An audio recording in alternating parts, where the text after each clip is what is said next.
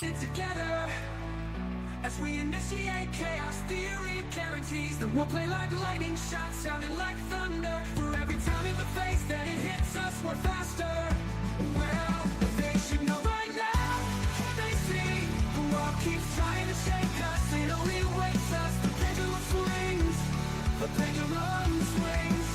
It's in a beautiful darkness. Only another. It's full steam ahead. Full steam ahead. All above the Petty Express. Misdirected from the start. It's a runaway train. I come a freight train. I come a freight train.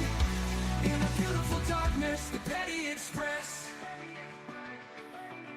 In a beautiful Well, you guys, we are back on day one. We are going to finish up the defense's opening statements.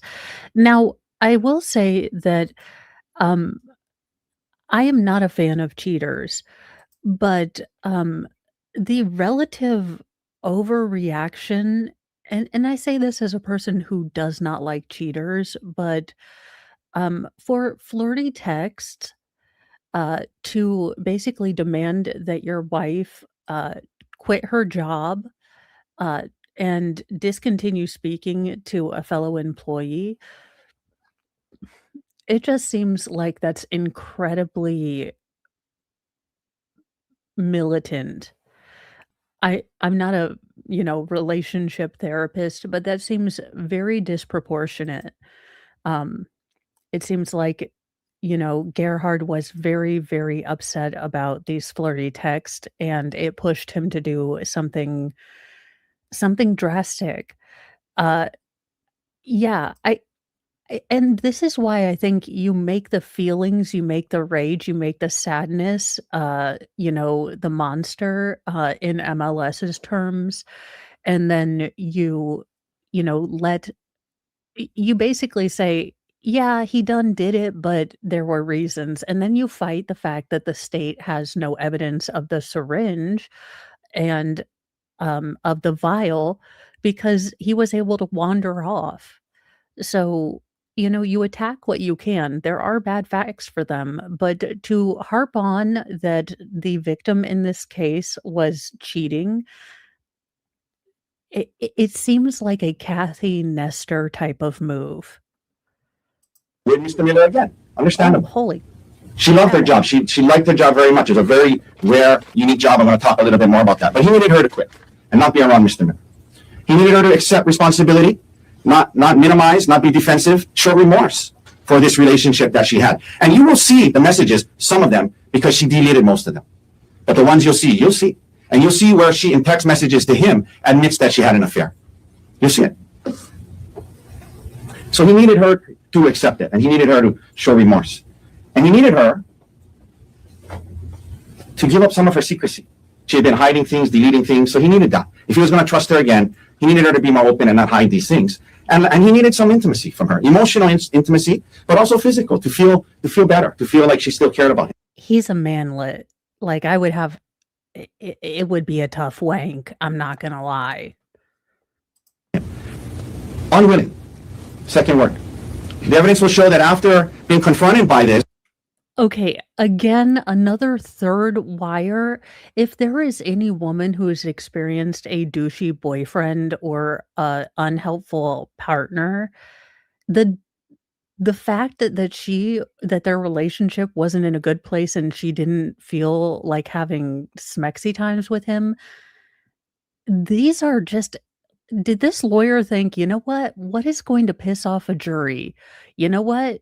Maybe she definitely deserved it because she was having an emotional affair and she wasn't sleeping with her husband." What is this opening statement? I mean, I heard it was bad, but good night nurse. Like, again, as a defense attorney, how do you take this stance when you know there's going to be body cam footage of significant facial wounds?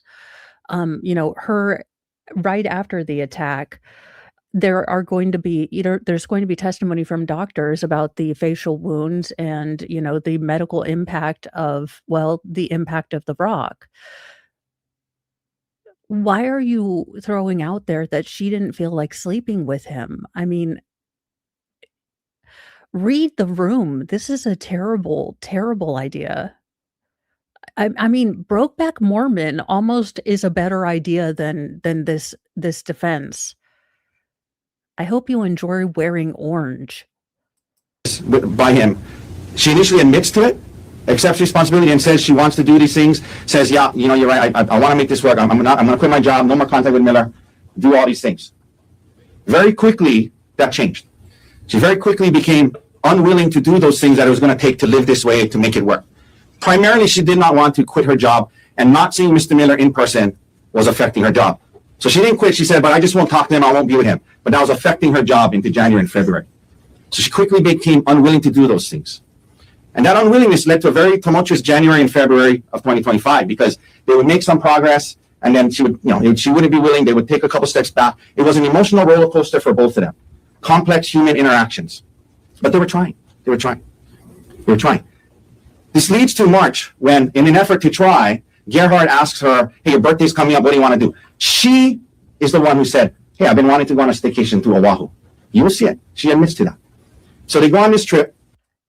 Yes, and we are at 1.25, so if you're, thinking, "Oh my goodness, he's has an abnormally quick, blink rate." No, we're just at 1.25. I have never seen you would need the delicateness and the care of a Uvalde-style defense to sell this particular defense. Why Gerhard, when his soon-to-be ex-wife wouldn't, abide by his boundaries and what he needed, why yeah, apparently because she wanted to go to Oahu, and Oahu has a cliff, it's really her fault. It's her fault, is all I am getting from this. She cheated, she wouldn't sleep with him, and she wanted to see the cliff. I To Oahu, and they go on this hike, and I'm going to get into a lot more details, but you're going to hear how on the hike she brought it up, and she said, "Hey, it's been a while now. I got to see Mr. Miller again for work. You got to trust me." And he's dumbfounded. He realizes they made zero progress over the last 3 months. She doesn't understand what he's going through. She's not willing to do what it's going to take. And he tells her, "Well, this isn't going to work. You're going to have to move out. And I'm going to tell all our family and friends about your affair." It's just not going to work. This leads to a physical altercation that she started. She started. She came after him, started kicking, punching, they end up on the ground. This might have actually the manlet defense. I mean, honest to goodness, given his stature, the manlet defense might have worked. But you started with, she's a lying, Jezebel who deserved it. Yeah, I am confused if this defense attorney is unaware that he is supposed to be working for the defense. I didn't think I would see a defense attorney worse than Kathy Nestor so quickly, but wow, Hawaii. Yikes. Swinging at him, he's grabbing an arm, she's swinging with the other arm, she's kicking him. As the prosecutor said, they're on the ground. She picks up a rock and hits him in the face with it, and he quickly reacts, human reaction, grabs the rock, hits her twice, and stops. Untrue. Untrue. After that, knowing that the marriage is over. Dude, don't pick. Okay, defendants out there, not that I want to help you, because if you got caught, that means you did a shitty job. Also, don't crime. But if you're gonna crime, do a good enough job that you're not gonna get caught. And there are Ring cameras everywhere, so I urge you to not crime. But you are aware this is being televised. Get the crap out of your teeth when your, prison husband is making you his wife. You can multitask. There's that piece of metal in your cell. Knowing that this is heading for a divorce and custody battle, the evidence will show Ariel Koenig says many untrue things about what happened. And she did so, you will see, to get the upper hand in the coming divorce and custody case. And you will see how she is using the allegations in this case, in the divorce, to get everything. His retirement, the house, full custody, everything. Unfaithful to her husband, unwilling to do what it was going to take, untrue things. Now, and I think that there is a way that you could spin this narrative. Again, we are going to show you this is a difficult thing to talk about. And, no one likes, anyone that lays hands on their significant other. I'm not here to defend that. But I need to tell you that this story isn't what it appears. I ask you to give the defense a chance. Wait till we show you the evidence. We're going to show you emails that show that, she was manipulating my client. She knew how much my client wanted to keep his marriage, his family together. She knew that, he had very hard, firm lines that he wanted as boundaries, and she continued to toy with his emotions. Yeah, sure, I won't talk to him, and he would find out, and she broke her trust over and over and over. There is a way you can present this. I It doesn't help that he kind of looks also like Voldemort at this moment, so yeah, this is interesting, observation station. I will say I'm willing to hear his take on this. I am willing to buy that, it seems like these are both well-off people. I'm willing to buy that there could be some advanced, strategery going on in complex and, well-to-do people, separating their finances and custody with children. So, I am not my mind is open, not empty. I think that this is an incredibly abrasive way to bring forward this theory. And what you if you want someone to buy a theory that's going to require them to extend a little bit of grace to you, you wanna present it as logically as possible. You want it to be, um you want people to be able to buy it, and I don't think that this pitch is the way that you get a jury to be sympathetic to your client. And baseline, to even be willing to attempt to buy his narrative, the jury has to, at some point, recognize him as human and reasonable. You are basically, trying to sell the story that his actions were reasonable in being attacked, and yet you're attacking, you know, the victim. You can think all these things privately. I'm just saying there is a much more skillful way to present all this evidence without, again, victim blaming, which I think is an incredibly ick thing to do. I mean, it could either be really good if you get a jury that, completely buys your narrative and the witness is truly unsympathetic, but just going by what I've seen bits and pieces, the victim in this case is incredibly articulate, and very sympathetic. So it will be interesting to see how my opinion changes, but I'm willing to buy this theory that this was, again, maybe a bit, of advanced strategic movement, in a quite affluent between an affluent couple. I'm guessing that there's pre-planning and things that go on with that. Do I think that she set up her own attack to, work on custody? I'm willing to, if the defense is able to set up facts to prove that, I'm willing to hear them out. I don't like their pitch to me, though. After all of this happens on the cliff, says untrue things.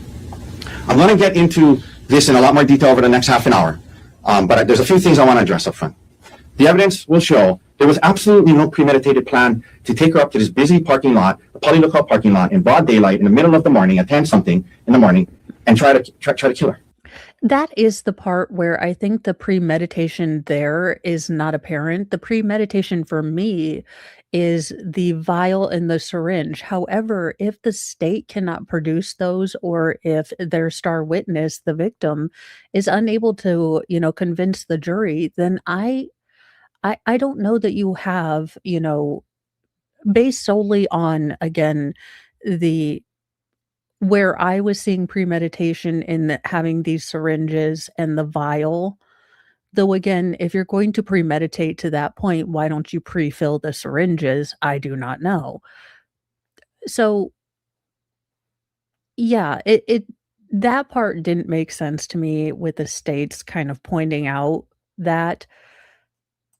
In broad daylight. There was no premeditated plan. This was a unplanned, unanticipated scuffle that happened between a couple. There was no plan. Number two, the evidence will show there was absolutely no syringes on the mountain that day. He didn't have any syringes, wasn't trying to stab her. The evidence will show he never tried to throw her off the cliff.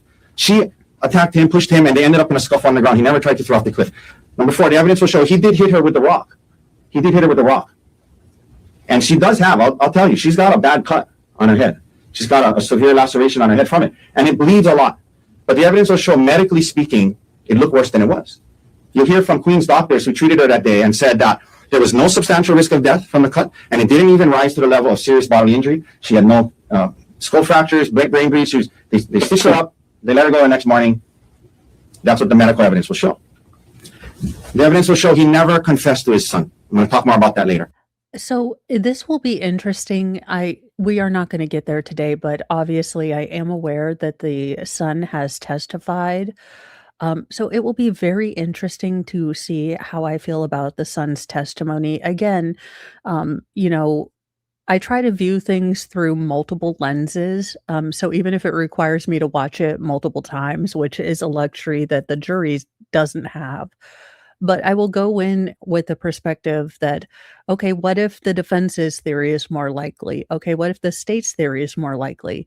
And then I'll watch it the third time in what do I think just objectively? Which means that I think I have obsessive tendencies. That's what the evidence will show. Now, before I get into the details more, I want to share a little bit with you about Dr. Gerhard. He's 47 years old. He was 46 when this happened. He was actually born and raised initially in South Africa. His parents, Peter, his dad, and his mom, Anwil. Do you know Elon? So could I call you an African American? That joke never gets old. Do you speak Afrikaans? Which I would like to learn, but honestly, I can barely retain Spanish. Afrikaans is probably not going to be a life achievement I achieve. In today, they were raising the kids. He has three siblings, two brothers and a sister. LaRue, Ruan, and Lisa, his siblings. At some point when Gerhard was about ninth grade, they moved to San Diego. Just things going on in South Africa at the time. They wanted to come in a better situation. Gerhard graduated from high school. Ninth grade. Would that be any time around 1980-ish? Maybe during a certain, I don't know, apartheid-ish era, possibly? There were things going on. I love how they were just glossing over this. School, went to college, UC San Diego, majored in bioengineering. Worked a little bit, went to med school. He got married young, his first marriage when he was 20 years old. He married a lady named Jessica Ray Patella. And they had two kids when he was relatively young, still in medical school. Ophelia, his older daughter, and then Emil. You're going to hear a lot about Emil. And he finished med school. He did his residency in anesthesiology and became board certified, was actually teaching as a professor. And sometime in his residency, his first marriage, they separated, they got a divorce. So he knows what it's like to get a divorce. It's not ideal. He didn't want to do it again, but it wasn't a situation where, like, if he had to, I'm going to kill her if I can't be with her. No, he's been through it. So they separate. I mean, honestly, the fact that he's been through it and understands the financial implications is actually more on a motive for him to do it than to not do it. Again, defense attorney, you are aware you're working for the defense, right? And from his first wife. When it's time for him to start dating again, he starts he goes online and uses dating for a couple of free dating apps. It didn't really work out, so he paid for a subscription to eharmony.com. And at some point, Ariel Coney reaches out to him. I'm guessing eHarmony isn't going to be putting this on their commercials. eHarmony, use science to find your match. Can you imagine? Jesus, eHarmony is like, we are not affiliated or associated with these two a-holes. And they go on a date at a bar, and things progress from there. They get married in 2018. They have their first son, Olin, is born in 2020. And they're living in Pittsburgh at the time. He's working, she's working. And they wanted to find a safer place to live. There was a lot of gun violence in the area. It was important to them to find a safer, maybe warmer place as well. They fell in love with Maui. For those reasons, they fell in love with Maui. It was going to be a hit to their careers, though, because especially her, what she does, nuclear engineering, and she works on these big nuclear energy projects. There wasn't really jobs like that in Maui, but she wanted to do that and come here. And so that's what they did. They moved here in March of 2023. And right before they moved here, literally a month before, their second son, Vigo, was born. Right before they moved. Vigo? After Ghostbusters? We still went with Vigo? Okay. So they moved here, and from March 2023 until December 2024, for Gerhard, it was a dream life. He got a good job at Maui Memorial. He loved his wife. He loved his kids, living in paradise on Maui. It was a great life. He loved his marriage. In 2024, we find out Ariel didn't necessarily feel the same way. In August of 2024, she has to travel a lot for work because she works virtually. In August of 2024, she goes on a trip to South Africa with Jeffrey Miller. And Gerhard knows about it, but he has no reason to be concerned. He's not really worried about it at all. She comes back in October. Are there a lot of nuclear power plants in South Africa? I'm not trying to be a jackass. I mean, I'm not assuming that, other countries can't have nuclear reactors and things like that. That's not what I'm saying. I just didn't think it was something that they were renowned for. Because of a lot of headlines coming out that there are electrical problems, electrical supply issues, at least in the major cities. Now, this might have been taken care of. I don't keep up to date on South African news. So there you go. Family, they go on a trip to Kauai for Emil's birthday. And for the first time, he starts to see some red flags. He overhears her talking on the phone to Mr. Miller, which is supposed to be a work call. And it just didn't sound right. It was overly flirty. It was the way someone in a relationship would talk to another, and it bothered him. But he said, maybe, I'm not, it's weird, but, things progress in November and December. He keeps seeing these things. When he walks in, she's texting somebody, she hides her phone, and he starts to, a lot of red flags. So he goes into detective mode. And in early December, when she's sleeping, he logs onto her phone, and she's not text messages, not emails for work. She finds a WhatsApp message thread between her and Miller. And it was more than flirty. It was very, very concerning. It was inappropriate. And what concerned him a lot is it was clear she was deleting a lot of it. So he's really, really worried. Really. Then get a divorce. Again, what you have stated in the marriage that you need is basically 100% devotion and loyalty in order for you to feel safe. And Ariel wasn't willing to do that. So, at that point, logic would dictate that if two people have opposing, goals, they should separate or divorce. Again, defense attorney, you are really, really bringing up a lot of motives. He stays home the next day, and now he uses his computer and he logs onto WhatsApp, and he's able to log into her WhatsApp, and he sees live the communication throughout the day between her and Miller. And it was clear what was going on between the two of them. It seems like several years, so I think 6 years at the most. And again, I don't think what she did was good. If you don't cross lines, it's the same thing I say to every single dingbat male person who tries to slide into my DMs on Twitter. I'm like, "Hi, I'm all the married, it's in my bio." And they're like, "Oh, no, we can be friends, like, if you have a bad day." I'm like, "No, no, I already have a husband. I don't do that, that crosses a line." And I show Mr. Mo all of my messages. Now, that's something that he didn't ask me to do.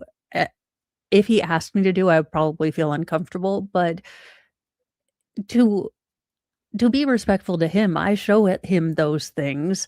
You know, I've been dressing a little bit more smexy, but I say, "Hey, do you feel this is appropriate?" Again, not because Mr. Mo demands it, because I think it's appropriate. And I think that if that's the way your marriage is, that's cool. I know some women are probably cringing at the very thought of even asking their husband if something's appropriate. And if it's not your jam, it's not your jam, but don't judge my jam. Um, so I get it. I don't like that she was, going out of the boundaries, but this is not helping Gerhard's case. And he'll tell you about what he saw. Knowing now that she was in this inappropriate relationship and this affair with Mr. Miller, he was heartbroken. And he didn't know quite what to do. So a couple of days go by. They had a trip planned to San Luis Obispo, and he ends up confronting her about it there. She's immediately apologetic.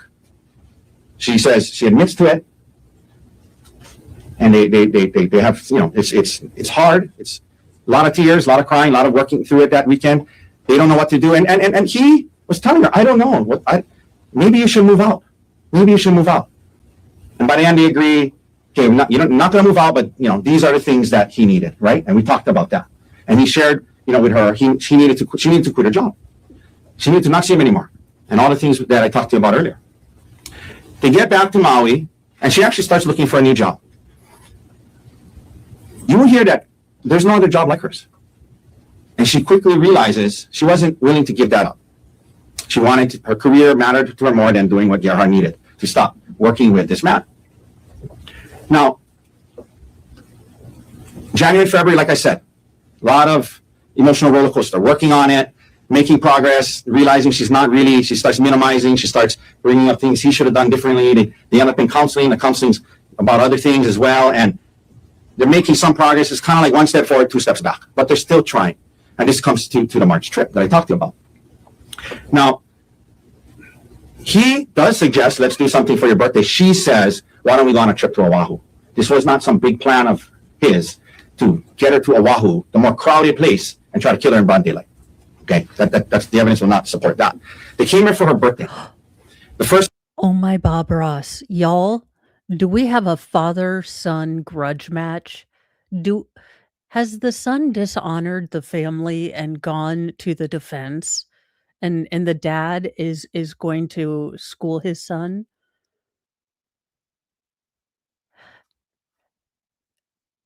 I don't know why. I just find the fact that there are two, 2 almost very look-alike lawyers at different tables, and then Doogie Howser. What is this trial?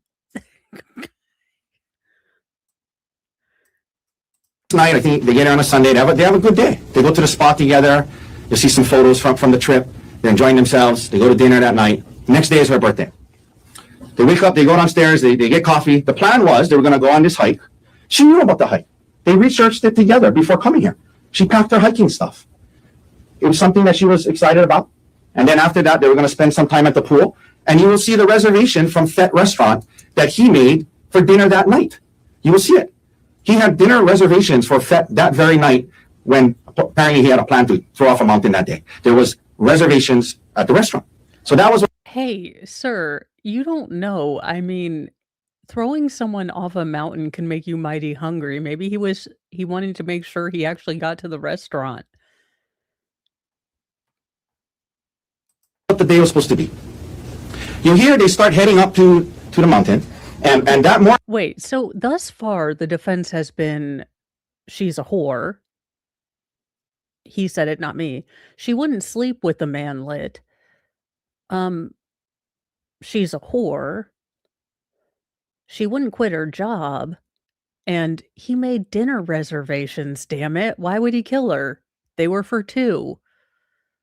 He would have just made a reservation for 1 if he'd planned it. Did you go to the Kathy Nestor School of Lawyering for kids that don't read good? Morning, you'll hear about some life insurance issues. You'll hear that after this affair and all of that, as a way to kind of commit, he wanted to increase his life insurance for her.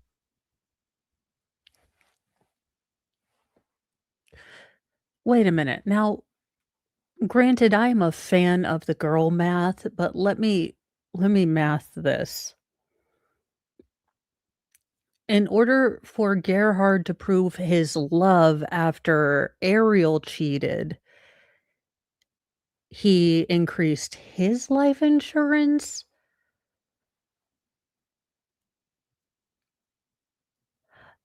I'm gonna need Stephen Hawking in here to posthumously explain the geometry of that conundrum.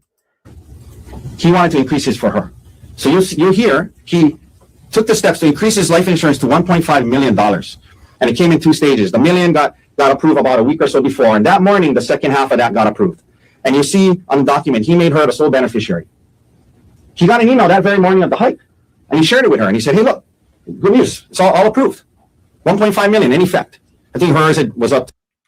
I mean, Ariel, if you were built like me with some strong Nordic and Eastern European genes, you could have launched him off the cliff, allegedly in Minecraft. I'm just saying that I could probably hammer toss him.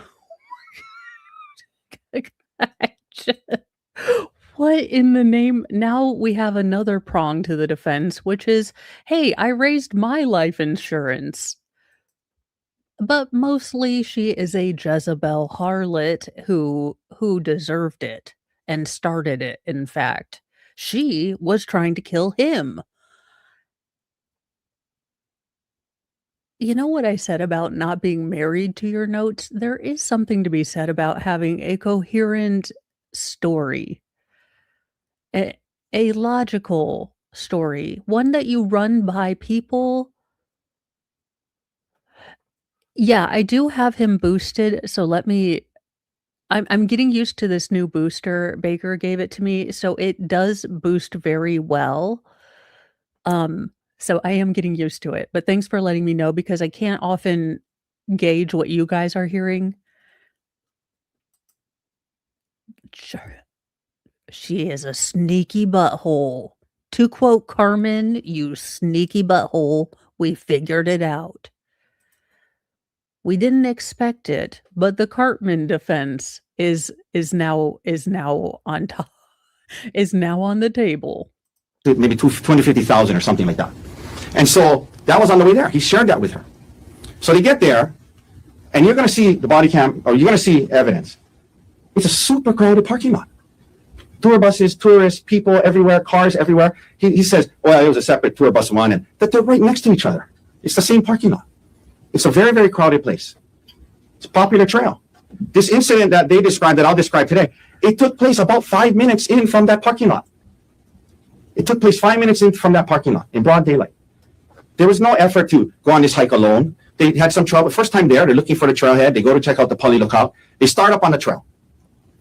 On the trail, they start talking about the progress they're making and things like that. And she says, hey, I need you to start trusting me more. It's been a while. We've made progress. I got to be able to travel for work. I got to be able to be in the same place as Mr. Miller. You don't have to worry about it, but I do need, it's impacting my work. Okay. We're not here saying that she wanted to divorce him and marry Mr. Miller. She had this, affair on the side and whatever it was, but now she was worried about her job.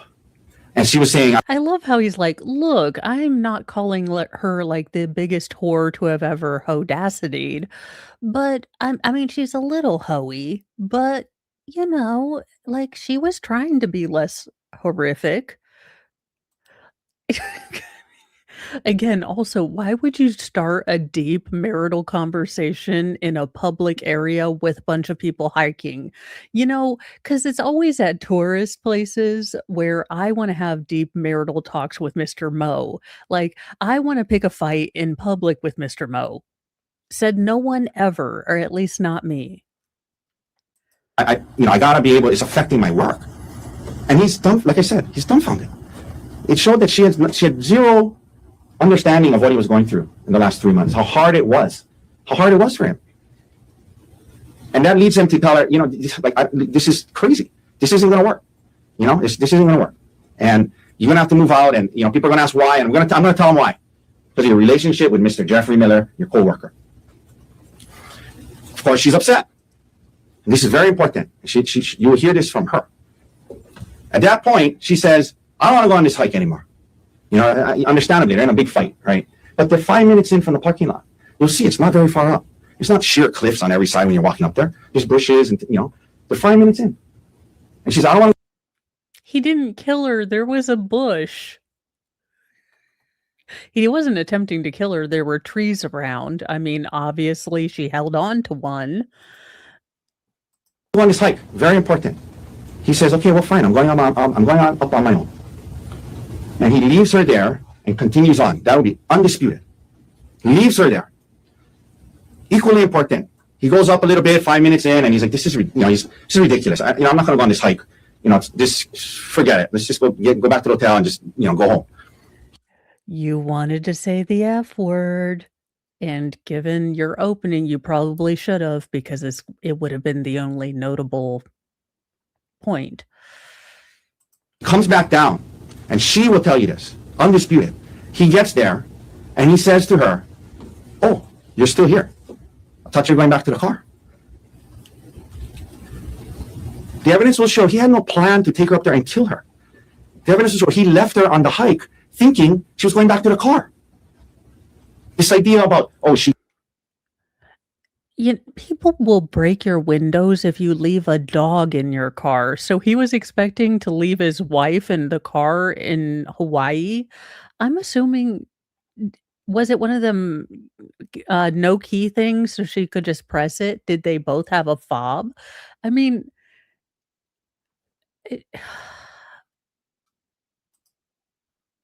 got away and escaped from me. He left her thinking she was going back to the car. This is not some fight over not wanting to take a photo in the right place.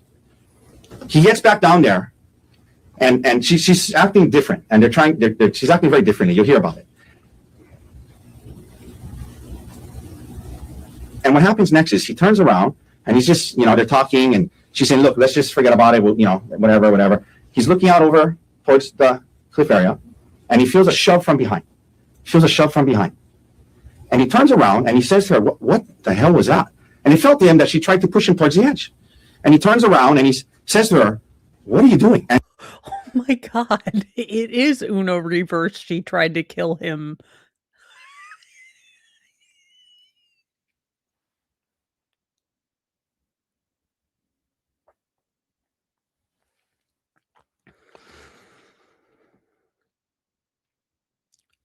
To be fair, he is relatively fun size. This might have been a fight for feather light life. she starts screaming. However he said it, help, help, help. She starts screaming. And she's backing away after pushing him, and she's yelling, help, help, help. She's not saying he's hitting me, he's killing me, or anything like that. You'll hear from the witnesses. They thought somebody fell off the cliff. And he's turning around, he's saying, what are you doing? Why did you push me? And he's walking towards her, and she's yelling, help, help. And he puts his hands on her to calm her down, and she starts swinging. She starts kicking, he's grabbing her, ends up on the ground. This scuffle was unplanned, unexpected, and escalated quickly. They're on the ground. I described what happened. She's punching him, she's kicking him, he's on top of her trying to stop, hits him. She tries to grab that arm, hits him with the other arm, kicking him. She picks up. I'm trying to remind myself that I'm a very big advocate that abuse happens regardless of gender. But something about this just doesn't sniff test.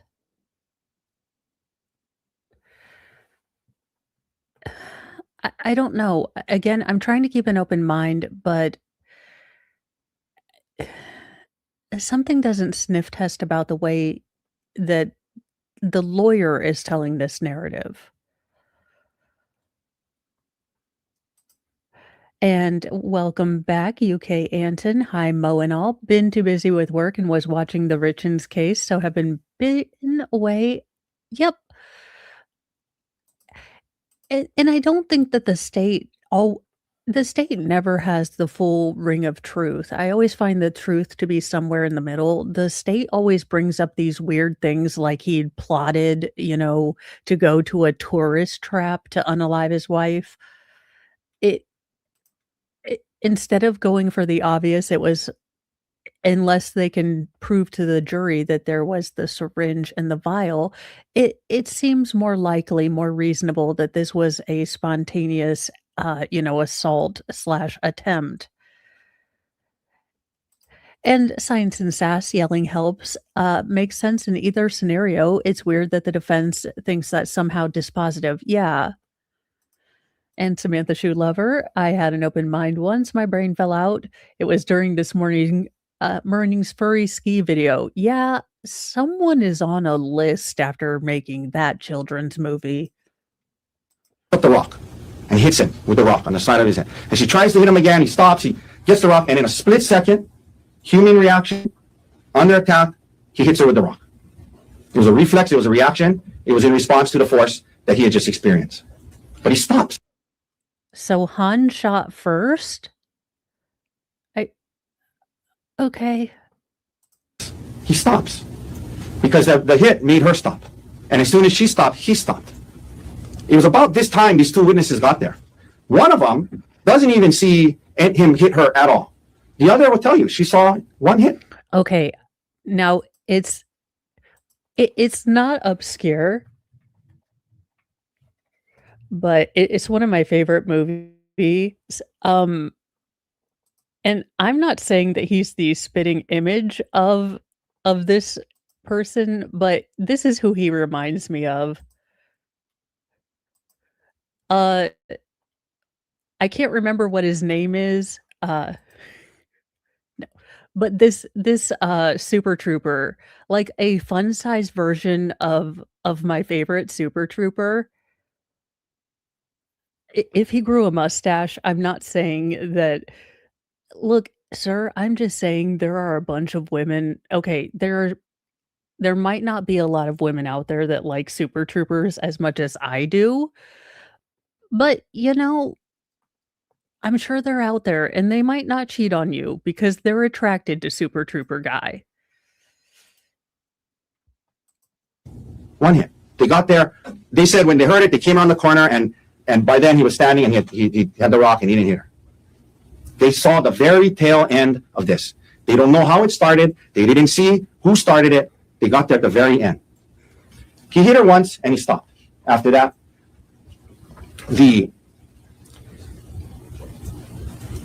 Oh no. Dad's done told him, he's like, son, do you remember that time I told you you were a disappointment when you got a B in math? witnesses are there.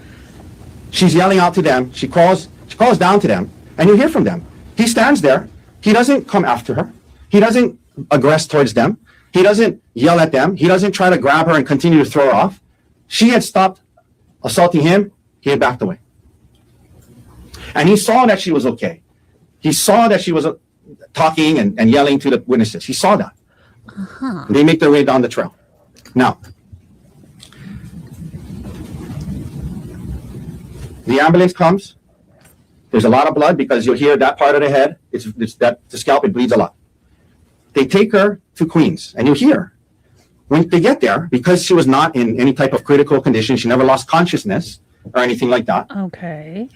The ambulance has to wait outside for 20 to 30 minutes or more because of triage, because there's more serious patients. So they're sitting in the ambulance waiting. Okay. She eventually tells the police detective that he wanted her to take a selfie. She didn't want to. And he said, I'm sick of this shit. And he grabbed her, tried to throw her off the cliff, picked up, had some syringes, which apparently she says she can just flick out of his hand.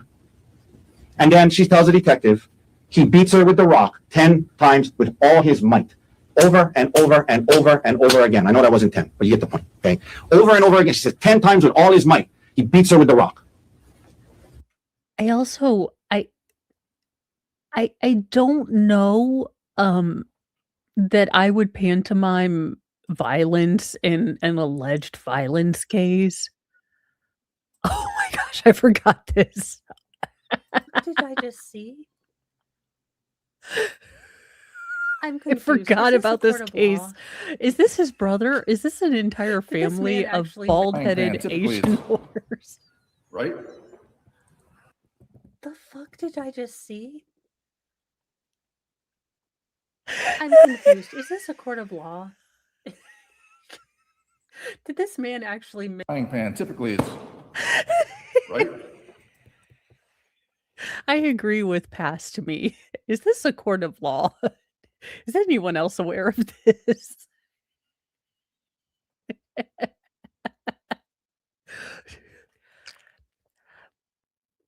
Again, he practiced this. You will see photos of it. You will hear from the medical experts in this case. 2 from Queens, and we have a forensic pathologist who will talk to you about that. The physical injuries, while the laceration is significant, is inconsistent with being hit in your head 10 times with all your might. She had no skull fractures, no brain bleeds, no orbital fractures. She never lost consciousness. The 2 doctors said there was no substantial risk of death. They said that it wasn't serious bodily injury, and she went home the next day. I'll be the first to tell you, the photos you're going to see are graphic.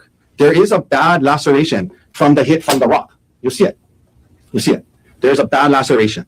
But you'll hear, medically speaking, from the medical doctors in this case, it's not as bad as it looks. You're going to see there's blood everywhere because you'll hear that area, a lot of blood vessels, there's blood everywhere. She never loses consciousness, no risk of death from the injuries, stitched up, went home the next day. And it was a rock. He hit her with a rock in response to her hitting him. So are you going to show us where he was hit? I'm guessing if he was also hit where there was a lot of blood vessels and, the skin is notoriously very thin, would he have an injury? I understand that Ariel's a woman and might not have the force, but again, you don't need a whole lot of force on thin skin and with the relative density of blood vessels, you would think that he would have an injury as well. So were there photos taken? Did he have injuries? Meanwhile, Gerhard's up on the mountain. And this is important. Okay, you're going to hear a lot of evidence. The hills were alive with the sound of red rum. How do you solve a problem like a red rum? How do you get attempts to really work? Well, you have to get people. I don't know. We'll work on the Sound of Murder musical. Me and ChatGPT tonight. From him, what was happening, going through his mind. This is, like I said, the evidence will show this is a human story. Okay, human story. He's stunned about what happened. He's in shock. He doesn't go after them. They go down, and he immediately goes into almost a despondent state. He realizes his marriage is over. He realizes she's yelling to them, "Call the police! He's trying to kill me." He realizes his career could very well be over. He saw that she was hurt, and you're here. He was disappointed. He was remorseful. He was upset about the whole incident. He never wanted it to come to that. He never wanted her to be hurt. And he was disappointed in himself that he reacted that way, the way he did. He was remorseful that he reacted when in that split second. Oh, Grandpa's so disappointed he can barely stay awake. They couldn't find the one other attorney that wasn't a bald Asian man. Also, let the older gentleman. This is, in fact, the real defense opening, making Kathy Nestor look competent. A feat I didn't think that would be achieved. And Justin Timberlake on for the state. And he went into a deep state of depression, sadness, disappointment. Dude, you had a perfect chance to put in a Genesis title, State of Confusion. Sir, with a defense opening this absurd, you should just insert lyrics and of songs that were much better composed than this opening statement. Place where he became suicidal. And they're going And yet there was a convenient cliff so close by.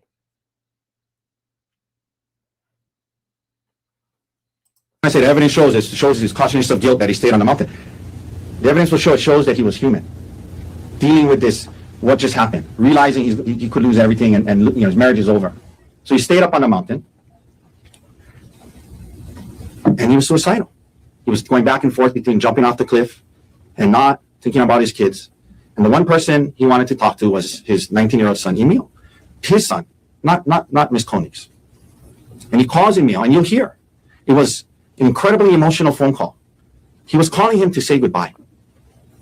He was calling him to tell him he was sorry. He was calling him to tell him that he wished he was a better man.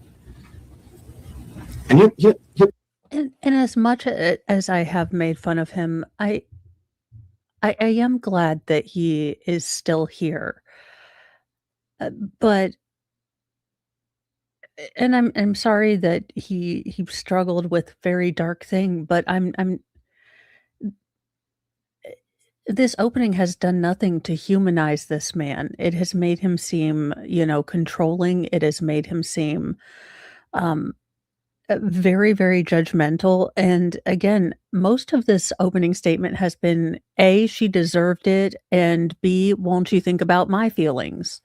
And I don't know that that's in any way going to engender sympathy. The jury is required to keep an open mind. But let's be very honest, you're more likely to be receptive to listening to the other side if you believe they're human, if you believe that their reactions are reasonable. And this defense opening has not done that. Now, maybe the evidence isn't there. Maybe this defense attorney is working with what he's got, and maybe he was able through voir dire to get a bunch of bitter, divorced men in the jury. This is such a risky. She deserved it. The skirt was too short. She hit him first. You need to humanize him if you want to do a he said, she said. And right now, you haven't done much to humanize him. You've done a lot to vilify the victim and not a lot to humanize your client. And I think that's a bad strategy, especially when you want to make his actions seem reasonable, not excuse them. But if all of this was coming down on you and you made the wrong choice, if you lost self-control, and this opening hasn't done anything to even put me towards the thought process that that's what happened, because I'm willing to accept that there could have been a moment in a fit of passion that something happened. That is reasonable. And I think if you meet the jurors there at reality, they could understand she provoked him. She knew exactly how much it hurt him to get divorced. And she knew his hard lines, and she continued to poke at them. And she knew that the last thing he wanted to do was go through another divorce, have children in a broken home. And all this was going through his head. And then he found out that she refused to do the one thing that would show that this marriage meant something to her. That's how they could have played this. Instead, they have basically painted her as a Jezebel who deserved it. And that is a very, very hard, it's very hard to get sympathy when you start off with the victim deserved it. In my layperson's opinion. tell you, he feels terrible about putting his son in that position. He'll tell you he never should have done that, but that was the emotional state he was in at the time. He never in that conversation confessed about my goal was to kill your mom, but she got away. He never said that. He talked about what happened. He talked about how he hurt her. He never said those things. Not that way. Not that way. Emil tries to talk to him. Dad, don't kill yourself. A horrible situation for a boy that age to be in. But it made him think. He stayed up there longer. Finally, before the sun set, he decides, okay, I gotta come down. It's time to just come down and deal with this. He had worked through some of those emotions. He said, I'm gonna come down and just deal with this. So he comes down while the sun is still out onto the main road where the cops are. I'm not trying to escape by coming down to the main road where all the cops are. I'm not waiting till it's dark. Comes down. He's been up there processing everything that just happened, going through his emotional phases related to it, and now he comes down. And the cops grab him, and they think he's fleeing, so they grab him, and he's he's a little they apprehend him. They apprehend him. Was he going to say he's a little guy? They were rough with him. He's little. Look at him. He's fun sized. They didn't need to tase him.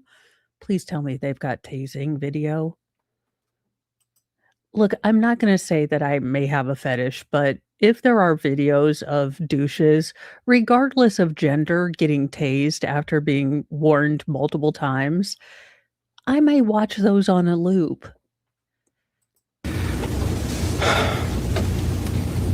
He'll tell you, he feels awful that she got hurt. And you'll see it. I'm telling you, there's blood everywhere. There's a big gash. It was just one, maybe two hits with the rock. And then that's it. No. Also, again, you are the defense attorney. You want the jury to be able to believe you. Within the course of several sentences, you have said you've gone from he only hit her once in self-defense to one or two times. Like, look, what's an additional hit with a rock on your skull, among friends? So it's interesting because I think if the state's attorney had a little bit more comfort with the general courtroom environment and was able to be a little less married to his notes, a little less wooden, he would have had a better opening. If this attorney had stuck more to facts and gotten less off on this narrative, I think he would have done better. So it's an interesting kind of mix of had they both kind of taken deficits from each other and strengths from each other, they would have come up with much better opening statements. Medically speaking, not that bad. Visually, the photographs look horrible. Just letting you know. But you hear from the doctors. It was not life-threatening. It was not serious bodily injury. They stitched her up. 3 days later, she leaves the hospital. 3 days later, she logs on. He mentioned it. She gets an attorney within a day or two. Someone attorney specializing in criminal defense, TROs, things like that. He gets an attorney. She gets an attorney. 3 days after this incident, she goes onto their joint accounts, moves 130 grand. It's primarily his money without his permission. She's in touch with her attorney. They file a restraining order against him. The hearing's coming up. She knows she has to take the stand, testify under oath. Instead of take the stand, testify under oath, be cross-examined, she dismisses the restraining order against him. Shortly thereafter, you hear that she files for divorce. And you hear how even as recently as last week, her and her attorney, that she signed off on this, files something saying, because he attempted to kill me, I should get... Wait, Mary Casey, welcome. Wait, I thought the first time he said she left the hospital was the next day. Now it's 3 a.m. Yeah, again, this is the part where if you are going to be conversational, you have to be precise. You have to have such a command of the facts, because there will be people like you and me who are like, wait a minute. You said this. And what you don't want when your case depends on the jury buying your version of the events is to have the jury feel like you are not telling them the truth. And that might be a function of him, again, being in this sort of narrative kind of storytelling phase. But people, this is important. You have to be so correct on your facts. And I'm doubting that they would let her go same day with a head wound, just for covering the hospital to cover their own behind with possible undiagnosed contusion or late showing up with brain swelling, I don't think they would have let her out without a period of observation.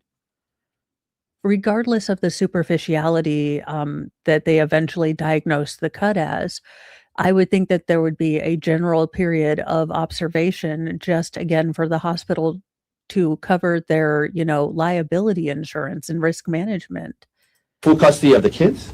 I should get the house. I should get half his retirement and keep mine. Things that she would never get absent these allegations. Just last week.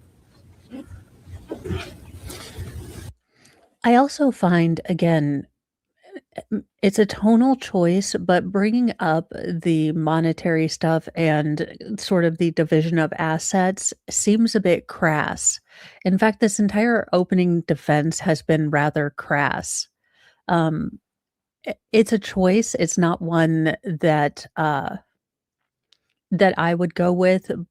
I get what he's generally trying to say, that um, the story that the state is trying to tell us is a fabrication. This is a woman who wanted to continue to live her life, and knew that with proof of an affair, despite it being only emotional, that she was probably not going to look so great to their social circle and to the court.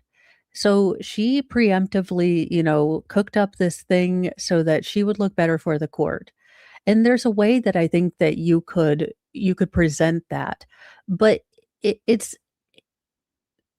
an incredibly delicate argument that you have to get exactly right. You have to have the skill of a neurosurgeon, and right now, he is using the skill of a sledgehammer, and it's such a delicate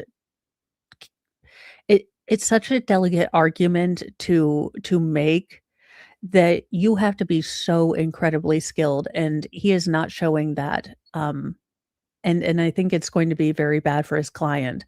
Again, um, being that I do this for a semi-profitable hobby, I'm able to throw away everything he's saying and at least give him the benefit of the doubt that he might have evidence that will prove his story or his interpretation of the facts.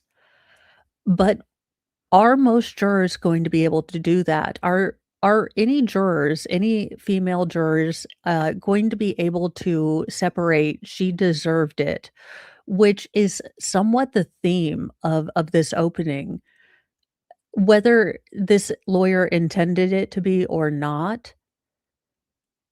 I don't know how that's gonna fly. Again, he is a local attorney, maybe he is much more up to, how, jurors and locals think, but it's incredibly risky, and I wouldn't have done it if I were ever a lawyer.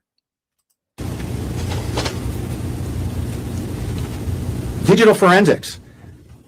They got good guys that work there. They went through his entire computer, every last search. They were looking for searches like kill wife, dangerous, hike.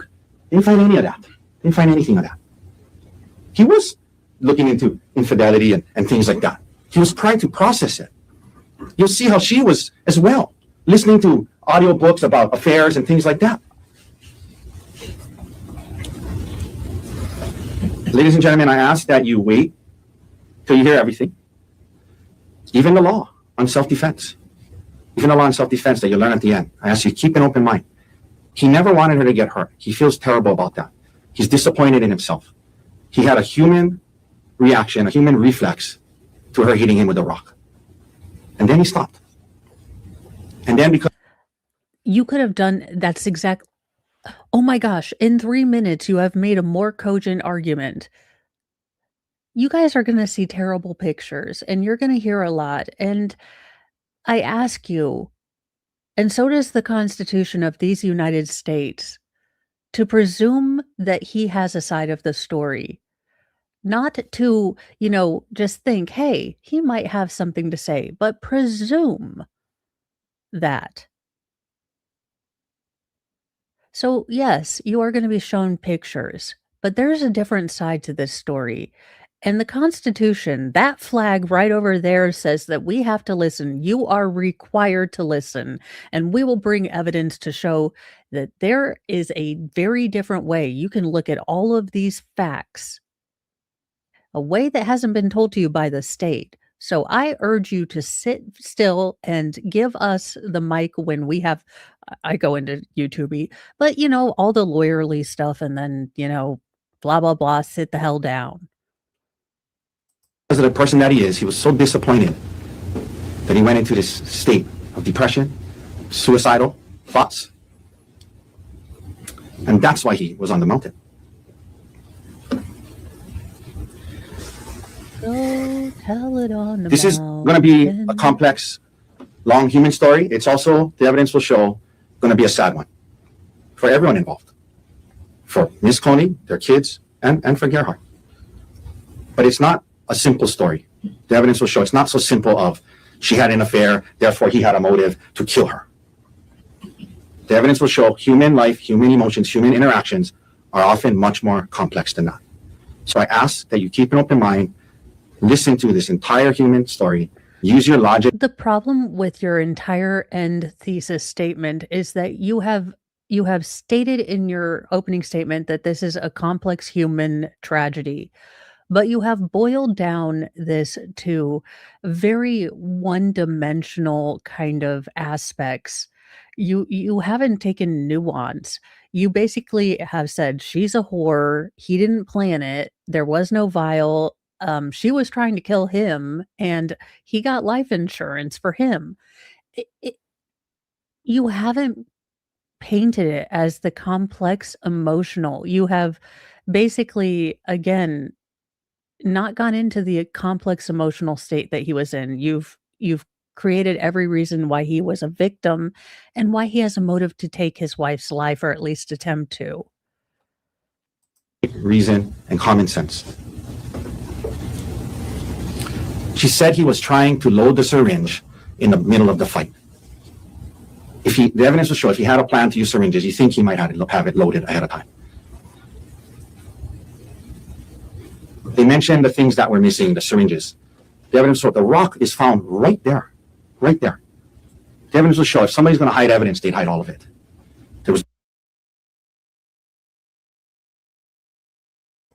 It took you, let me approximate this. It took you freaking 30 minutes to get to damn logic. I'm gonna need you to start watching my show, because I guess I'll give you the plot point and the plot holes before you even get to them, because daggone, that's some of the strongest damn evidence you have. Her story about the syringes and the vial doesn't make sense.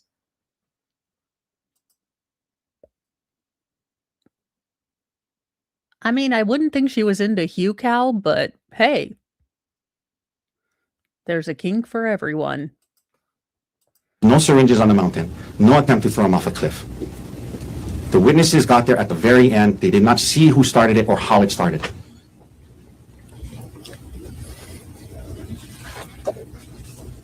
I thank you for your time this morning. I thank you for keeping an open mind, as we know you will. As you now know, there are two sides to this story. And it'll be your job at the end to use your reason, logic, and common sense and see which one makes more sense. Was this about not being willing to take a selfie? Or was this about a lot more? Thank you. Thank you, Mr. Doctor. Ladies and gentlemen, let's take our first morning recess. Let's take a 10-minute recess because the calendar will be collected just after 10:40, and we'll come back into the courtroom and begin the presentation of evidence. All right.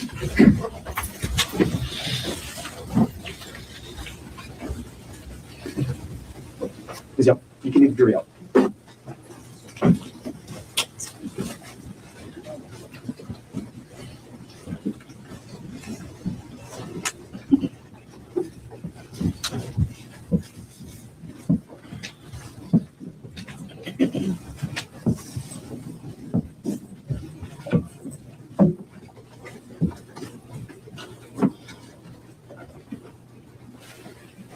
Okay, counsel, 5-minute recess. We maybe take 10. Thank you.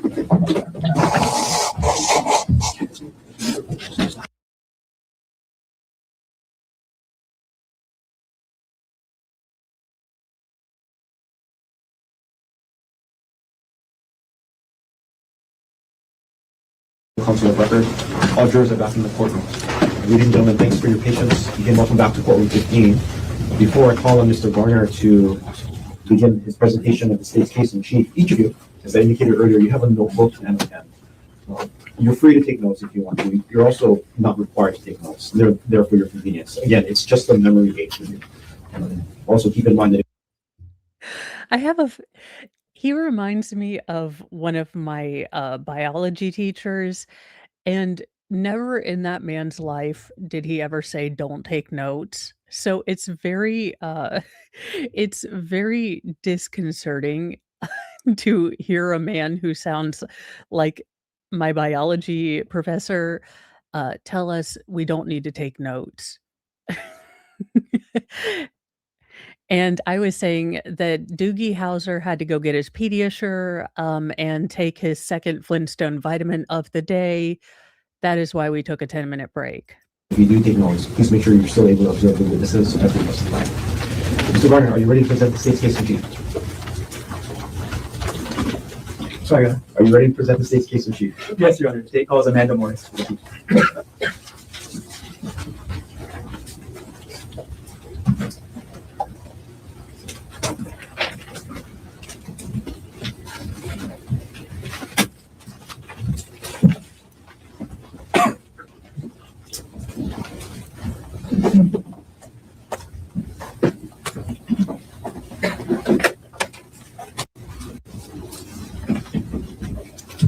Now, I believe this is going to be one of the witnesses that came up, uh, or came upon the Raise your incident. hand, please.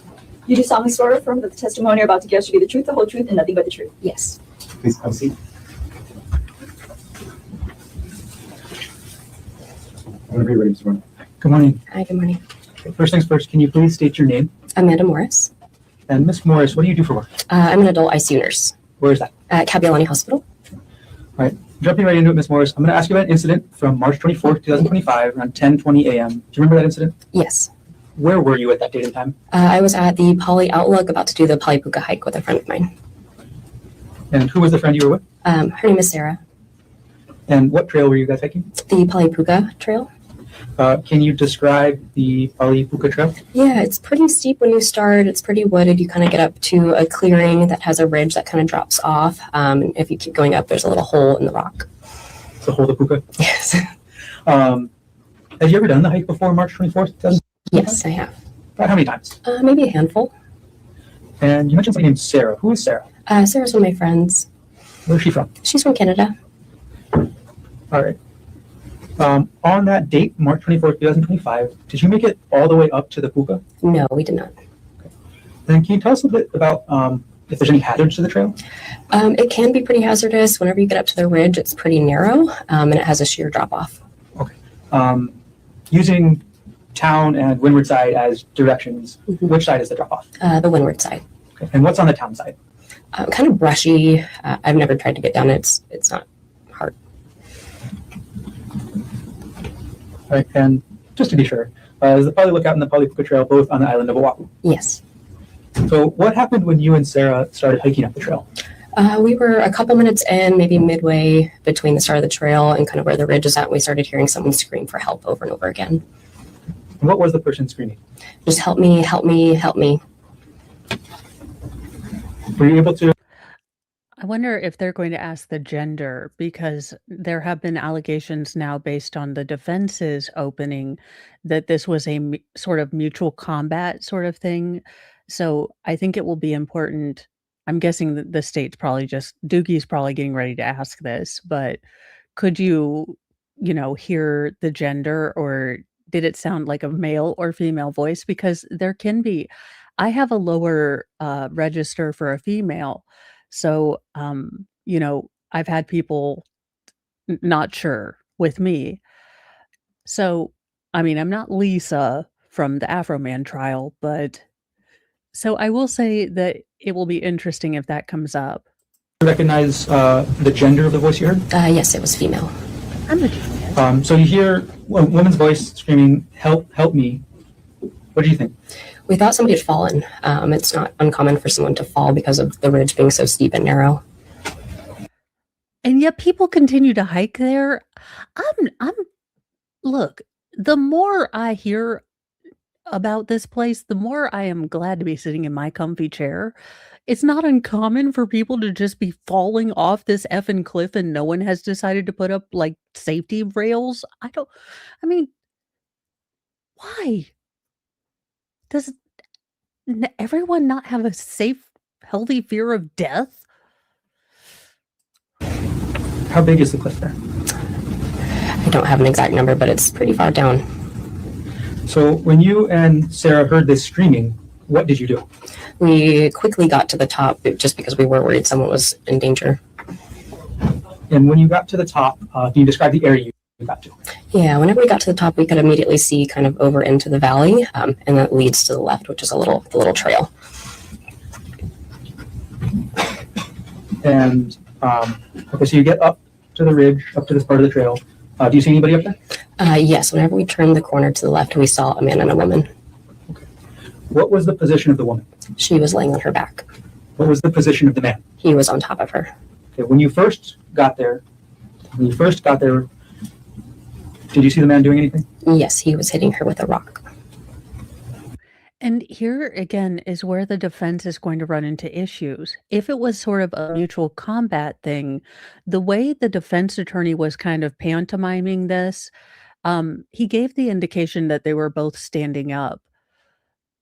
This witness then immediately contradicts that by putting Ariel in a very submissive pose. Again, that doesn't mean that they didn't come up at the very tail end where Ariel might have fallen, but it's not a good look, and it's so counter to what they are going to be presented with the first witness that it really isn't good. Can you describe the area of the trail where you saw the woman on her back and the man hitting her with the rock? So whenever you kind of turn the corner from like a little ridge section, there's like a little grassy area where you can kind of overlook into the valley. When we say overlook, what are we overlooking? Just a steep drop off into the windward side. And you said you saw the man hitting the woman with a rock. Do you know where he hit her? Looked like in the head. What was the man wearing? It's like a light whitish gray shirt and blue shorts. If you were to see that man again, would you be able to recognize him? Yes. Could you please take a look around the whole courtroom? And if you see the male that you saw on that day hitting the woman with the rock, could you point him out and let us know what article of clothing he's wearing? Yes, this gentleman in the blue. Sorry? Gentleman in the blue. Your Honor, let the record reflect the witness as identified the defendant.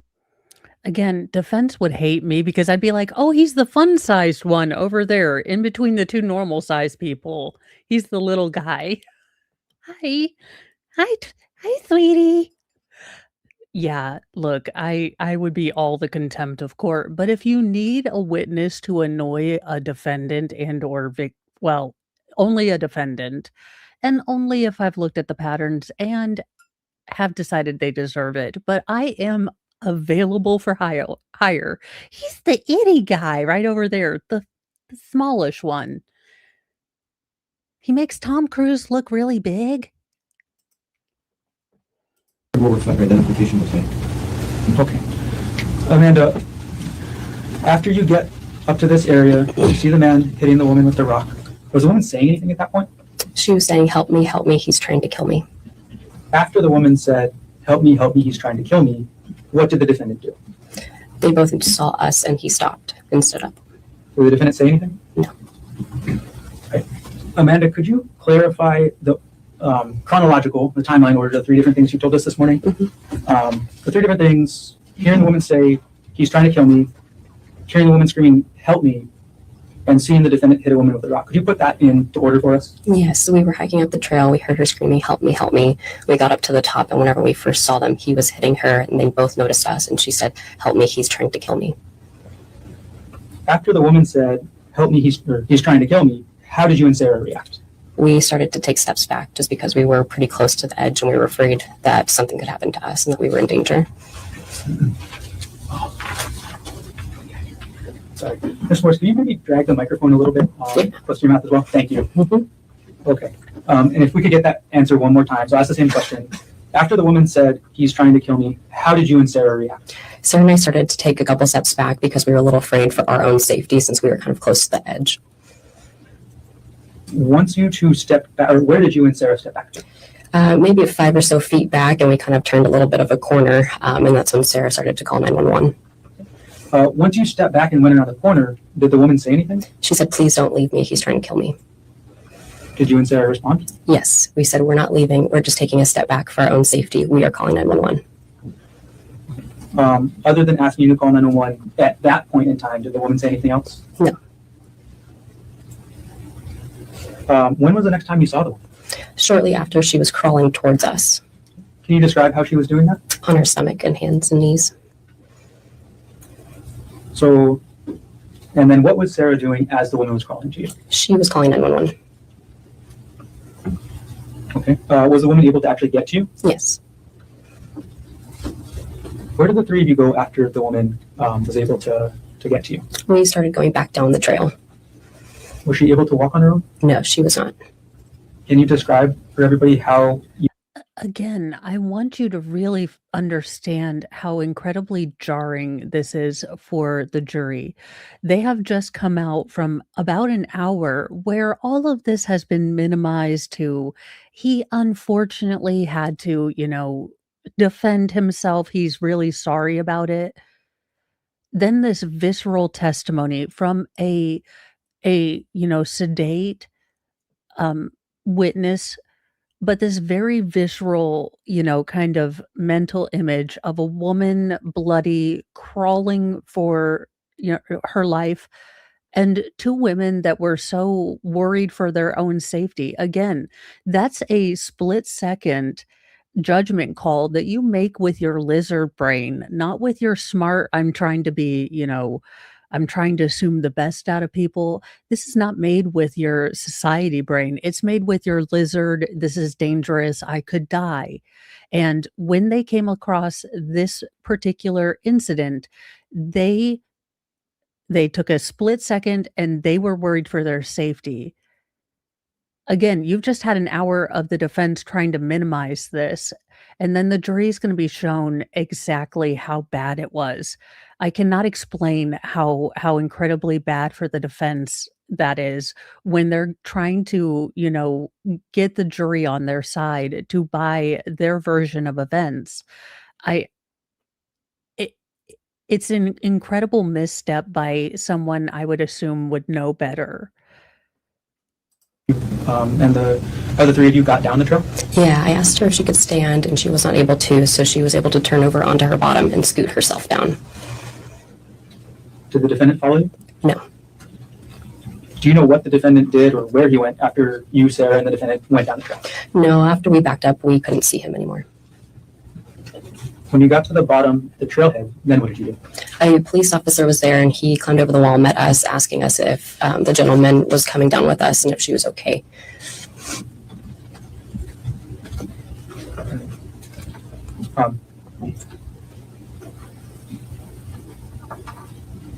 How far away were you from the defendant when you saw him up at the top of the trail? Maybe 10 or 15 feet. And were you able to get a good look at the woman? I was, but she was covered in blood. You say that it's going to sound like a dumb question next. Did she have any injuries? Yes. And what were those injuries? Pretty big gashes on the side of her head. And again, the defense has only said one gash, and whether rightly or wrongly, because of the fact that this woman is a nurse, some of the jurors might put more stock into what she says as to, Ariel was unable to walk. She had some significant wounds. I mean, this is not a lay person saying this. This is someone who works in adult ICU. So she's not unaware of what, head trauma looks like, what serious injuries look like. The fact that Ariel couldn't, was either not steady or couldn't walk down under her own power. These are all things that are going to be diagnostically important to her as a nurse. And people, rightly or wrongly, are going to put stock in what she says. And the fact that she's been very calm and kind of matter of fact, I think is going to be very, very good for the state. Approach the witness with what's been marked as State's Exhibit 1, which has previously been shown to defense counsel. May I approach? You may.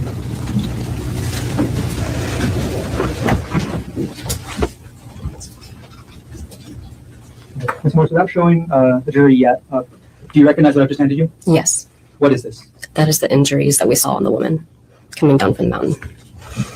Does this photo fairly and accurately depict the woman's injuries as you observed them on March 24th, 2025? Yes. At this point, the state moves to enter Exhibit 1 into evidence. No objection. Was the marker identification of State's Exhibit It's okay. 1 is received into evidence? We are just stating permission to publish. Granted.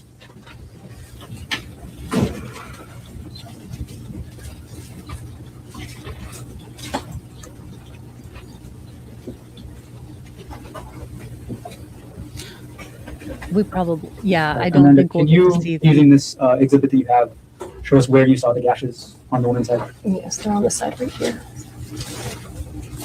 So if you could answer into the microphone. Oh, I'm so sorry. They're on the side of her head right here. You can see them. Ms. Morris, what have you, there's actually a again, and the use of her language is very important. There, there are gashes. It's not there is a gash. Again, I might be the only weirdo nerd who pays attention to things like this because it's not something that we generally pay attention to. Sort of our tenses, our modifiers, our plurals, our singulars. Those are usually things. That's why pronouns. People, I genuinely don't think people are trying to be jerks. It's just such a kind of subconscious thing. Yeah, it is so ridiculous to try to entertain that this is now a setup for a divorce, ambush. pointer on the rail right behind the television. That might help. Where?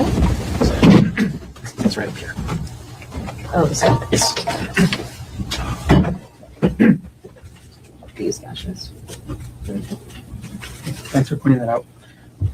Ms. Morris, do you know this woman's name? Yes. Who's the woman shown here in Exhibit 1? Ariel? Ariel. Mm-hmm. Thank you. I have no further questions.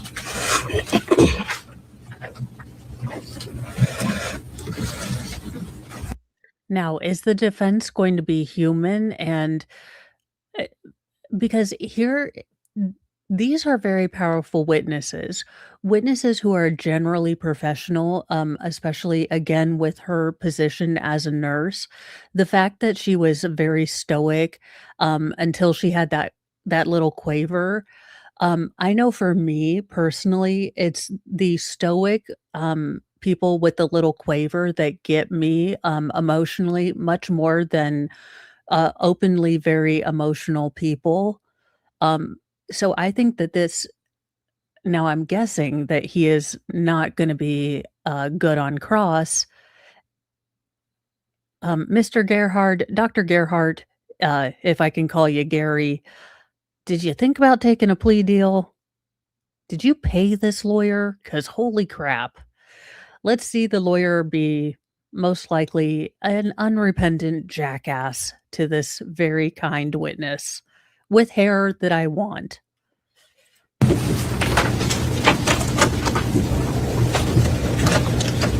Mr. Talking examination. Good morning, Ms. Morris. Good morning. I'm going to ask you to keep your voice up. Okay. It's a little hard to hear, speaking to the mic. My name is Thomas Otaki. I'm the attorney for Dr. Koenig. I just have a few follow-up questions for you. You mentioned that you've done this hike a handful of times before this March 24th date. Is that correct? Yes. And so you went on it, I guess, in initial time, and then you felt, you liked it, and then you went back and did it a couple other times, correct? Yes. Okay. So it wasn't the type of hike where, you went on it once and was like, oh, it's too dangerous, I'm never going to go again. You went back, and you were back again on this March 24th hike, yes? Yes. Okay. Now, because you've gone on this hike multiple times, you're familiar with the parking lot area, yes? Yes. And the hike trail shares a parking lot with the parking lot for the Poly Lookout, correct? Yes. And in your experience, that parking lot is often filled with tourist cars, rental cars, and people, correct? Yes. Can you always find parking? Yes. Okay, but there's often tourists going to the Lookout and tour buses that share the same parking lot as the trailhead, correct? Yes. All right. Now, You're telling me that a public trail was in fact full of people. Those wily sons of bitches. when you arrived there on the date of the incident, it was mid-morning, maybe a little after 10 a.m., is that right? Yes. You mentioned starting off on the trail and then hearing some yelling, correct? Yes. And at that time, you were about 5 minutes into the hike, correct? Yes. So 5 minutes in walking from this parking lot that has the tour buses, the people, and rental cars, correct? Yes.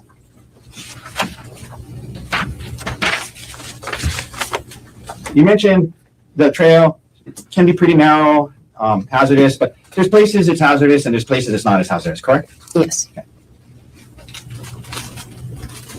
It's a cliff. I mean, I'm not going to parse things, but I'm not Steven Seagal or Steven Stallone. No.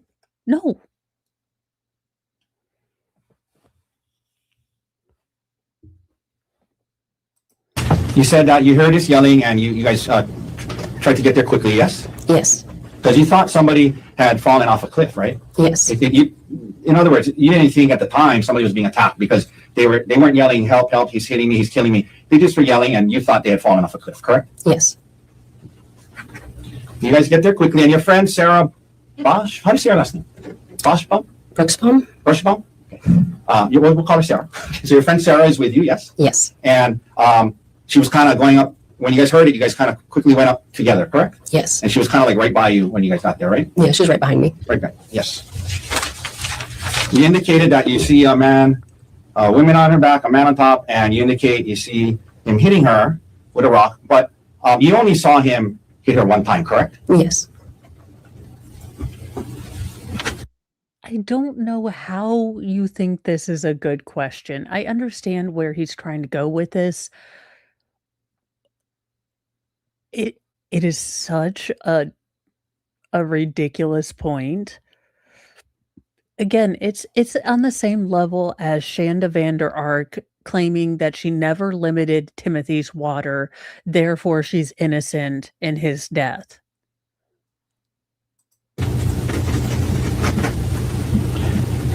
Back away, was it you or Sarah who called 911? Sarah, right? Sarah. And then the female that you've come to know is Ariel. She starts crawling down to you guys, correct? Yes. And even as you backed away, she was talking or yelling out to you guys, don't leave, right? Yes. Okay. And he was, at the time, at least when you had backed away, Gerhard was still there, yes? At the time you saw Yes. before you backed away, correct? Mm-hmm. And then right after that, you heard her yelling, wait, or like, don't leave or something like that, correct? Yes. And Gerhard doesn't say anything to you guys, correct? Correct. And he doesn't, from what you saw, he doesn't come down and try to stop Miss Koenig from crawling away, did he? No. He let her crawl down to where you guys were, yes? Yes. Okay. And he didn't get aggressive with you guys at all or yell at you, anything like, get the F out of here. He didn't communicate with you at all, correct? Correct.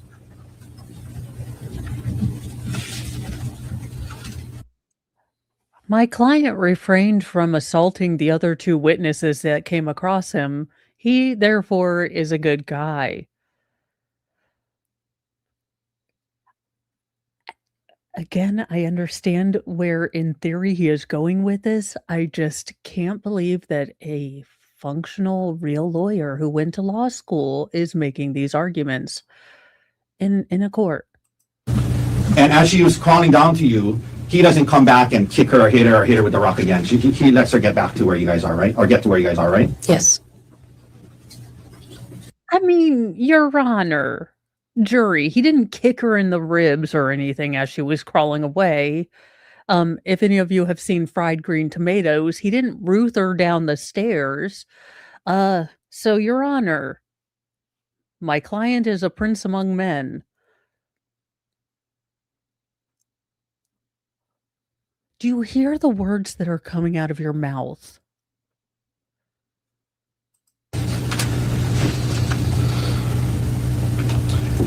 You're in ICU nurse, is that right? Yes. During time period you were assisting Miss Coney, she did not lose consciousness, correct? Correct. She was awake and alive and scooting to you, yelling out to you guys, correct? Yes.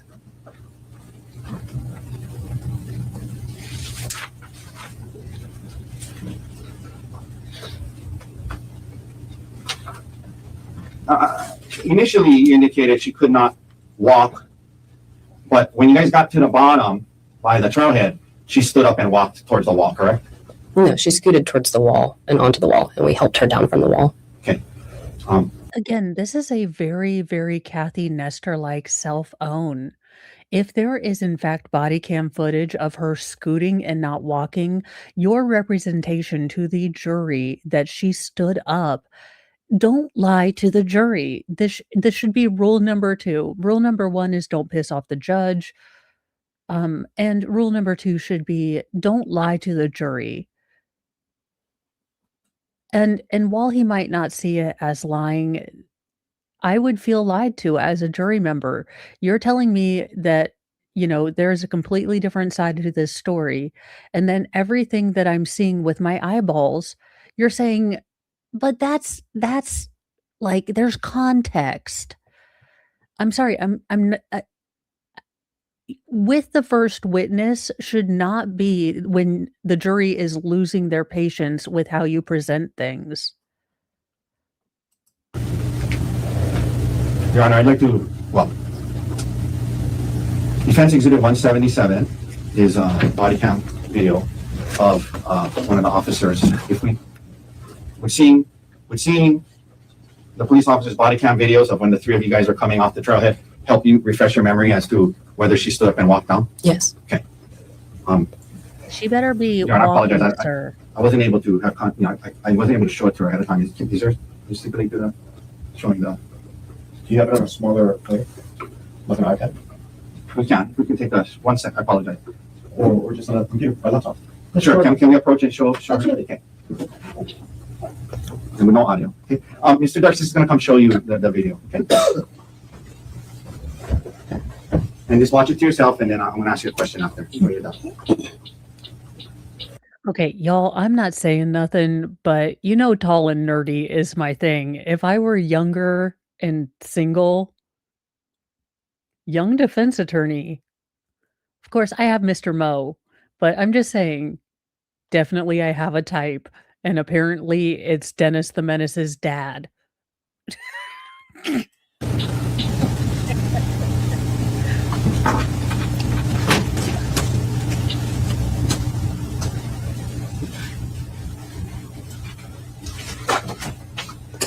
Okay, has your memory been refreshed? Yes, thank you. So when I know it's been a while, so when you guys got towards the bottom, she did stand up and walk towards the wall before she got down, correct? Yes. All right. And ma'am, you never saw any vials or syringes, correct? No. Well, I asked that the wrong way. Did you see any vials or syringes? No, I did not. And ma'am, you did not see how the incident started, correct? Correct. You did not see who started it, correct? Correct. You did not see the whole incident, correct? Yes. All right. Thank you for your time, Ms. Mars. Have a good day. Any video? Yes, please.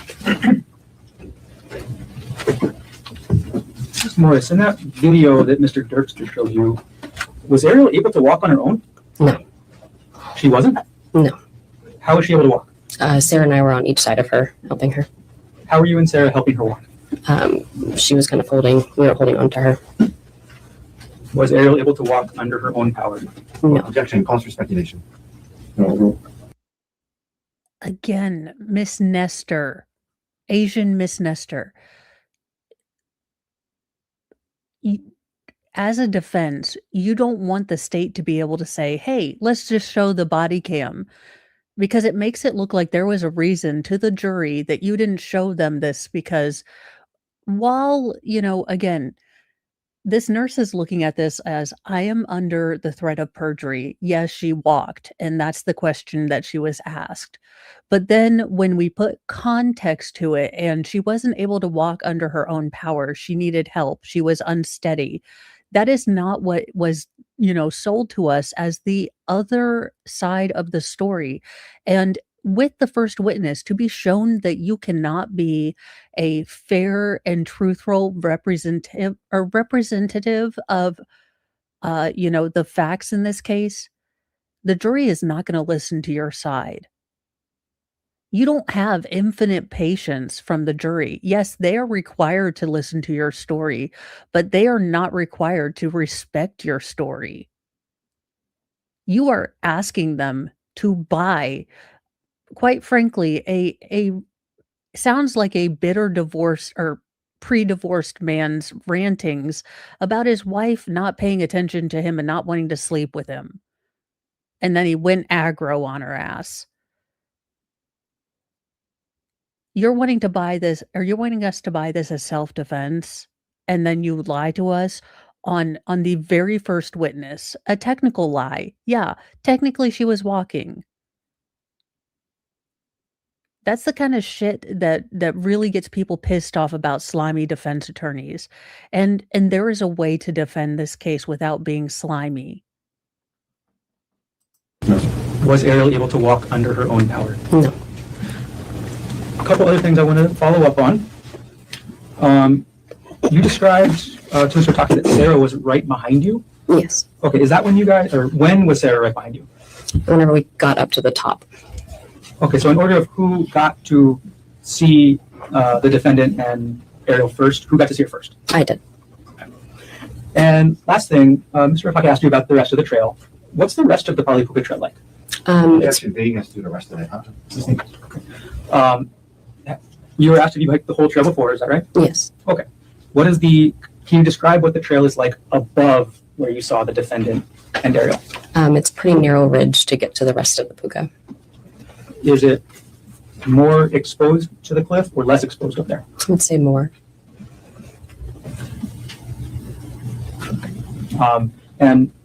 Is it more dangerous or less dangerous the closer you get to the puka? More dangerous. Thank you. Very briefly, ma'am. Okay, ma'am, you asked about her walking. There was a time when you got to the bottom, you saw the video where she stood up and the two of you was side by side, and she was walking on her own legs as you guys are on the side of her, right? Correct? Yes. That is not walking on her own legs. They are beside her because I let me break it down for you.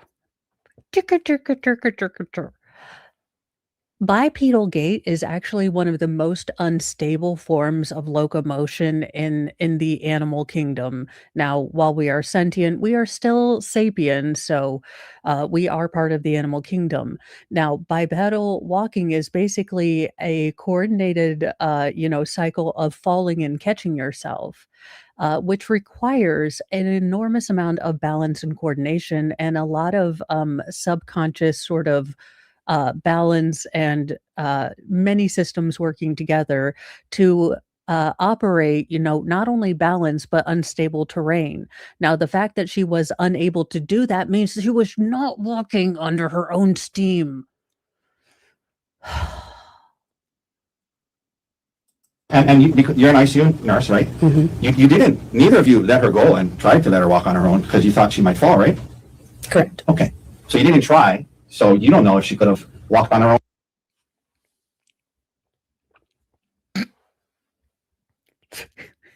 You women were all in this together. You weren't going to let her try to walk on her own because you were trying to get sympathy for this victim.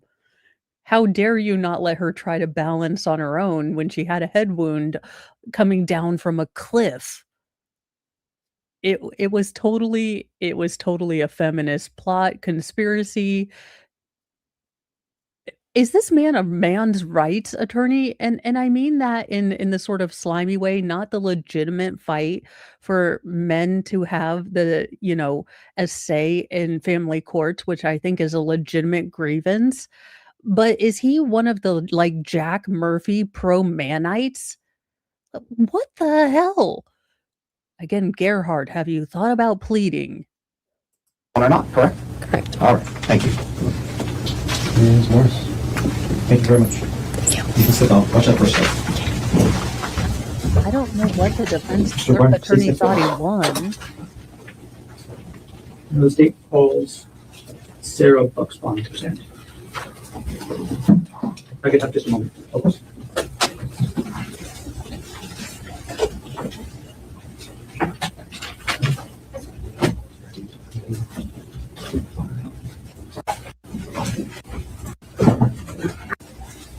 Also, manlet, sit up straight. You're short. Posture is.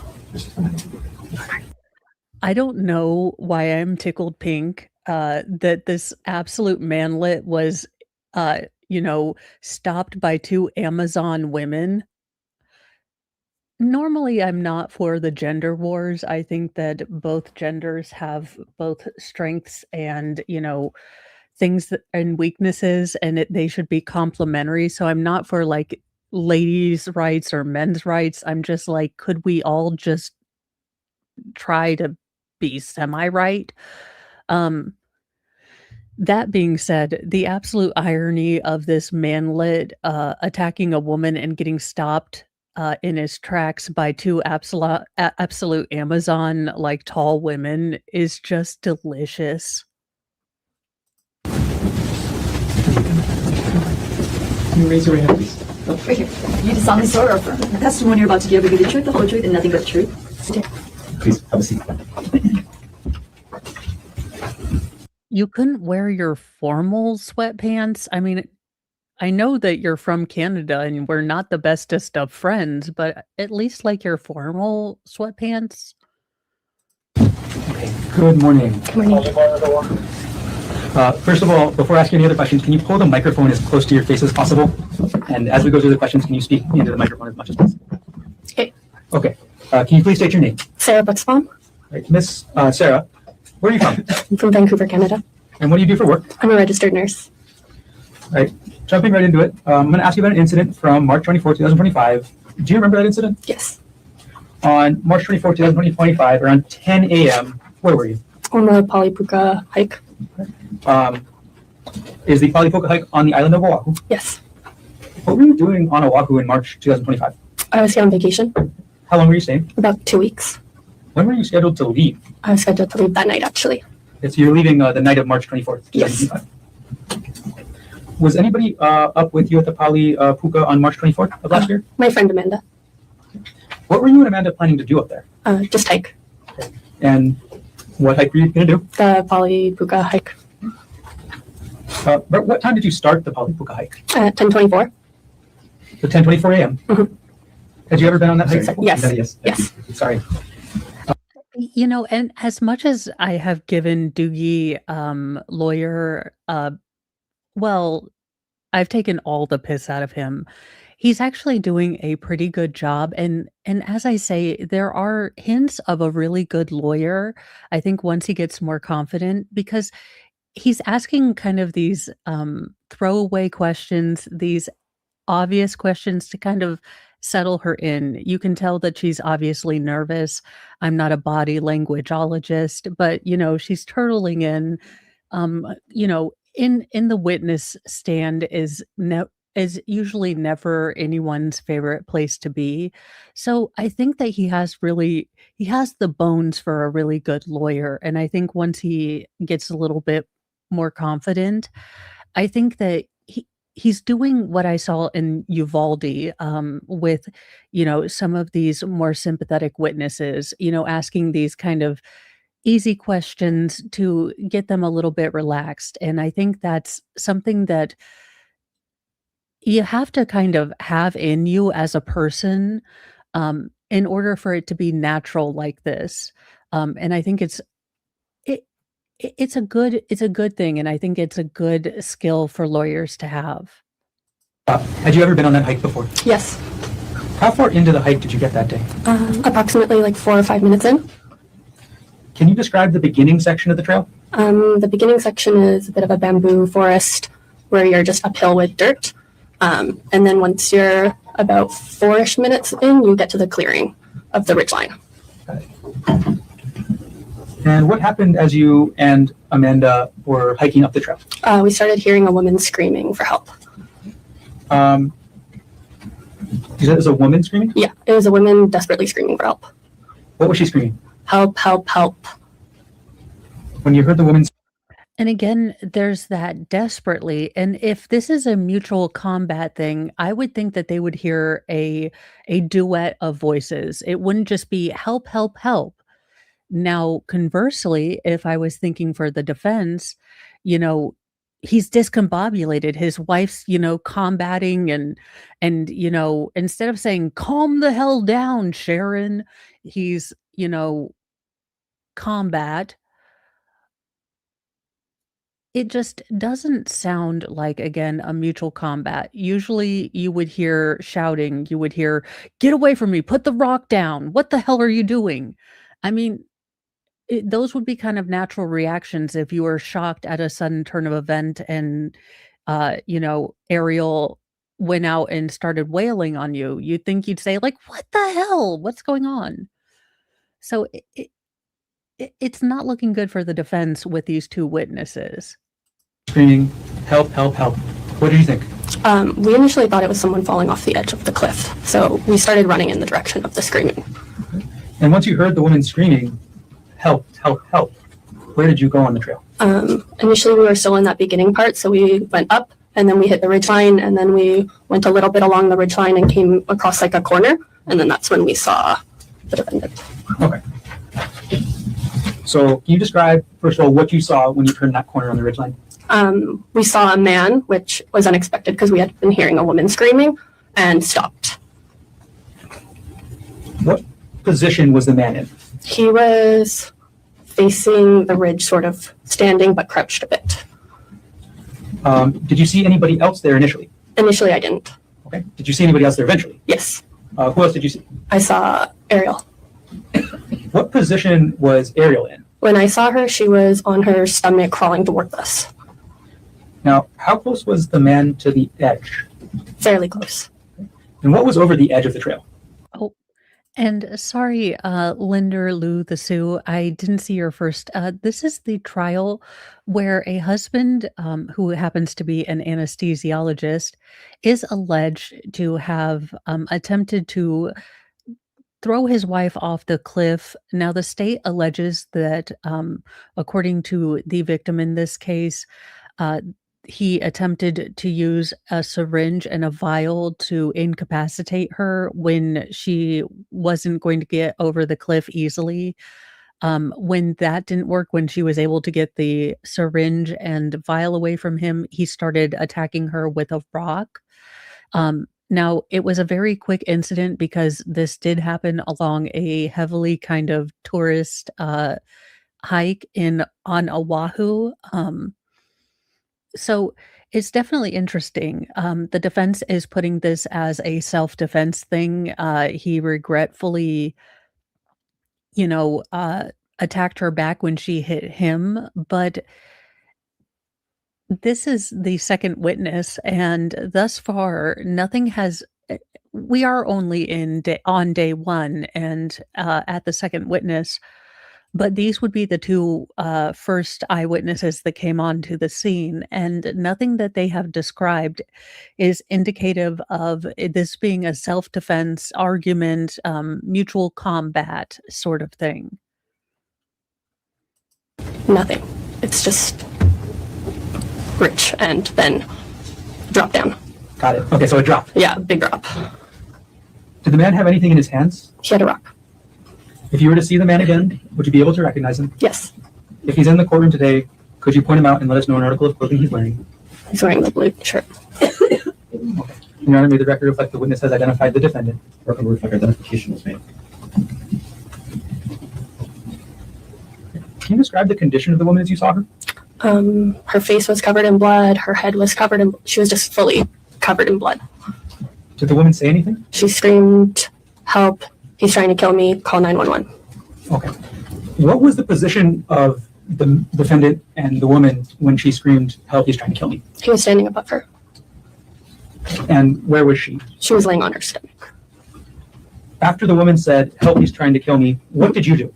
We initially backed up a bit because we were right on the edge and we didn't want to get attacked. So we backed up so we were in a safer area. And as we were backing up, I was calling 911 and Amanda was yelling at her saying that we were calling for help.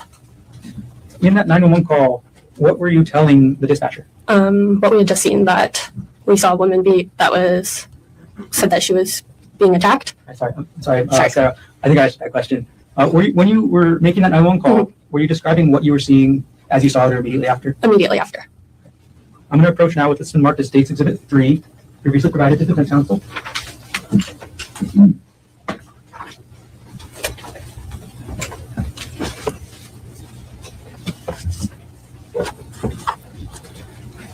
Okay, so I've handed you what's been marked as State's Exhibit number 3. Do you recognize what I've handed you? Yes. What is this? This is a recording of the 911 call. Did you review what's on this disc? Yes. What is on the disc? I'm sorry, you've already answered that. Is the recording of the 911 call on that disc a true and accurate recording of what you described to the 911 operator on March 24th, 2025? Yes. After you reviewed the disc, what did you do with it? I signed it and then they put it back and then they took it away. Okay. Is that the same disc you reviewed? Yes. That your signature on the disc? Yes. Okay. At this point, the state will move Exhibit 3 into evidence. Mr. O'Bucky. No objection. What has been marked for identification as State's Exhibit 3 is received into evidence. Okay, and Sarah, if you can bear with me for a moment, I'm going to publish State's Exhibit 3.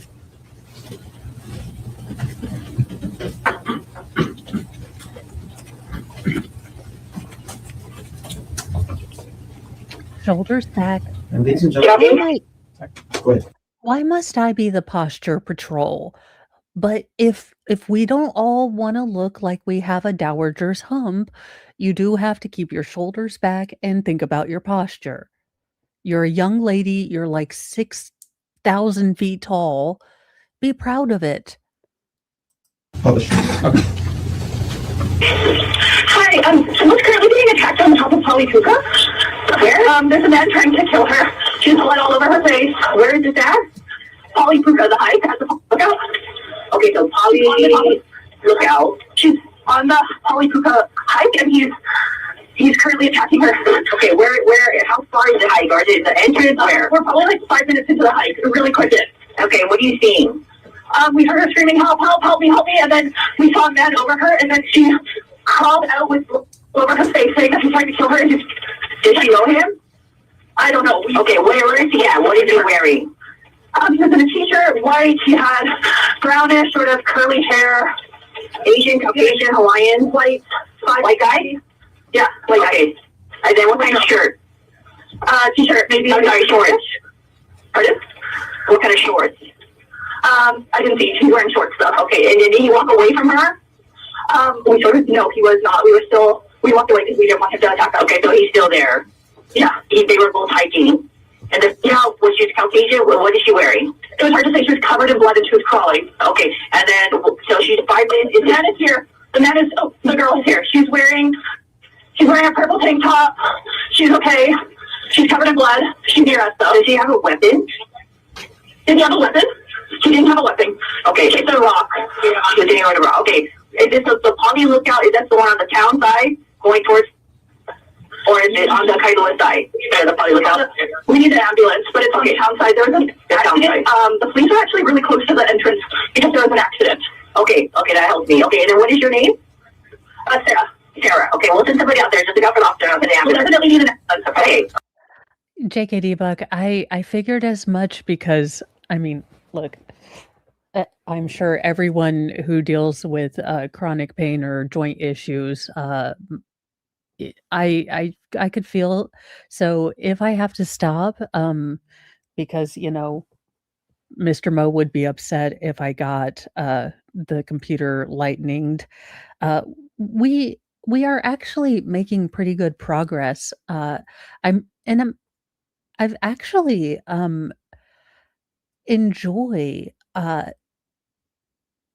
this trial. This trial is actually turning out to be very interesting, although not for good reasons. The defense is absurdly awful, just objectively to my lay perspective. It's interesting. Okay, thank you. Are you okay? Dumb, fragile egos. Okay. After you made that 911 call, Sarah, what did you and Amanda do next? We hiked down with Ariel. Can you describe for us what it was like hiking down that trail with Ariel? She wasn't able to walk, so she scooted down on her bum. Initially, she was behind us. At one point, she asked if she could just be in the middle because she wasn't sure if he was going to come back and attack her. So Amanda was in the front, Ariel was in the middle, I was at the end, and I was just looking around to see if he was going to come back or not. Were you able to successfully get down to the bottom of the trail? Yes. Did the defendant follow you at all? No.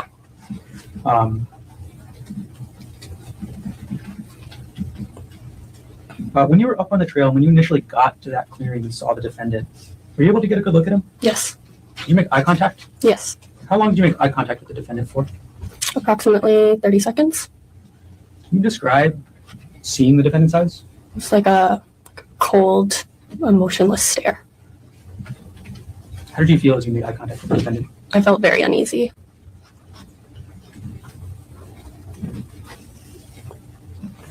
Thank you very much. Thanks. No further questions.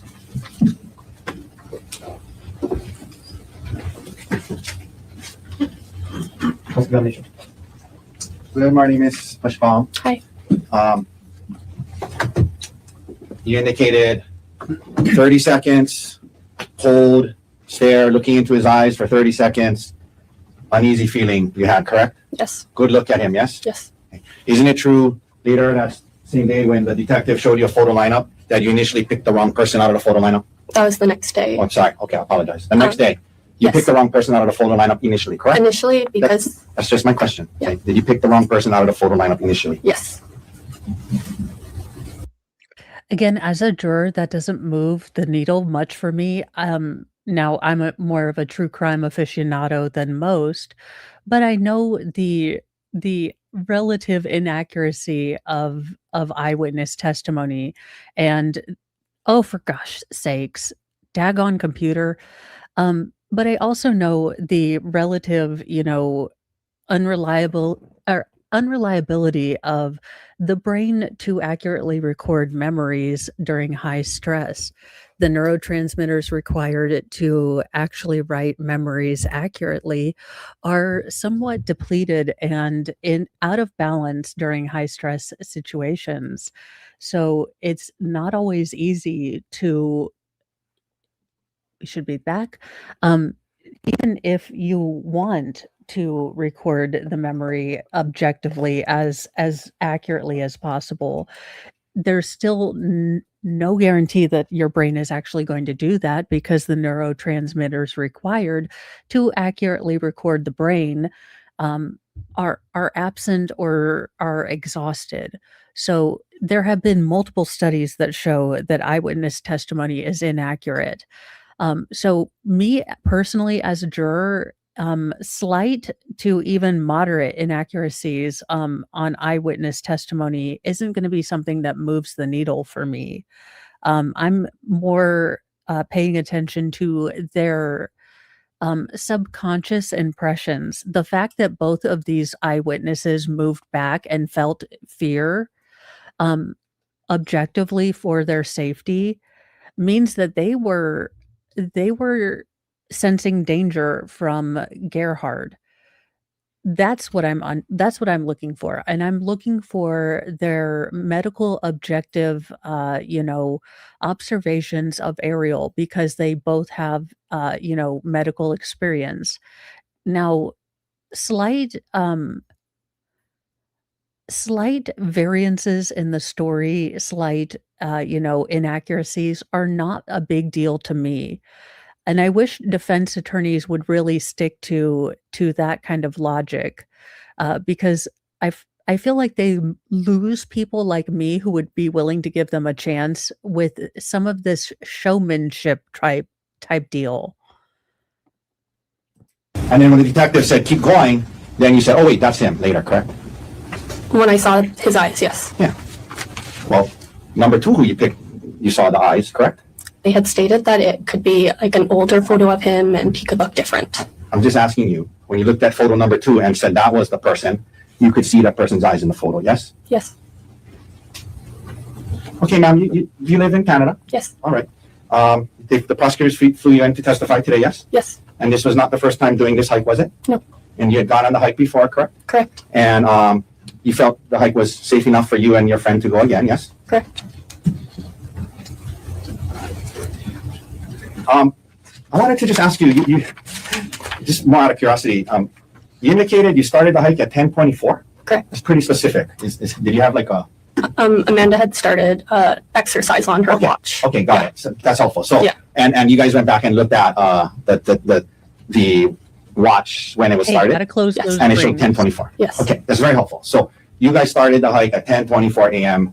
on March 24th, correct? Correct. All right. 10:24 a.m. The parking lot shares a parking lot with Poly Lookout, yes? Correct. As you indicated, you guys were just about 4 minutes into the hike, correct? Correct. And in fact, on the 911 call, we can hear you saying, "Oh, we're really quick in, just about 5 minutes in." Yes. Correct. So when you heard this, you were just about 4 to 5 minutes in from the busy parking lot where the tourists park to go to Poly Lookout, correct? Correct.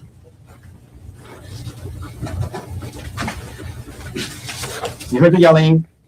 You ran towards it quickly, and when you show up, you said your friend was in front of you. Correct. But you were right behind her. Yes. Yes. Okay.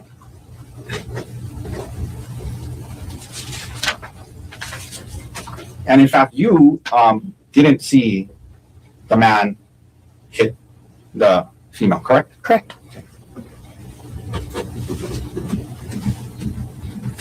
You back away, and you called 911, yes? Correct. That was your voice on it? Correct. Okay.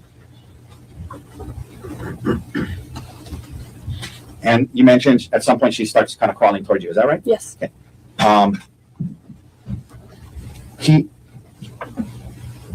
When you guys backed away and she was crawling towards you, the man that you saw, he didn't continue to, he didn't run after or attack the lady at that point, correct? No. Correct. And he wasn't aggressive towards you in any way. Correct. And from when you were interacting with the female, she did not lose consciousness, correct? Correct.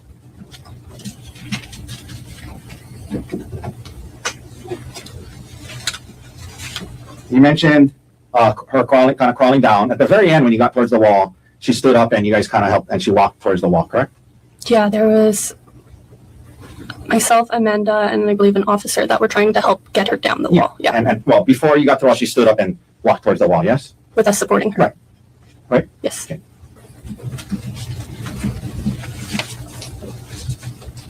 Again, why the defense isn't going with it? You clearly have a act of passion. He didn't plan this. I mean, why the hell would he attack his wife in a landing at a tourist trap? This wasn't planned. She was poking him. She was provoking him. She's been wishy-washy this entire time. So you didn't see him drag her towards the cliff. No. You didn't see him with a vial or a syringe. No. And be done with it. This is a very populated place. Is it a busy trailhead? Is this a popular destination on Oahu? Is this a place where you would expect to run into other hikers? Things like that would be relevant to ask this witness. Whether she's from Canada or not, I don't know.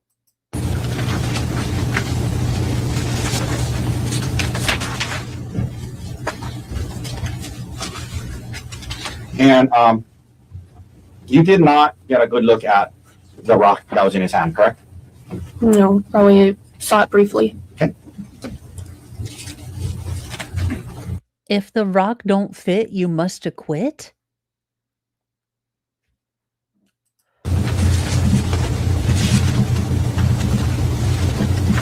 And I'm sorry, I should ask you something. How do you pronounce your last name? Is it Buxbaum. Buxbaum? Buxbaum? Buxbaum, yeah. Miss Buxbaum, you did not see how the incident started, correct? Correct. And you did not see who started the incident, correct? Correct. Okay. And you did not, by the time you got there, you didn't even see anybody hit anybody, correct? Correct. And you never saw a vial or a syringe, correct? Correct. Okay, thank you, ma'am. Yeah. Okay, safe travels. Any redirect? Yes.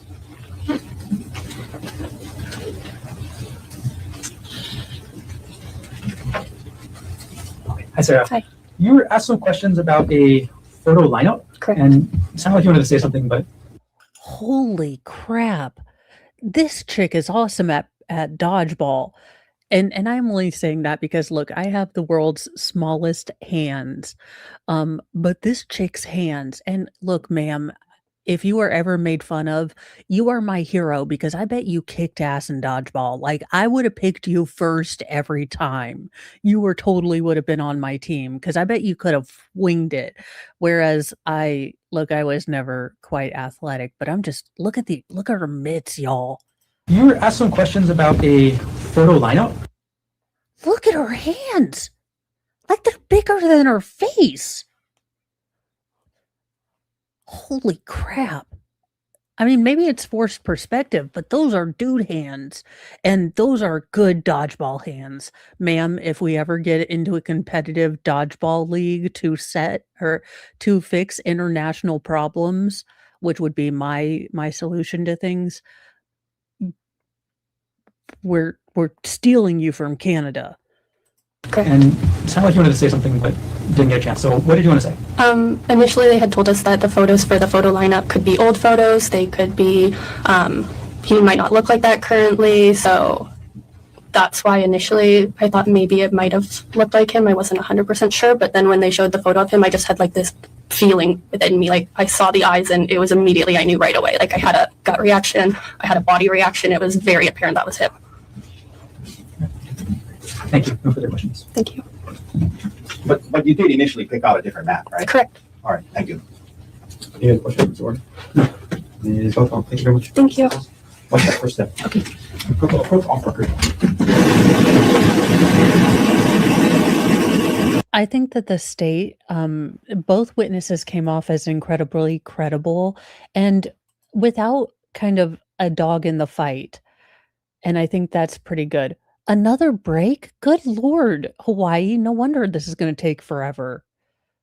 Y'all just have like 27,000 breaks.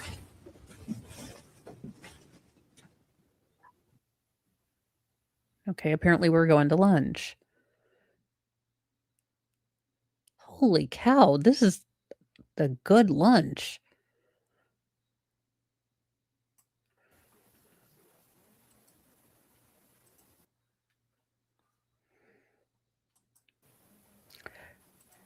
I need to change that. I mixed up the female dentist with the doctor, so I do need to change the description.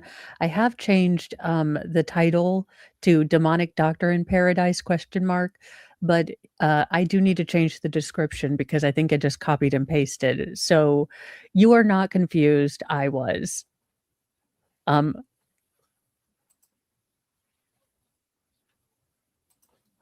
The early 90s called, they want their hairstyle back.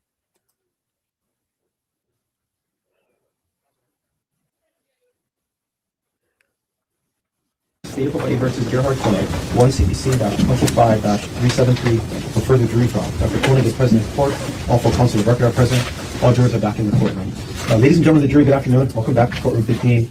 I apologize for the miscommunication before our early lunch break. I misunderstood what the attorneys were telling me when I had that bench conference with them.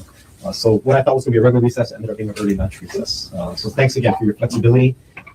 The silver lining to the early lunch is with a little bit of luck, we might end a little bit earlier than expected, which means you get earlier start from your home in the back right. So there might be a silver lining. So thank you for your flexibility and your patience. Mr. Garner, are you ready with the state's next witness? Yes, Your Honor. The state calls William Oahu the third to stand. Can you please stand? Raise your right hand. Do you solemnly swear or affirm that the testimony you're about to give will be the truth, the whole truth, and nothing but the truth? I do. Have a seat. Good afternoon. Good afternoon. Okay, before we go any further, can you hold the microphone as close to yourself as possible All right. and do your best to speak into the microphone for the rest of your testimony, okay? Will do. Okay.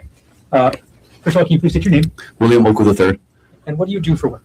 I'm a Honolulu police officer. How long have you been employed by HPD? Just a little over 10 years now. Were you employed and on duty on March 24th, 2025? Yes, I was. What was your assigned unit on that date? During that time, I was part of the strategic enforcement detail under the homicide detail. On that date, were you dispatched to the Poly Lookout area? Yes, I was. And around what time did you get there? What the crap? Are people just pushing people off the cliff at all times? Is there just a homicide detective like stationed there for the falling people? I, I mean, and we have yet to install rails or guards? It was approximately 12:45 p.m. Was the Poly Lookout in the surrounding area in the city and county of Honolulu, state of Hawaii? Yes, it is. In general terms, can you explain what your involvement at the Poly Lookout area was on March 24th, 2025? Sure, I was assigned to canvass that area. What is canvassing? Usually in this case would be you were looking for something in that area, in layman terms. And in this case, what was the primary thing you were canvassing for? A suspect. Okay. Other than the suspect, were you canvassing for anything else? Oh, no, not at that time. Can you estimate how many people were involved in the canvassing on March 24th, 2025? Sure, approximately 5 officers, Okay. including myself. Yeah. Is this all officers? Okay. Sir, I'm gonna need you. Like 5 is not a number you should have to approximate. Like 15, like anything over your digits, I would give you like approximate, but you should know there has to be only 5 people in the department. But I do like him. I like his suit. I think it fits well, which is not something we see every day. And the tie and the shirt do not hideously, they're not incompatible, which again is a hit or miss bar that we often seem to miss. Or is this a specific unit you're talking about? Just a specific unit. Okay, which unit had about 5 officers there? The strategic enforcement detail. Were there any other agencies present? Yes, there was. Who else was there? I believe it was DLNR and DoCare. All right, and did you prepare any diagrams as part of your work on this case? Yes, I did. Will those diagrams help explain the rest of your testimony today? Yes, I will. Gotcha. All right, I'm going to approach with what's been marked as States Exhibits 18 through 21, previously shown to defense counsel. He's going to be very handsome when that mustache grows all the way in. Right now, the only thing I find really bothersome about him is that training mustache. Once he gets the full, official stash, cop stash, but while it's a training stash, it is a little embarrassing. But all in all, good fashion, good haircut. Just the mustache needs a little help. Officer Oku, I've handed you what's been marked as States Exhibits 18 through 21. Do you recognize what these are? Yes, I do. And what are these? These are the diagrams that I've constructed. Say you construct them. Did you prepare them yourself? I did. How did you prepare them? I used this hiking app that I used. I'm not too sure. I recall which one it was, though. You say it's an app. What device was it on? On my phone. Or, sorry, excuse me. It was on the computer. I can pull it up. You said it was. Okay, that is a me answer. Where was the app? It was on my phone. Where did you get it from? My phone. I fail to understand why you keep asking me the same question.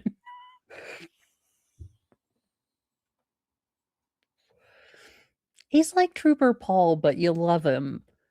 He didn't do like more than 10% of a half-assed job, but you kind of like him because he's so affable. You're like, okay, he chat GPT'd it, but we'll allow it.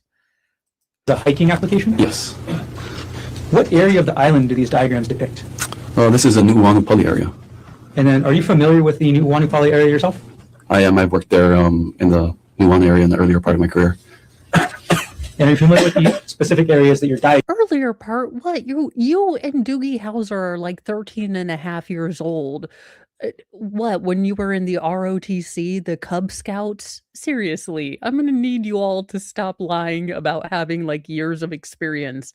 You're all clearly like 13. Is this Lord of the Flies Island? diagrams depict? Yes. Do these diagrams reasonably depict the Poly Lookout area and the Polypuka Trail area on March 24, 2025? That's correct. At this point, the state moves exhibits 18 through 21 into evidence. No, Is this Logan's Run?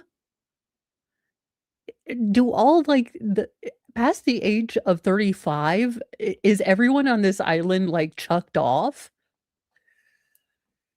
Was it marked for identification and states it was 18 through 21 inclusive will be received into evidence.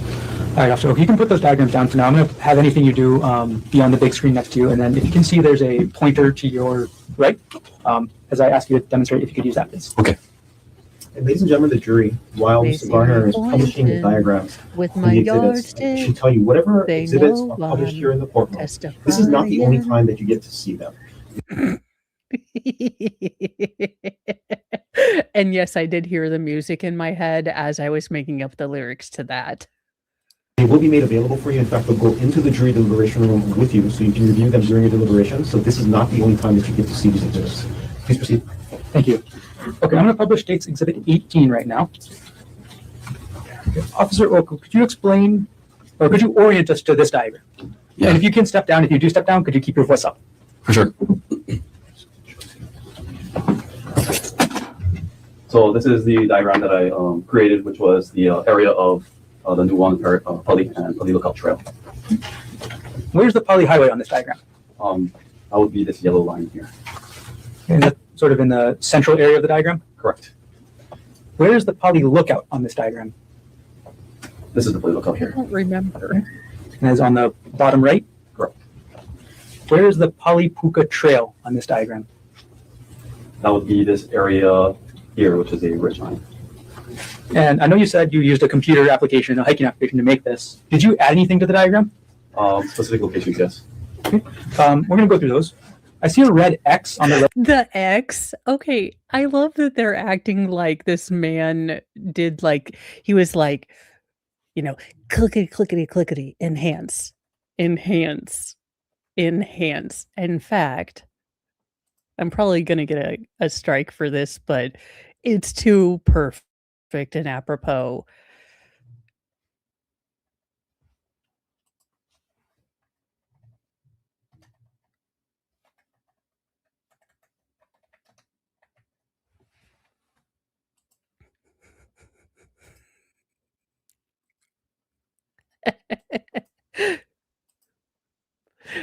I love that they're acting like this man did this.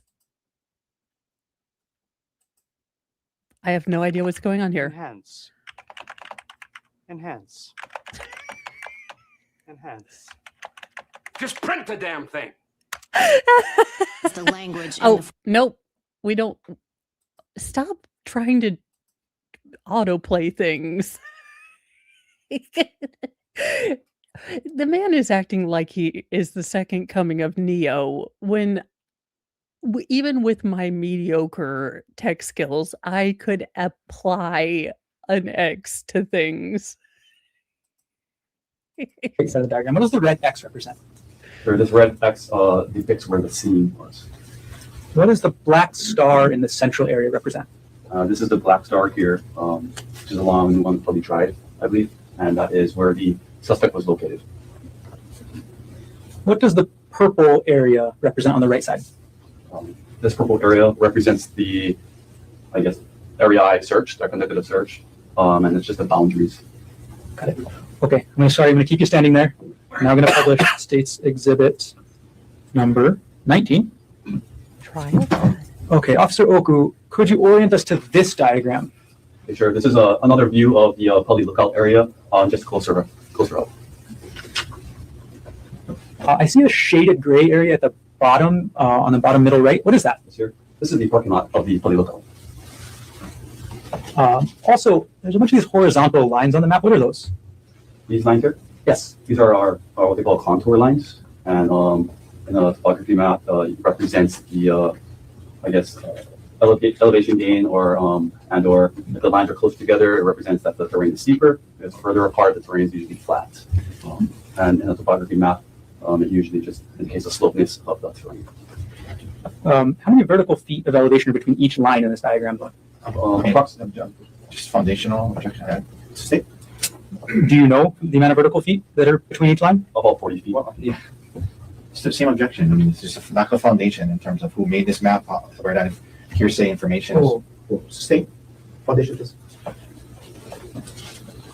Officer Oak, are you familiar with topographical maps? I am. How you become familiar with them? Use it while I hike. Sorry? I hike and I use it while I hike.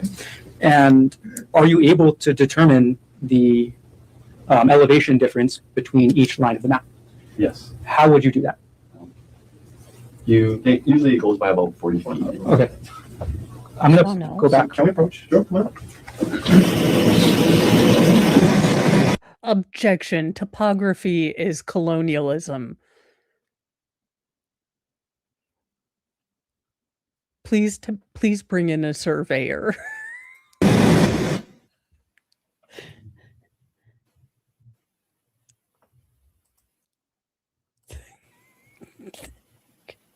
This can't be real life. Where is Stinky Pete from Toy Story 3? We need his skills. Comments about distance of the line, I ask that be stricken. Holy shit, y'all. I just realized who he reminds me of, and I'm probably going to get in trouble, but Shredder, anyone? Now, there was only a little bit where you saw Shredder where Splinter gouged the shit out of his cheek.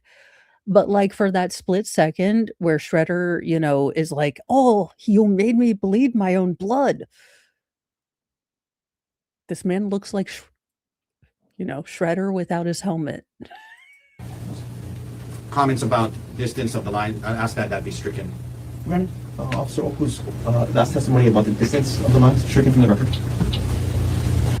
This man is not a cartographer, and I refuse to take his reading of a map as gospel.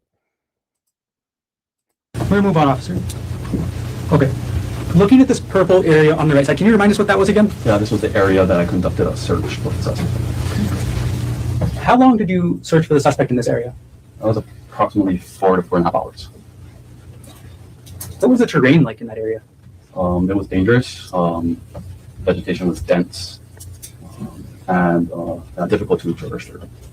What was the slope like? I'm sorry, I didn't hear that last. The terrain is dangerous and to traverse through. Okay, thank you. When you say difficult to traverse through, sorry, tongue-tied. When you say the terrain was difficult to traverse through, what made it difficult? First of all, the steepness of the terrain, the vegetation and growth, and the limited space for you to walk. Now, you mentioned a bit about dense brush. What was the plant cover like in that area? It was heavy, but the trail, there's obviously a trail, but to the left and right, it was heavy. And what was the specific coverage like kind of at the ground level? It was rock, screen, loose rock, boulders, and plants. And what was the ground coverage like off of the trail? A little more dense brush.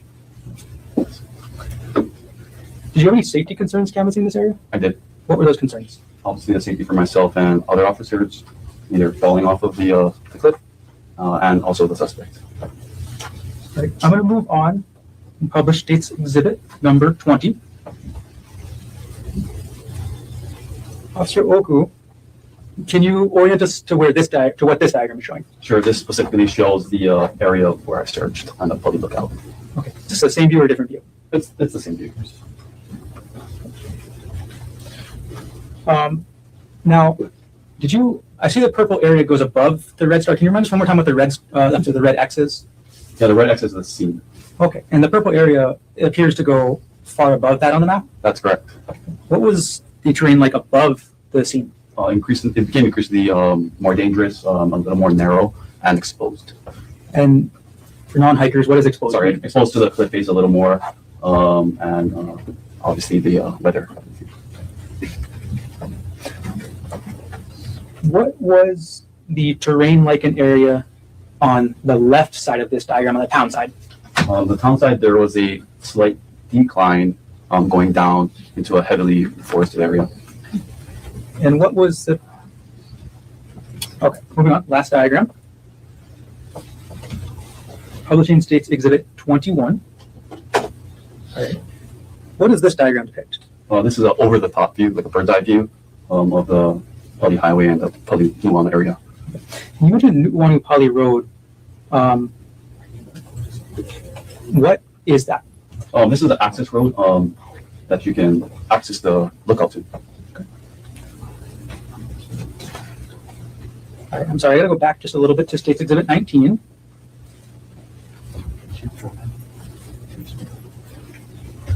Okay, and I'm actually going to circle an area on the map using the iPad here. What was the terrain like in this area? Objection, lacks foundation. That's not an area he canvassed. Assisting. Officer Oak, are you familiar with this area? I am. Have you ever been there before? No. Okay, how do you become familiar with the area? Well, Wait a minute. Well, I mean, I am familiar with Tokyo, but I've never been there, so it is a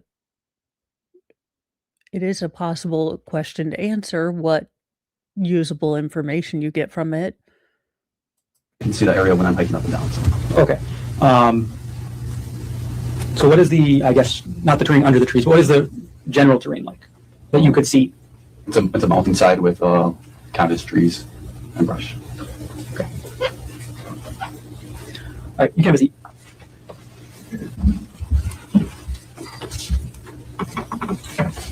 I'm not trying to be a jackass, but could no one have taken a picture or worn body cam of said tourist trap cliff? Do we not have, like, general footage taken of people going up and down said cliff instead of using a topographical application? Officer Oku, did you find the suspect while canvassing for 4.5 hours? He was located, yes. Did you find the suspect? No, I didn't find the suspect, no. Did you find any additional evidence while canvassing? No. So did you find any syringes? No. Did you find a cell?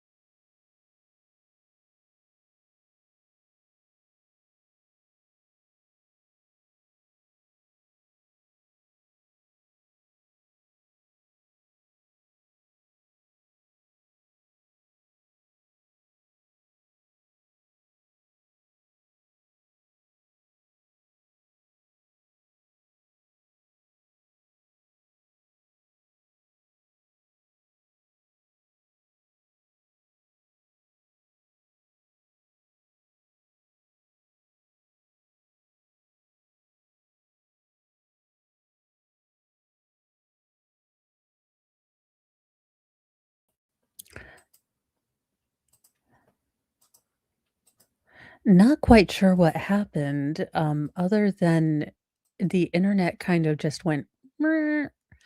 So at first I thought it was the stream. I was like, well, Hawaii is having a hard time getting the internet all the way here. Uh, but it doesn't appear to be that. So not quite sure what went on. Believe we were at topographical map. The empty circle. That's not an area he canvassed. Assisting. Officer Oku, are you familiar with this area? I am. Have you ever been there before? No. Okay, how do you become familiar with the area? Well, I can see that area when I'm hiking up and down. So. Okay. So what is the, I guess, not the terrain under the trees, but what is the general terrain like that you could see? It's a mountainside with canvas trees and brush. Okay. All right, you can have a seat. You're not my supervisor. I mean, okay. All right. Officer Oku, did you find the suspect while canvassing for 4.5 hours? He was located, yes. I'm sorry. Did you find the suspect? No, I didn't find the suspect, no. Did you find any additional evidence while canvassing? No. Okay, so did you find any syringes? No. Did you find a cell phone? No. Did you find a wallet? No. A purse? No. Any vials? No. Thank you for your question, or thank you for your answers.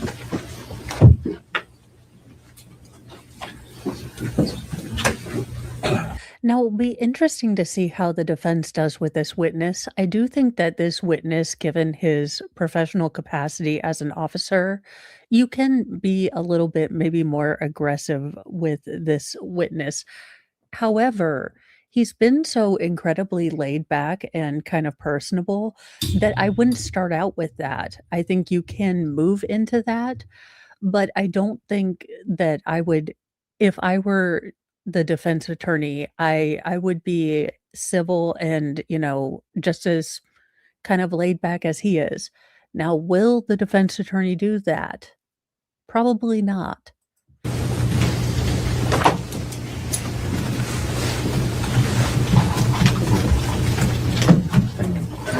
Cross-examination. Thank you. Good afternoon, Officer Oku. Good afternoon. Thank you for being here. Just a few questions. Now, you indicated that you're familiar with that hike and that parking lot area, is that right? That's correct. And is that from your work? Did you used to be on patrol in the Nuuanu area? During patrol and as well as missing persons detail. Okay. And then also, had you ever hiked on that hike before this? I have. Okay. And it's true then that the parking lot that, you access the trailhead for, it's the same parking lot for the Poly Lookout, yes? Correct. And in your experience in all these different ways, the Poly Lookout at, midday at 10 a.m., it can be pretty crowded, yes? Absolutely. Okay. Now, you indicated you canvassed the area, meaning you searched the area, yes? Yes. And in addition to searching for a suspect, you were also canvassing for any evidence pertinent to the case, correct? Oh, that's correct. Yes. Okay. And so not only are you walking around or hiking around looking for a suspect, but you're keeping an eye out for evidence as well, yes? Yes. Okay. How is that comfortable? You're right, Jim. And you said about 4.5 hours, is that right? Correct. Approximately. No, we're gonna have to science the hell out of this because that would be like me wearing my glasses akin to right here, which does look rather. I will say it does look rather condescending. I mean, I do feel as though I am looking down my nose at everyone, but it also makes me very aware of my upper peripheral vision, which would annoy the crap out of me. But it does make me want to ask for a manager. Oh my God. This is how Karen started. They simply put their glasses on wrong, and then they felt the uncontrollable need to ask for the manager. I feel it. It's taking over. Back to normal. Okay. Okay. I wanted to ask you, can we pull up exhibit, Your Honor, it's already in evidence, exhibit 20. If you can put it on the screen, please. Mr. Dirks will help us with that. Okay. Okay. Does it get bigger than that, or? Okay, I think everyone can see it. That's what I guess the question I had is, may I approach, Your Honor? Okay. This, this pink area here, Yes. you said that's the area you canvassed? That's correct. Did you have like a GPS thing that helped you pinpoint that was the area you canvassed? Or was this kind of more of an estimation? More of estimation. Okay, so in other words, you took this map and then kind of estimated how far this way or that way and how far up you went, is that right? Correct. Okay, but no GPS exact pinpointing that these are the areas we canvassed, correct? Correct. All right, but your best guess, right? Our best estimate, right? Yes. Makes sense. Now, you said that the X is what was reported to you to be the scene, yes? Correct. And then you went all the way up higher, correct? Yes. And I think you said above the X, when you got higher up, it was more exposed, yes? That's true. Yes. Meaning exposed to the cliff edge, correct? Yes. But you mentioned the lower part where the scene and down that way, down back towards the parking lot, there was heavy vegetation, you mentioned, yes? Yes. Okay. I think you It was mentioned, cliffy, if you will. The vegetation was dense, right? That's correct. And on the left and the right of the trail, the vegetation was heavy, but there was a trail, yes? Yes. Okay, a tree-lined cliff is still a cliff. I feel like we're being somewhat pedantic.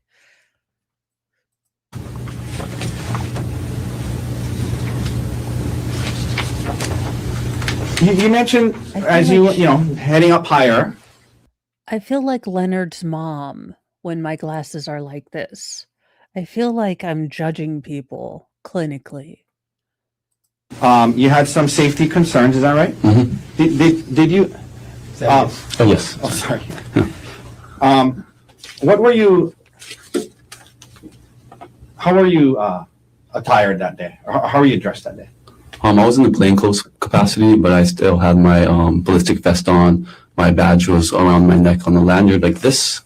I also had my department issued firearm, and yeah. Did you have any specialized?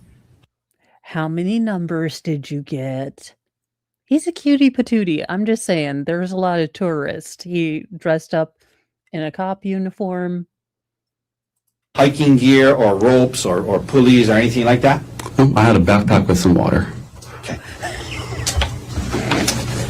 So some safety concerns, but not enough where you felt you could do it, right? Correct. All right. Thank you. Thank you, officer. No further questions.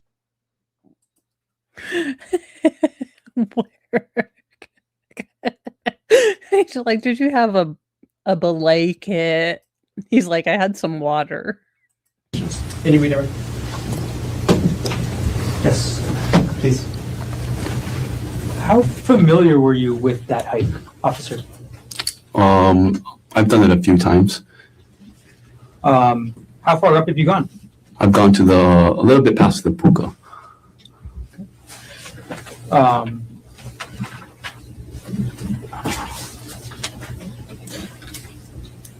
Since we've asked about your experience, I'll ask this. In your experience, what level of danger is this trail? Well, objection vague. In your experience, how dangerous is this trail? Same objection. We do have actual footage of how dangerous the trail is. I give you the actual footage of this trail. It's terrifying.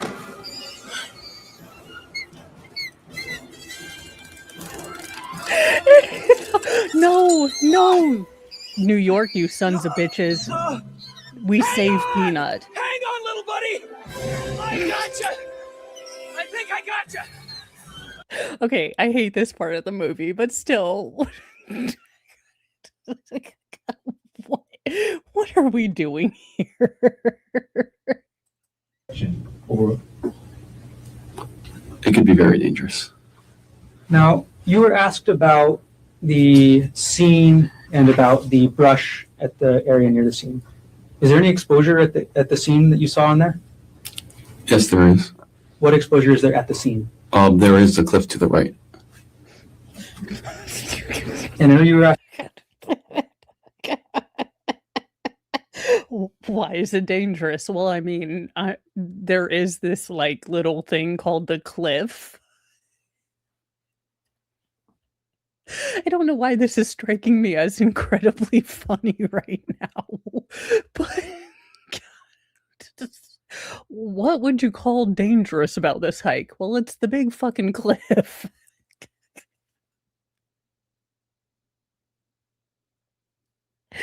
Okay. About the estimating the area you searched. Were you able to search the bottom of the cliff yourself? I attempted to. How so? I went on to the Kaneohe side, and I believe that's the golf course area to see if I could get to the base of the cliff.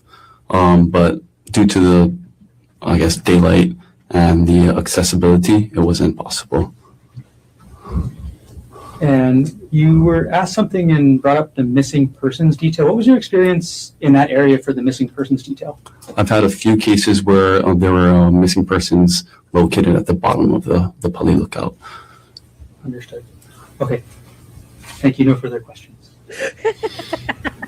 JKD Buck, Puka means big ass cliff you die in our language. Like Kimusabi means, invaders that unalived us with germ welfare or germ warfare that we were unaware of collectively as a species, which kind of takes the intent out of it. Woohoo!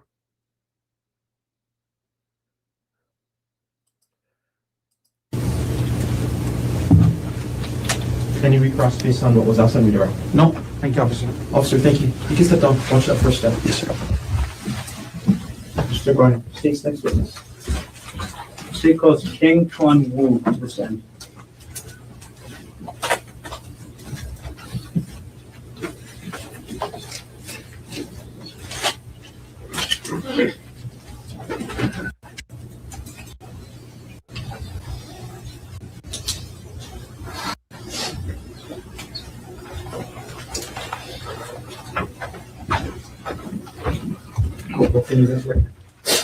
You do solemnly swear or affirm that the testimony you're about to give will be the truth, the whole truth, and nothing but the truth. I do.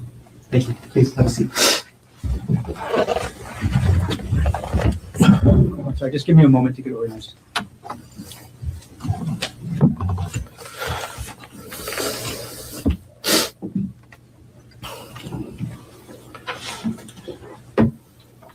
Hi, good afternoon. Good afternoon. Before I ask you any other questions, can I ask you to hold the microphone as close to your mouth as possible? Okay. And as much as possible, speak directly into the microphone for the rest of the day, okay? Okay. Thank you. First of all, can we start with your name? Kang Chuan Wu, And what is your occupation? police officer. And how long you been employed? Wait, is anyone going to ask him how to spell that? Look, due to my desire not to be canceled in the European Union, I am not going to attempt to spell this gentleman's name. So he is simply going to be Officer on the Trail. Which department? Honolulu Police Department. How long you been employed by HPD? Almost 22 years. Were you Okay, but sir, I'm going to need you to not look shocked. Like he has a default facial expression of terrified / shocked. And it's not good for like a position of authority where you're supposed to exude calm. Like he looks like he's constantly terrified or shocked to be here. deployed on duty on March 24th, 2025 at around 10:30 a.m.? Yes, I was. On that date and time, where were you dispatched to? I was dispatched to the Pali Lookout. Is that in the city and county of Honolulu, state of Hawaii? Yes, it is. When you got to the Pali Lookout, what did you do? I met with other officers that were on scene. We gathered information. When you say we gathered information, what does that mean? We met with 2 witnesses, the complainant. Is that 2 witnesses, including the complainant, or 2 witnesses and a complainant. Okay, so 3 people total. Correct. And when you say gathering information, is that just speaking to them? At that point, yes. Why do you want to gather information when you get to the scene right away? So we know what's going on, what happened, if we're looking for somebody. Does quickly gathering information from witnesses at the scene help or hurt any investigation? That helps the investigation. Other than the 2 witnesses and the complainant, was there anybody else there at the scene? There was. Who was that? There's a bystander who was giving the complainant first aid. All right, so once you get to the Pali Lookout and you got to handle what was happening, where did you go? Myself and Corporal Bulagai went up the trail to attempt to locate the suspect and the scene. Which trail did you go up? The Pali Puka Trail. And were you wearing a body-worn camera on March? No, Timmy Fayette, his defense is rather awful.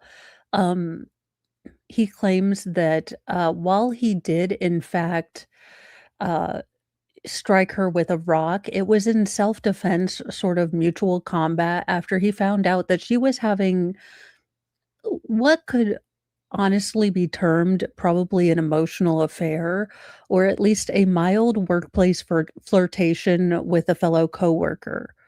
Um, so it does. We're only on day one, but the defense's kind of outline was she, basically she's a Jezebel harlot who was playing with this doctor's heart. And she fabricated this whole attack scene, kind of pushed him and pushed all of his buttons in public in order to preemptively give herself a better standing in the divorce or the upcoming divorce case. That is basically, and that she was trying to kill him.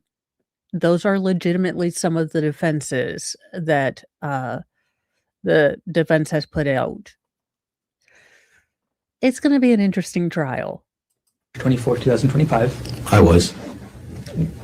Was it activated as you arrived to the scene? Yes, Was it activated as you went up the Palipuka Trail? it was. And was it turned on the whole way you went up the trail? Yes.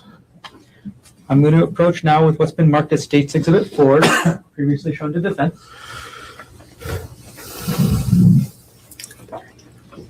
Now, I will be interested to see if we will actually be able to watch the video. The still photograph of Ariel's injuries, it was blurred out.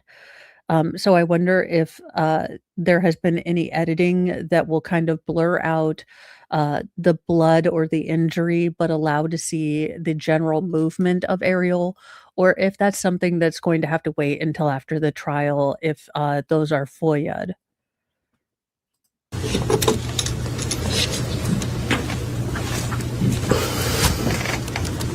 And just give me a moment.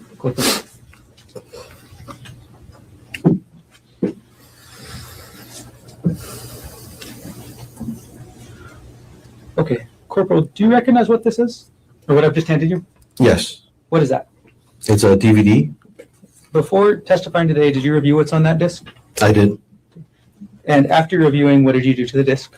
I signed it and date and timed the disc. Is the video on this disc a fair and accurate depiction of what you observed on March 24th, 2025? It is. At this point, we'll move to enter State's Exhibit 4 into evidence.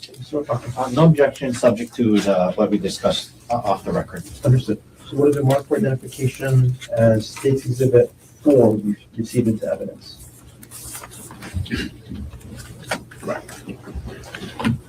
Okay. I'm going to publish now what's been marked as State's Exhibit 4.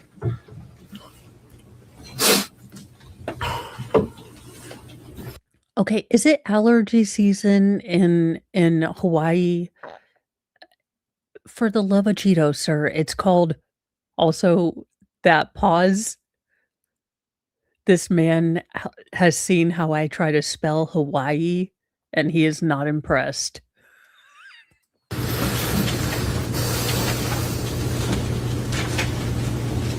Very likely, very likely.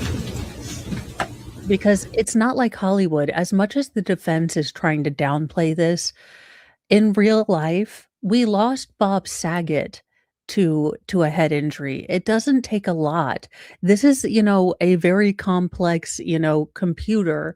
And this isn't like Hollywood where you can take a bunch of blows to your head and then do a backflip, Chuck Norris move. So as much as, he wants to downplay that, yes, head wounds they do tend to bleed more. It's also a head wound. It's not something to be taken lightly. And the kind of blasé treatment of it by the defense really, it's, especially in light of what we are going to see or what the jury is going to see, is really terrible for their credibility. Okay.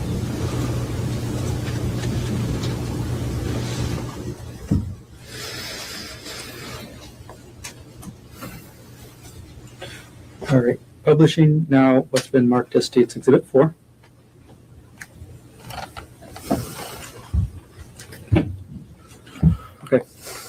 Corporal, who is in the photo at the moment, or in the pause? And I've paused at timestamp on the top right, 10:45:04. Okay. The officer is Officer Chun.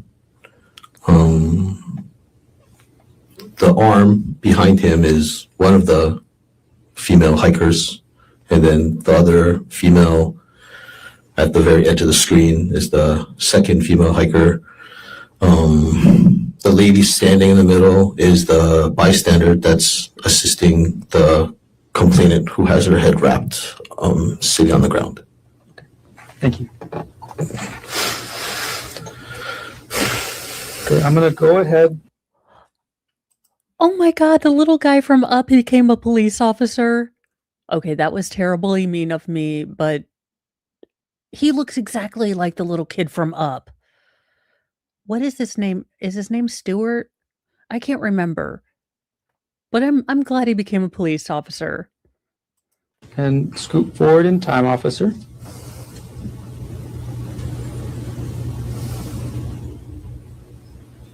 Okay, and I'm going to pause here at timestamp 10:46:22. I'm going to play for a few seconds and pause again. Russell.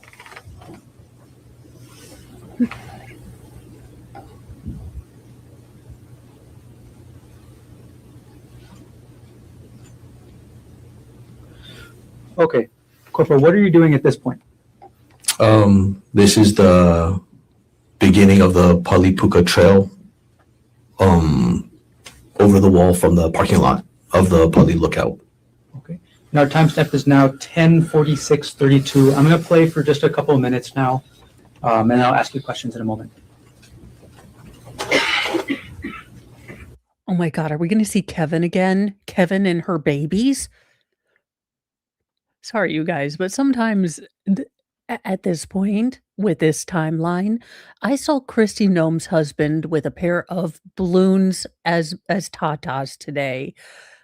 At this point, Kevin showing up with her babies is not off the bingo card.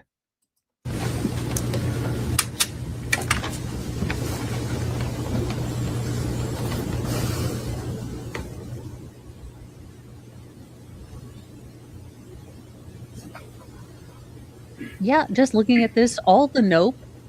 I would like to say all the nope to walking this. Yeah, that's a hell no from me. Oh, yeah, no.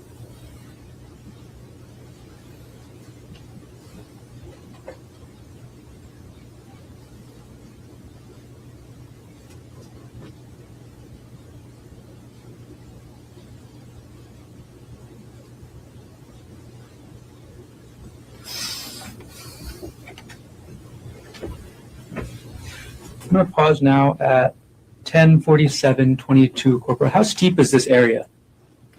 The initial part of the hike is kind of a vertical or like steep incline. Did you hike just using your feet? Did you use any other body parts? Yeah, my hands.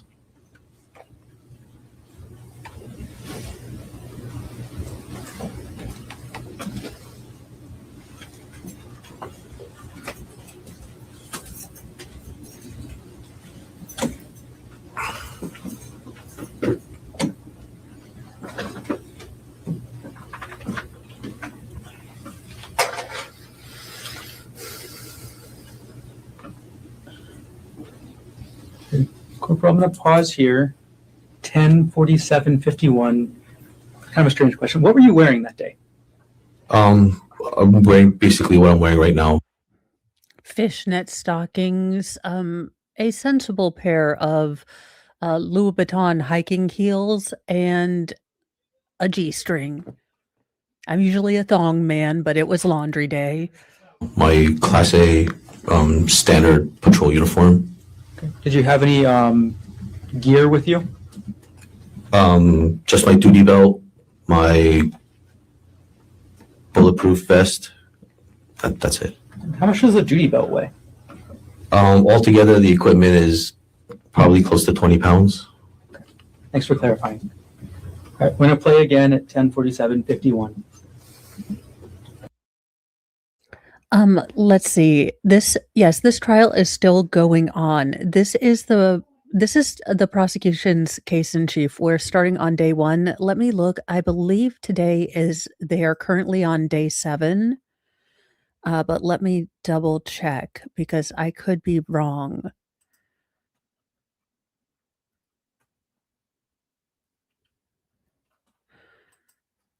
Oh, why are you being a butt monkey? Yes, I believe it. So they are on day 7 today. And with as quickly as we're getting through this, we might be able to get like a day to a day and a half going at a time. Now, the interesting thing is that this is on Hawaiian time, so we might actually be able to catch up. Now, I do know that the son that both sides agree that Gerhard, after this incident, while he was hiding out in the forest, called his son. His son is or testified yesterday, so that is going to be interesting testimony. But this does give an indication of how, kind of treacherous the terrain is. And I would I would have a hard time without a head wound traversing it on my own.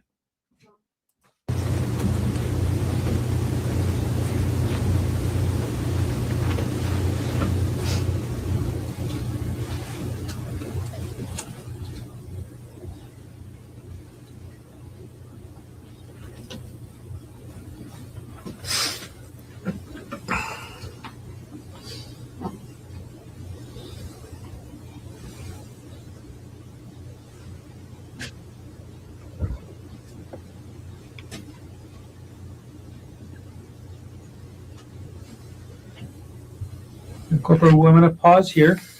10:48:29. Have you reached the top yet? No. Okay. Are you close? When you mean the top of the trail, yeah. Okay. We'll play the exhibit. Starting again at 10:48:29.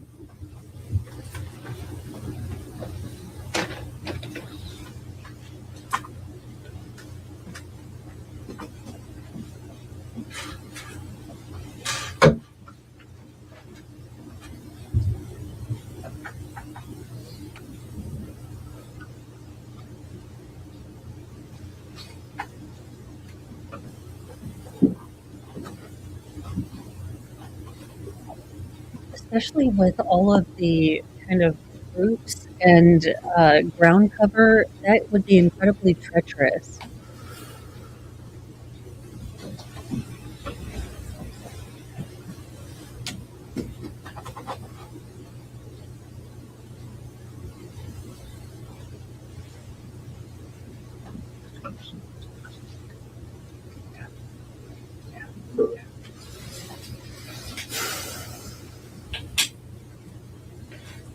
Corporal, I'm going to pause here at 10:49:31.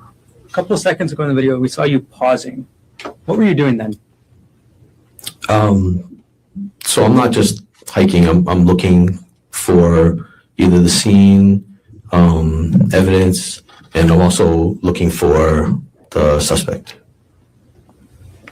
All right, playing again at 10:49:31.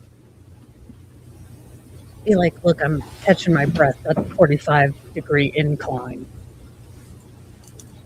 Got short little legs.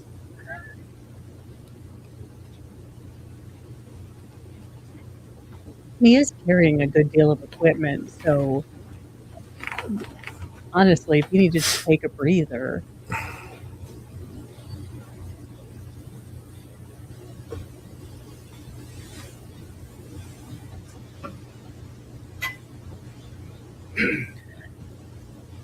Yes, it is the proverbial needle in the haystack.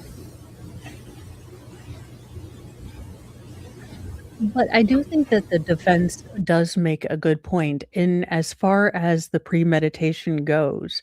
Now, you can look at it both ways. That if Ariel turns out to be a credible witness, then the jury can, of course, take her testimony. but that will be the only thing that they'll be able to take because there is no other, evidence unless, now, typically anesthesiologists don't get to take drugs home. So if the state is able to provide evidence to show that the counts of maybe succinylcholine or Versed or some sort of paralytic or fast acting kind of put down medicine, you know, the counts were off or something like that. I think that part of the story would have more weight. Um, but I, I think it makes sense that if he were planning this or if he had any indication and there was any truth to this, that the syringes would have been preloaded. I do feel like that is a little bit of a plot hole. Now, people don't, on the other side, devil's advocate, people rarely, if ever, actually act or react logically when emotions are involved. So while clinically looking at this plan, yes, having the syringes loaded would be smarter. People are not, purely logical Vulcans, much to my dismay. Corporal, I've now paused at 10:50:16. What part of the trail are you seeing here? I believe this is the first part of the edge of the mountain that I arrived to. Okay. And can you orient us from this screen, which side is windward side, which side is town? Okay. To the left is town, and then to the right, where the edge is Kaneohe, or windward. Playing at 10:50. Yeah, all to the hell to the no. No, thank you. We have Google Earth. We have David Attenborough. I do not need to stand on the cliff's edge. 16.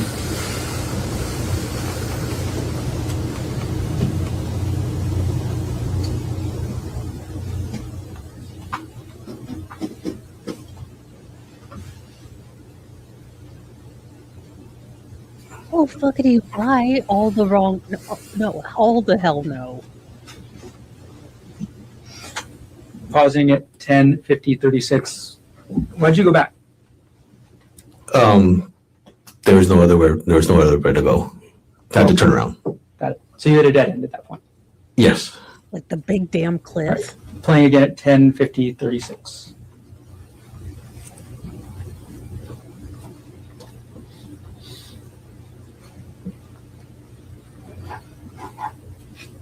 It is straight up and down. No.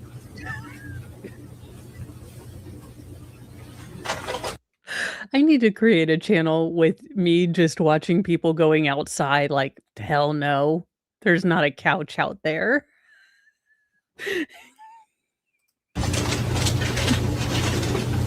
I will say it's very beautiful. Not beautiful enough to get me that close to the damn edge. Sorry. Right, Corporal, pausing at 10:51:08. What section did you just go through there? It's just a little bit further up from that first opening.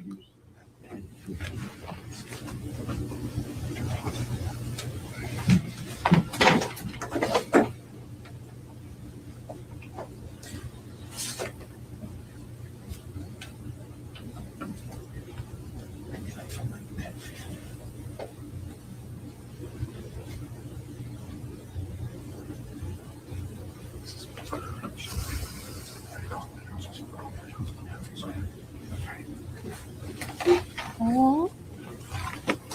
Corporal, what part of the trail is this? What timestamp? Oh, I'm sorry. Timestamp 10:51:37. It's just a little bit further up from that last opening, and then I can't really tell if the item is in the trail yet or not. Okay. I will play at 10:51:37. If you ever want me to stop, just please say stop, okay? Okay. Use your safe word, pineapple. So what is this? This is the complainant's sweater that was on the hiking trail. Okay. What timestamp? Timestamp 10:51:45. I'm going to play that same timestamp right now.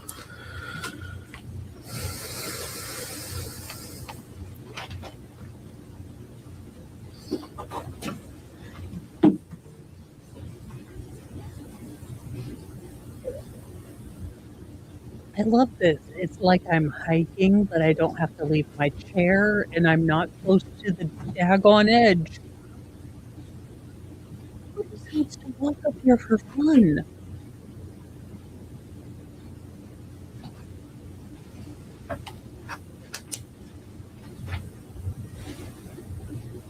Okay, it's Corporal, what are we looking at right now? That would be the Kaneohe, the windward side of the island. Okay. And if you could, Sorry, timestamp again. sorry, 10:52:21. Okay, I'm going to play again at the same timestamp.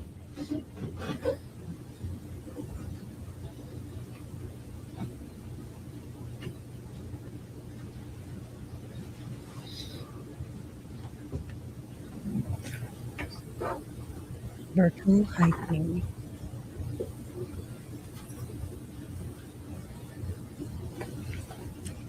Is there poison ivy in Hawaii? I feel like I would go on a hike and I'd be the only one to find poison ivy in Hawaii.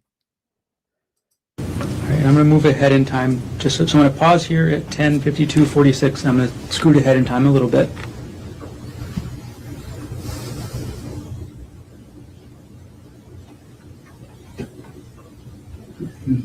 Okay, Corporal, this is now at 10:53:26. What area of the trail are we looking at? Oh, I'm sorry. And pausing at 10:53:31. What area of the trail were we looking at right there? Okay, I believe we went down past the sweater on that trail, and then over here there's kind of a like an offset or like another little strip of the trail that you can walk off of the main trail, and then you can see the windward side, Kaneohe, in like that kind of really bright spot of the video. And then I believe this is the scene. Okay. Did you actually go and look at the scene in this portion of your body-worn camera footage? I did. I mean, I think at this point of my body-worn camera, I still wasn't sure that this was the scene or not.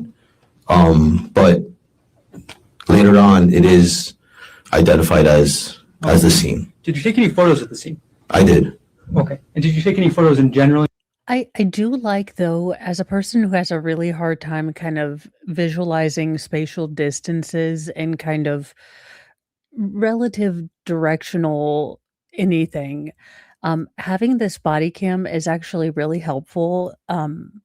Maybe I'm guessing the jurors might have been on this hike, but especially for those of us who are watching the trial, but for the jurors, maybe there might be jurors who, like me, hate heights and have never been up this hiking trail and would rather never do it in their life. So getting an idea of how close things are, how steep things are, is really kind of very helpful in this situation, especially never having been to Hawaii. Your report? I submitted with my report? I did. Okay. And I'm sorry, I'm going to take State's Exhibit 4 down right now, and our end timestamp is 10:53:31. Okay. Corporal, I'm going to approach now with Exhibits 5 through 14, which have previously been shown to defense. May I approach them? Yes.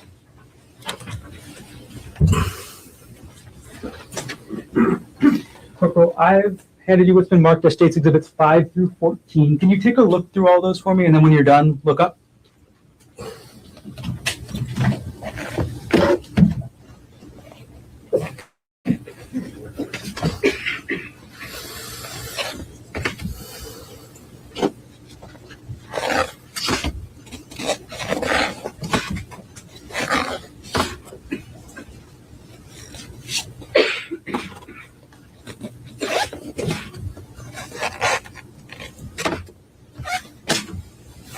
Okay, have you finished looking through all the exhibits?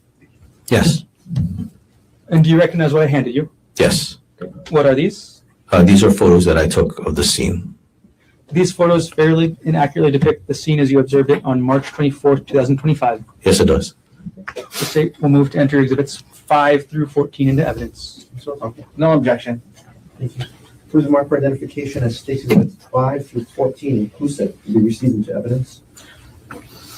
Corporal, I'm going to publish those photos up on the screen, and for each one, I'm going to ask you to explain a little bit. I'm going to start a little bit out of order. So, Corporal, I'm going to publish now State's Exhibit 13. What are we looking at in this photo? Is it okay to look at the? Yeah, and if you need to step down, please let us know.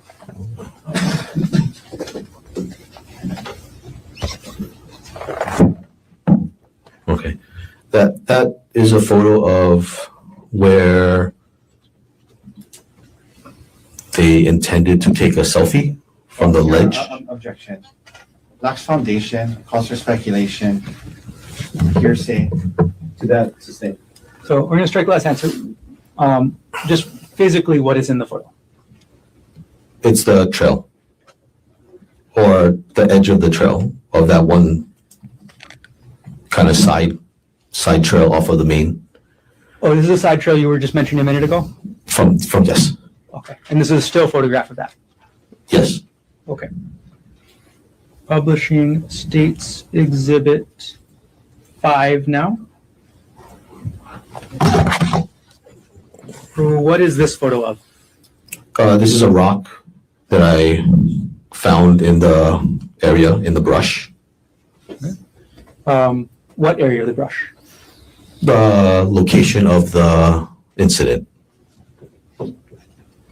Publishing States, sorry, where, and I'll move to strike that last answer. Granted. Okay. So sorry, officer, when I'm asking where did you find that? Where in relation to the trail?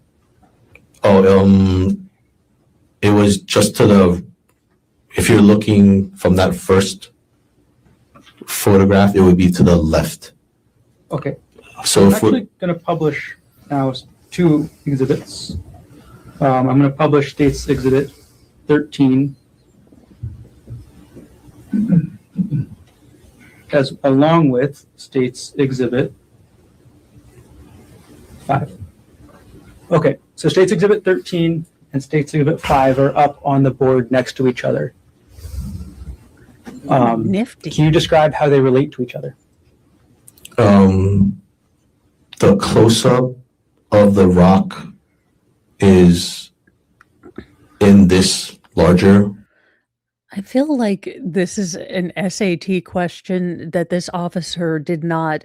It's one of those analogy, you know, cliff is to rock as freedom seed is to force multiplier. Photograph, and it should be in that left portion. You see where it's like where people walk that trail. It should be in that left. Okay, Corporal, could you take the pointer that's on your right side of the witness stand?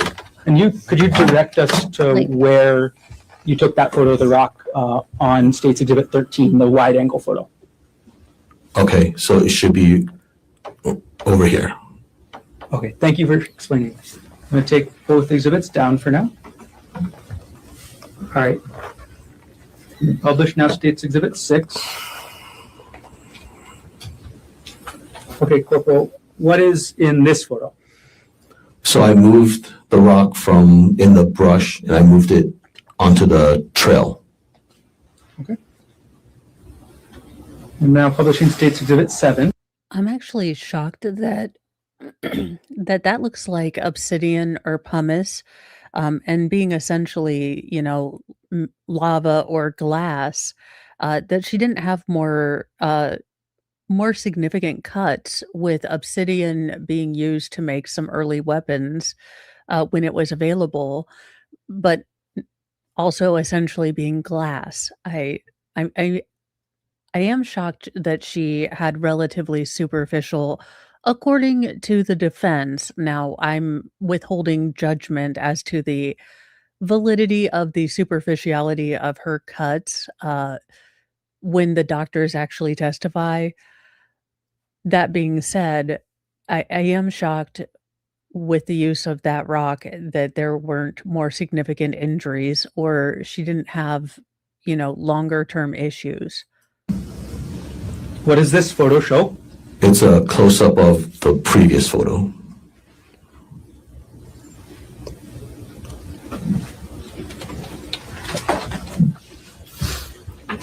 All right. Corporal Wu, how long did it take you to find the rock? I don't exactly remember how long it took me to find the rock. During the time you moved the rock to the middle of the trail to take those photos, did you tamper with, alter, destroy any part of the rock? No, I did not. Okay. How did you move it? With my hand. How does one destroy a rock?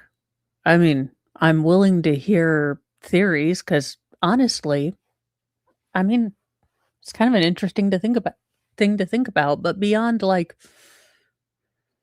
geological forces, again with the pause game, why does he always look shocked to be in court?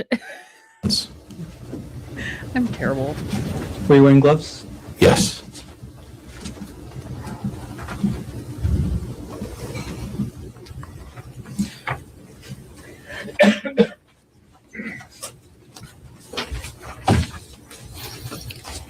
Right.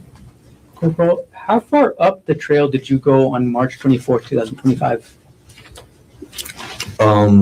I went about 6 minutes up the trail. Were you able to locate the suspect on that date? I was not. Did you try to find the suspect? I did. How did you try and find him? I tried to look for him, see if I could see him hiding anywhere. I also called out his name. Approximately how many times did you call out his name? Many times. To your knowledge, was any evidence recovered from the scene? Yes. What was recovered that you know about?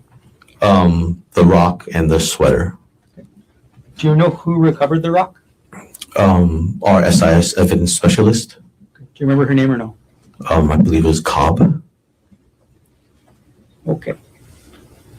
Okay. Thank you, Corporal Wu. No further questions at this time. Thank you. All right, defense. What say you, defense?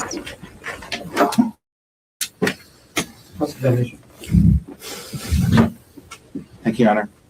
Now, let the cute young one look. I know he's married. I'm married too. I'm not blind. Let him talk. He seems agreeable, and he doesn't bother me. You annoy me, sir. I don't know why, but you just do. Good afternoon, sir. Good afternoon. So you're a corporal? Correct. Okay, Corporal Wu. I have a few questions for you today. Thank you.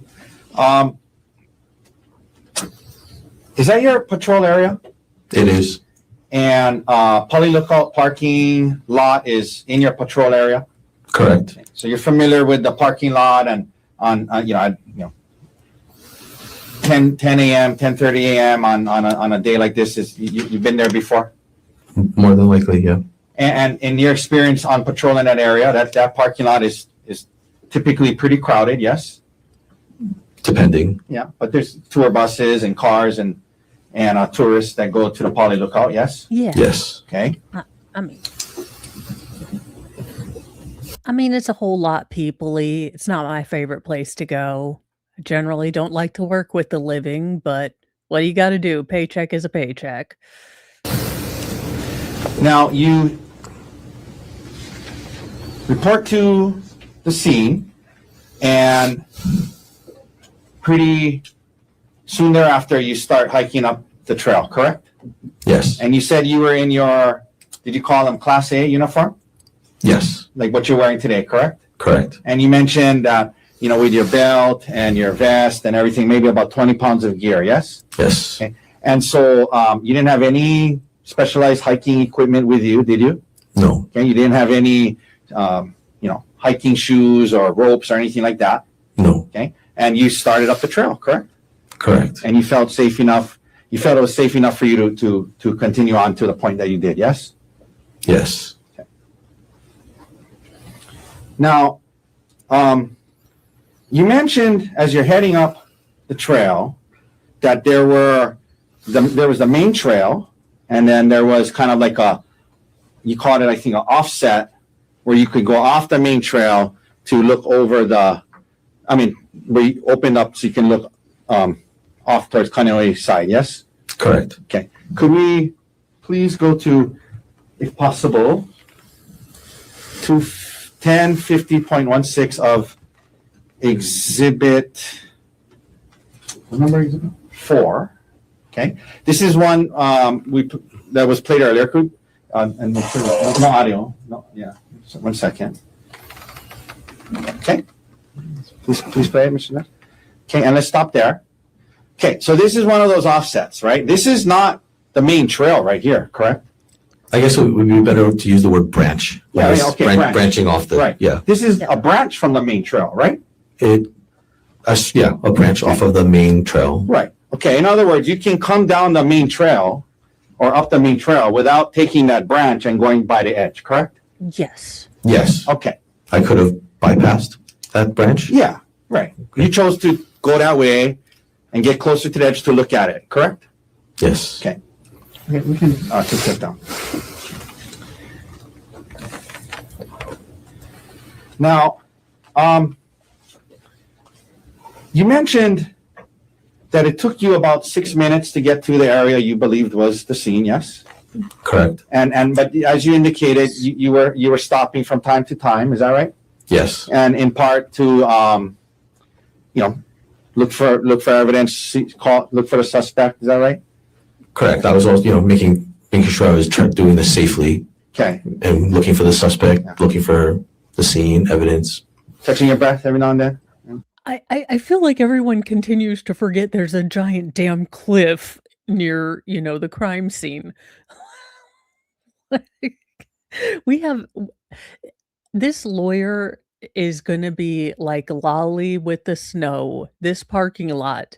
Also, why do I always continually pause like he's just, okay, I'm going to go ahead and say it because I'm going directly to hell, but it looks like he's seen Godzilla.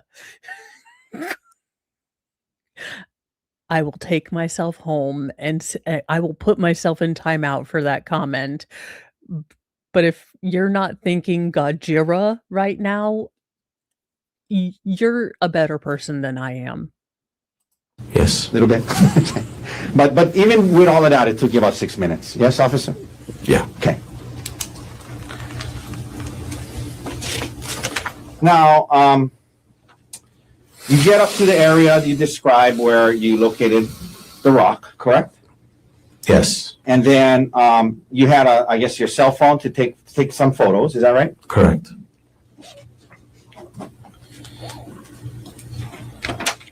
And the rock was on the side there, and you took it out with gloves and put it down and photographed it. Yes? Yes. Okay.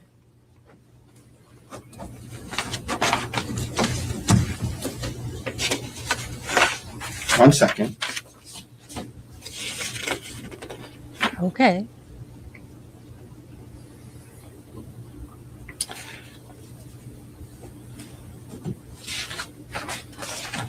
You mentioned, and we saw it on the video, there was a sweater on the ground, yes? Correct. And that was on, I guess, on the main trail, correct? Correct. All right.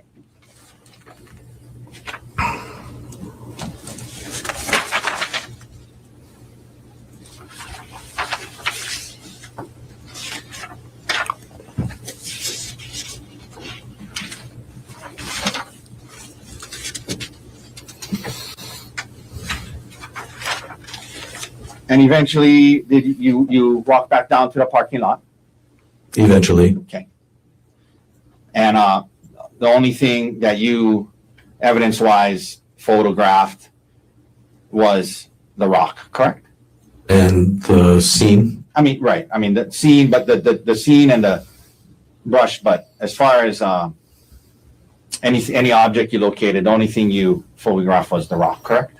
The rock. There was some blood. Oh, you took photographs of that too? It's part of these. Okay. And the sweater that was on the video, correct? Correct. All right.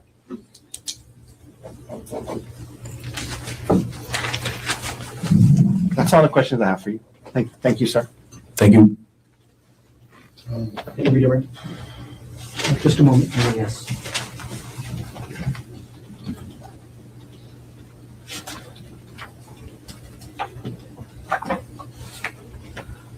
Corporal, you were just asked about, or you just talked about the blood you took a photograph of. Could you pull that exhibit and tell me what number is on the back?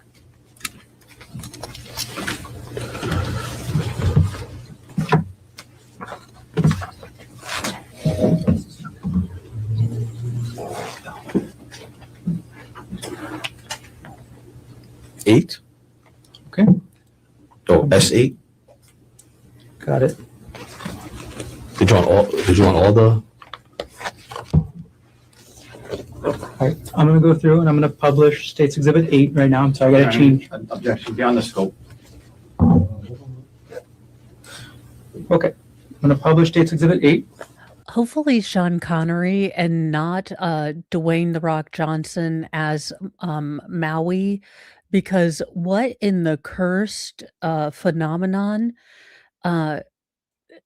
Look, I actually I cracked my knuckles. That being said, whoever decided that the live action Moana should happen needs to be sent to Guam and hope it tips over as a punishment.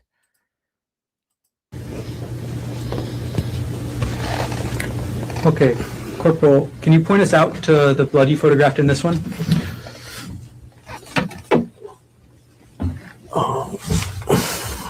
Right there, there's a small drip of blood on that piece of wood. Okay, and I'm going to zoom in.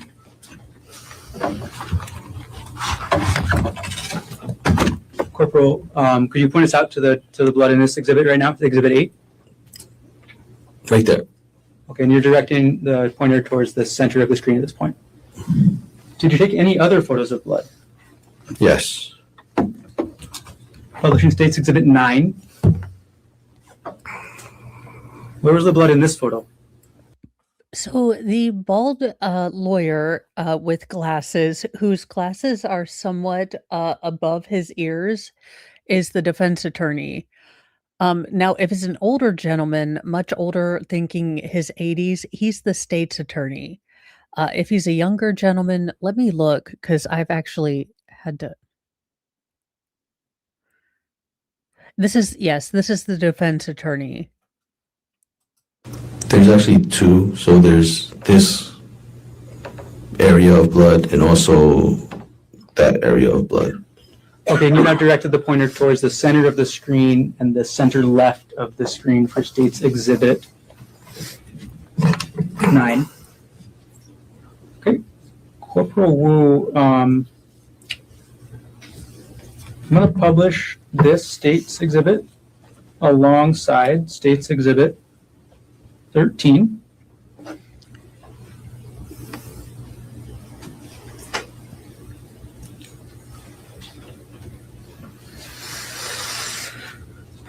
Okay. Where was the blood on the States Exhibit 9 on the right side in relation to States Exhibit 13?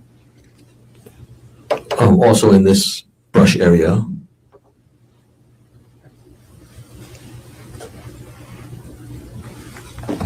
Did we miss any other photos of blood that you took, Corporal? S10. States Exhibit 10. Okay, publishing now.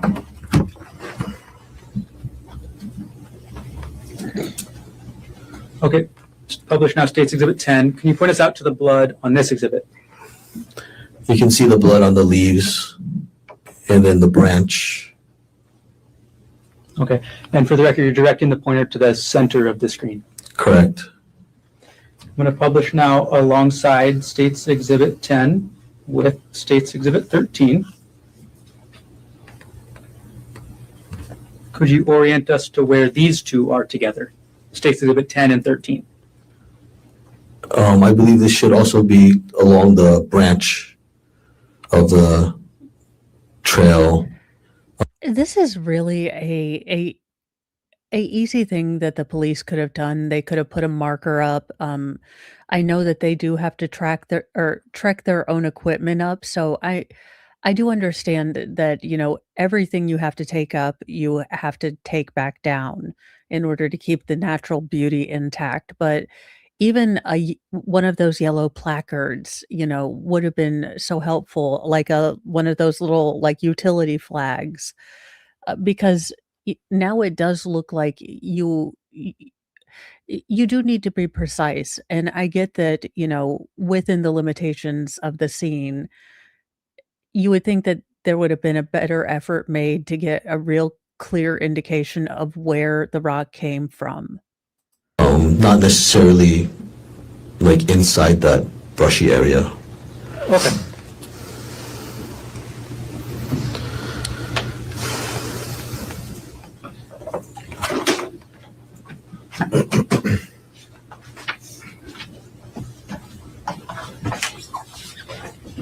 So I propose one more thing with this, and I'm going to go back to publishing just states 10.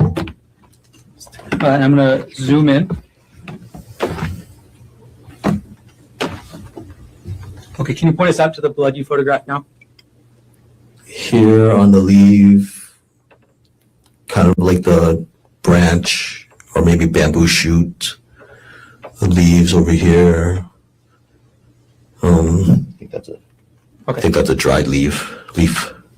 And that's the general center and left area of this photo. Is that fair? Correct. All right, Corporal. Thank you very much. Brief follow-up, Your Honor. Do we publish Exhibit 13, please?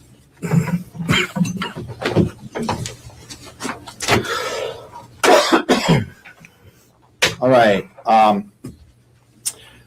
Corporal Wu, you just, this was about a year ago, correct? Correct. And you just pointed to the area you believe the blood was, right? Correct. But you did a report in this case back on the day that you took these photos, correct? Yes, I did. And it's a one-page report, correct? Correct. And in your report, you didn't document the specific place in this photograph that you found the blood or anything like that, did you? I would have to look at what the report said, I guess. Would you like to see your report? Sure. Okay. May I approach? Yes. Is it marked? This is marked as defense exhibit. Now, Volusa, maybe there are, because he is just, not just, but he is the first responding officer. Maybe there are going to be crime scene technicians that are going to testify that were able to, get up there later. So they could go and kind of indicate, hey, this, that, and the other.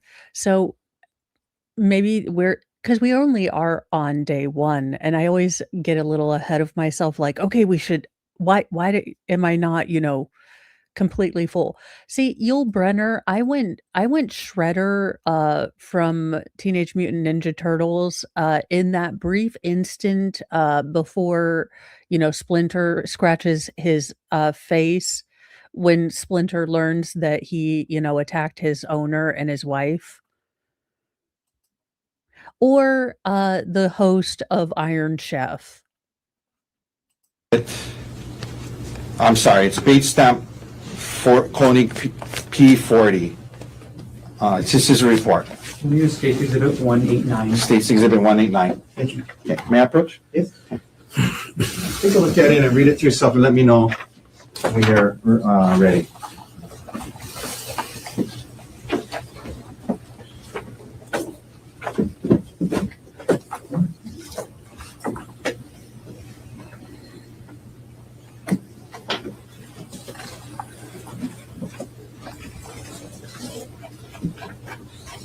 Okay. Can you hand it back to me?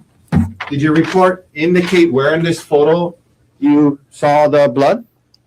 Not specifically, but in the last line it does say I mean, I could have read it like 5 photos of the bush in the trail area. Yeah, I said 5 photos of blood found in the bush and area along the trail, right? Correct. But you're here a year later pointing to this photo saying it maybe in this area, but I mean, specifically, you never noted specifically where in this photo the close-ups of the blood was from, correct? Not besides that last sentence in my report. Not besides the general statement that 5 photos of blood found in the brush and area along the trail, correct? Correct. All right, thank you, sir. Any other questions? No, thank you. Corporal, thank you. You can step down. Watch that first step. Off record.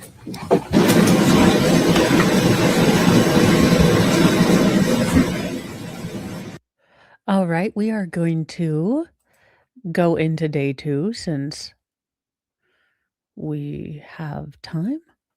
Now, it's just guessing which day is, day 2. Ta-da! Plop. And, alrighty, so they have been moving at a pretty good pace.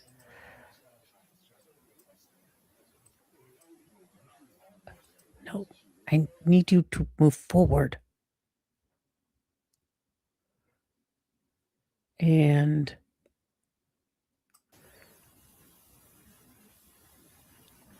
again, Ted Kaczynski. The Ted is really strong here. I mean, if you don't look at this picture and think, what is it? Oh gosh, what was Ted's argument against a modern society or something? I can't remember what Uncle Ted Kaczynski's manifesto was. But when you go back and you read it and you're like, Uncle Ted had a couple points.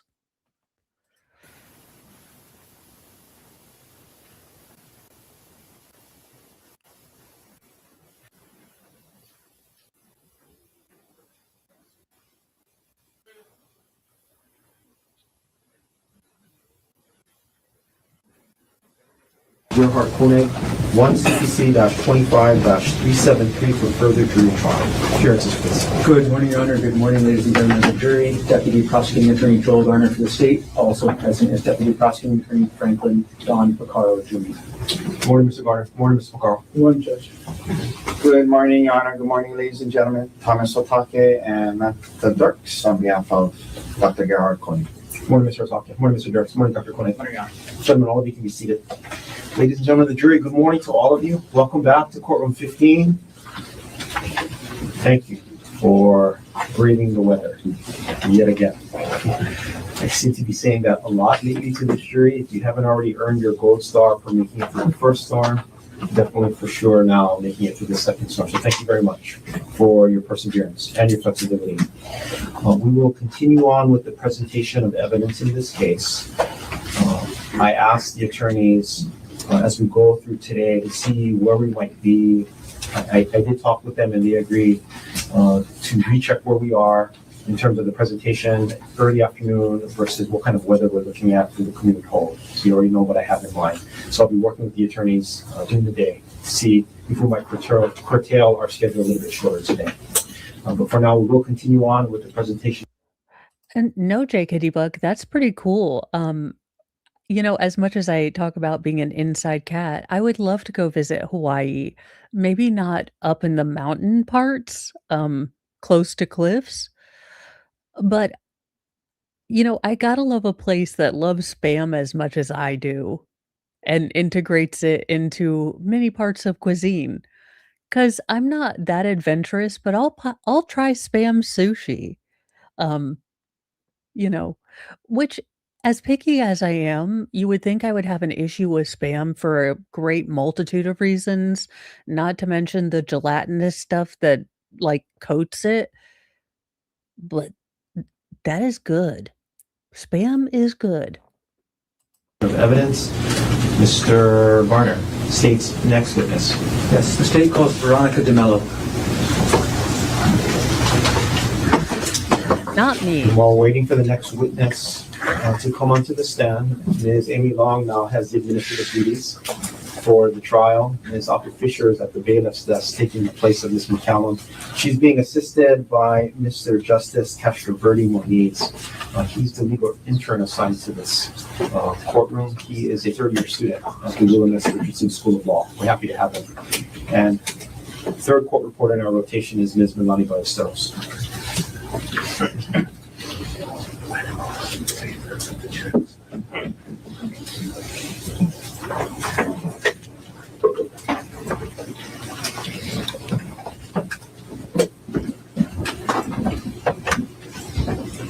Please right hand. You do solemnly swear or affirm that the testimony about to give shall be the truth, the whole truth, and nothing but the truth? I do.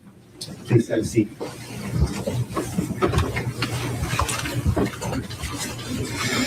Good morning. Good morning.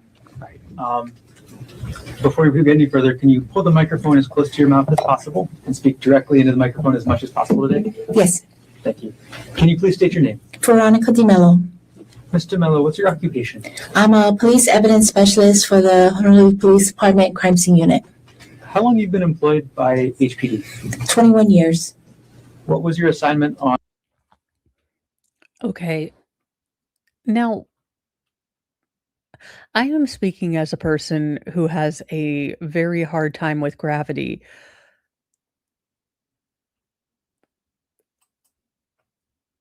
I will pay I will pay UNICEF $1 if this woman hiked to the top of the hill herself. Again, I am not casting any aspersions. She might be able to run up that hill, but I'm gonna be real honest with you that I wasn't making it up to the top of the hill. So I just have my doubts that she's the actual technician that got to the top of the hill, but I could be very wrong and speaking out of my behind. On March 25th, 2025, around 12:30 a.m. My assignment was to recover evidence at the central receiving desk at the main station. I want to take a step back. What are the general duties of an evidence specialist? Our general duties include crime scene documentation and evidence collection. And on that date, March 25th, just after midnight, what type of evidence were you assigned to collect under HPD report 25-110958? Clothing. Who did you collect the clothing from? I collected the clothing from a Mr. Koenig, What was his full name? Jared Koenig. I believe. Gerhard? Yes, I'm sorry. No problem. Butchered that name. Okay. If you were to see that person again, would you be Well, she's so sweet. She's just like me. Like, look, we hooked on phonics didn't work for us. able to recognize them? Yes. If that person is in the courtroom, can you point them out and let us know an article of clothing that they're wearing? Yes. As I'm facing the court, he's on my right, wearing a blue collared shirt. Your Honor, may the record reflect the witness has identified the defendant. Record will reflect identification was made. Specifically, what clothing items did you collect from the defendant? I recovered I collected a t-shirt and a pair of shorts. Now I'm going to approach with what's been marked as States Exhibit 29 and States Exhibit 30, which have previously been shown to defense counsel.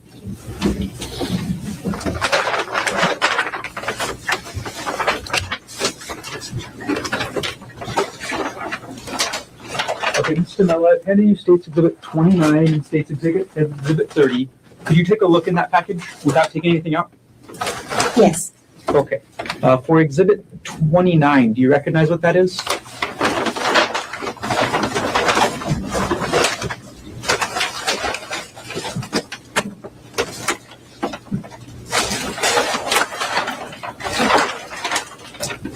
Yes. Okay, what is Exhibit 29? Exhibit 29 is a t-shirt.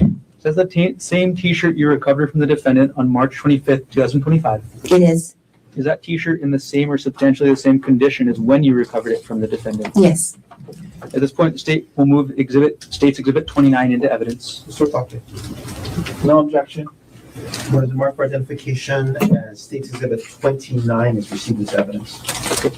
Mr. Mello, without removing anything else from that large package, could you remove State's Exhibit 29?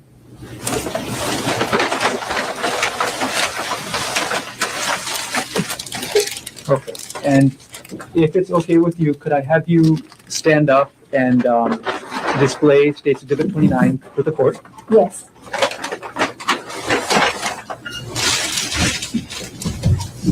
And first, can I ask you to display outside of you the front of the T-shirt?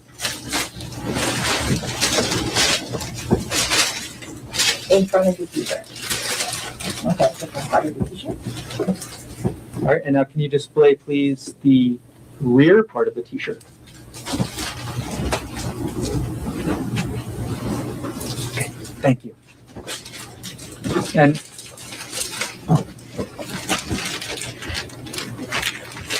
okay, Mr. Mello, can you now open up that package and take a look to see State's Exhibit 30? Mm-hmm. Yes. Okay, did you get a chance to see it? Yes. Okay, what is State's Exhibit 30? It's the shorts that was recovered at Central Receiving Desk. This is the same pair of shorts you recovered from the defendant on March 25th, 2025. Yes. Are these shorts in the same or substantially the same condition as when you recovered them from the defendant? Yes. At this point, the state will move Exhibit 30 into evidence. So, okay. No objection. We'll do mark for identification as State's Exhibit 30 is receiving to evidence. Okay. And could you now take State's Exhibit 30 out and display it to the jury as well?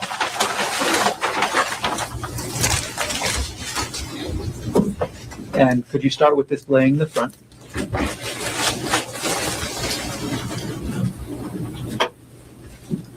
And now could you display the rear, please?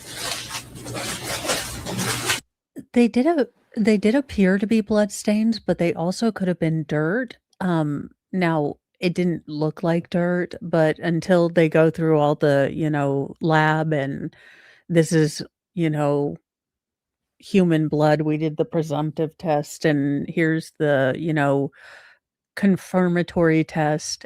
We won't know. Now, this on the back of the shorts looks like dirt, like maybe he did have to scoot down or fell or pooed his pants.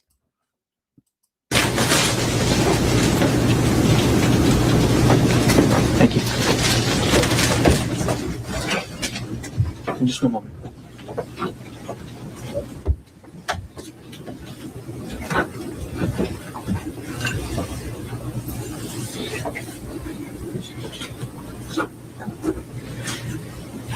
Okay, thank you. Sorry.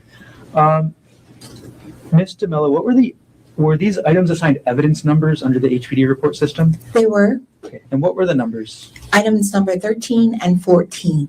Okay, and which item was number 13? Item 13 was the T-shirt, Okay, and item 14 was the shorts. what type of packaging, after you recovered it, did you place item 13, the T-shirt, into? The T-shirt was placed in an evidence envelope, a breathable evidence envelope. What type of packaging did you place item number 14, the shorts, into? The same type of packaging.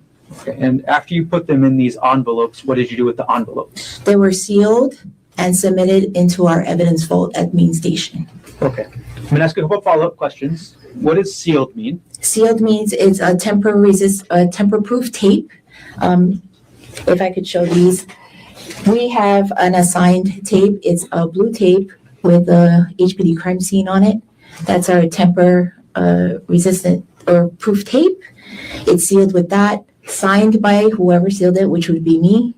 It has my ID number on there and also the date that it was sealed. Okay. And could you hold up State's Exhibit, either one, just let us know which one you're doing, and point us out to the tape? Sure.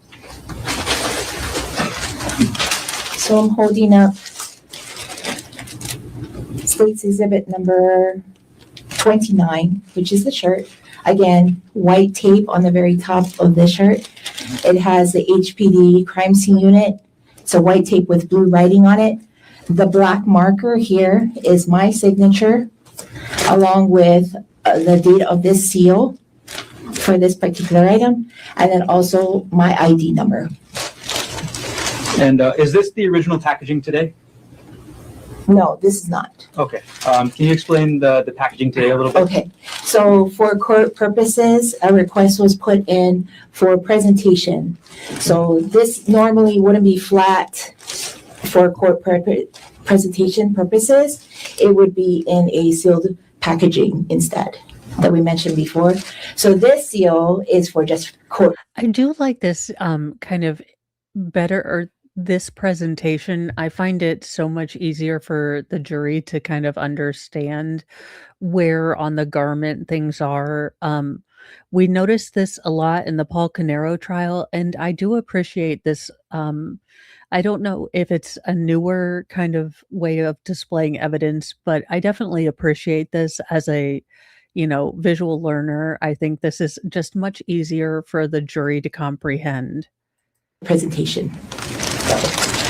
And you mentioned that you put items 13 and 14, which are downstates exhibit 29 and 30, into the HPD evidence vault. Yes. Can you explain that? HPD evidence vault, our evidence room, which normally takes in evidence, is not a 24/7 evidence dispository. They have a vault outside of work hours for them, and then it's a sealed, locked in the basement of the HPD main station. Okay. And then how do you transfer a piece of evidence, or how do you transfer the two pieces of evidence in this case into that vault? Okay, we also have a case report system within the police department, and there is a electronic transfer. So for me, it would go to whatever locker it was assigned to. It was transferred, and then it was locked and then sealed within that. And the only other person that can open that lock after me would be somebody that is employed with the evidence room. And which locker did you place the items in this case? Main station evidence locker 121. Now, from the time that you collected the T-shirt and the shorts to the time you put them in the evidence room locker 121, did you have sole custody and control of the items? I did. During that time, did you tamper with, alter, substitute, or destroy the contents of those packages or those items in any way? I did not. During that time, after you sealed the packages, did anybody open the packages at all between the time you sealed them and the time you placed them in the locker? No. Okay. Did everything you testified to occur in the city and county of Honolulu State Court? Yes. Thank you very much. No further questions at this time. Your Honor, can we approach briefly with the I wonder what the defense is going to be attempting to bring forward.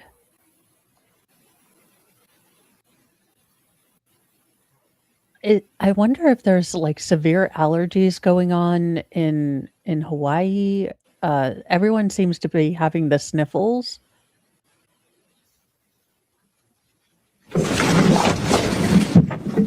Also, thank you.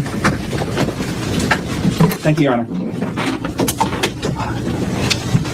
There you go. Good morning, Ms. DeMello. Good morning. You indicated that you have been with the Honolulu Police Department for 21 years, is that right? That is correct. And was that entire time as evidence specialist? It was. And throughout that time then, you were asked about what you do there. Did you receive training on how to go about your job as an evidence specialist? I do. Part of the job of evidence specialist in your experience is to take photographs of evidence, correct? That is correct. And it's also to collect physical evidence, like you did in this case, the shirt and the shorts that you just showed the jury, yes? Yes. When it comes to, do evidence specialists from HPD sometimes actually go to alleged crime scenes and photograph evidence at the crime scene? Yes, they do.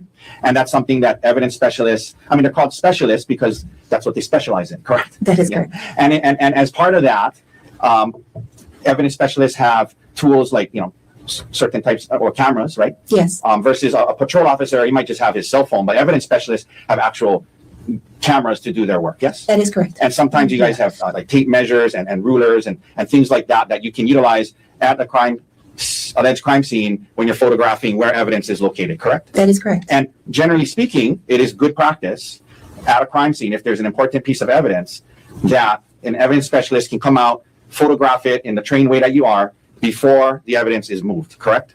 Yes. You want to document it well where it is, because oftentimes exactly where a piece of evidence found is important, correct? That is correct. And so you're trained that as much as possible, evidence specialists come out, try to maybe use your rulers or whatever to help, show where a piece of... This man, let's be real. This is all the petty. we have already, used Occam's razor and our eyeballs to approximate the statistical probability that this woman got anywhere near the top of the daggone, mountain. And obviously, the hell she did not. So do not shame this woman. I myself, even lighter than I have been in a long time, would not be able to get to the top of that mountain. So how about you just leave it be?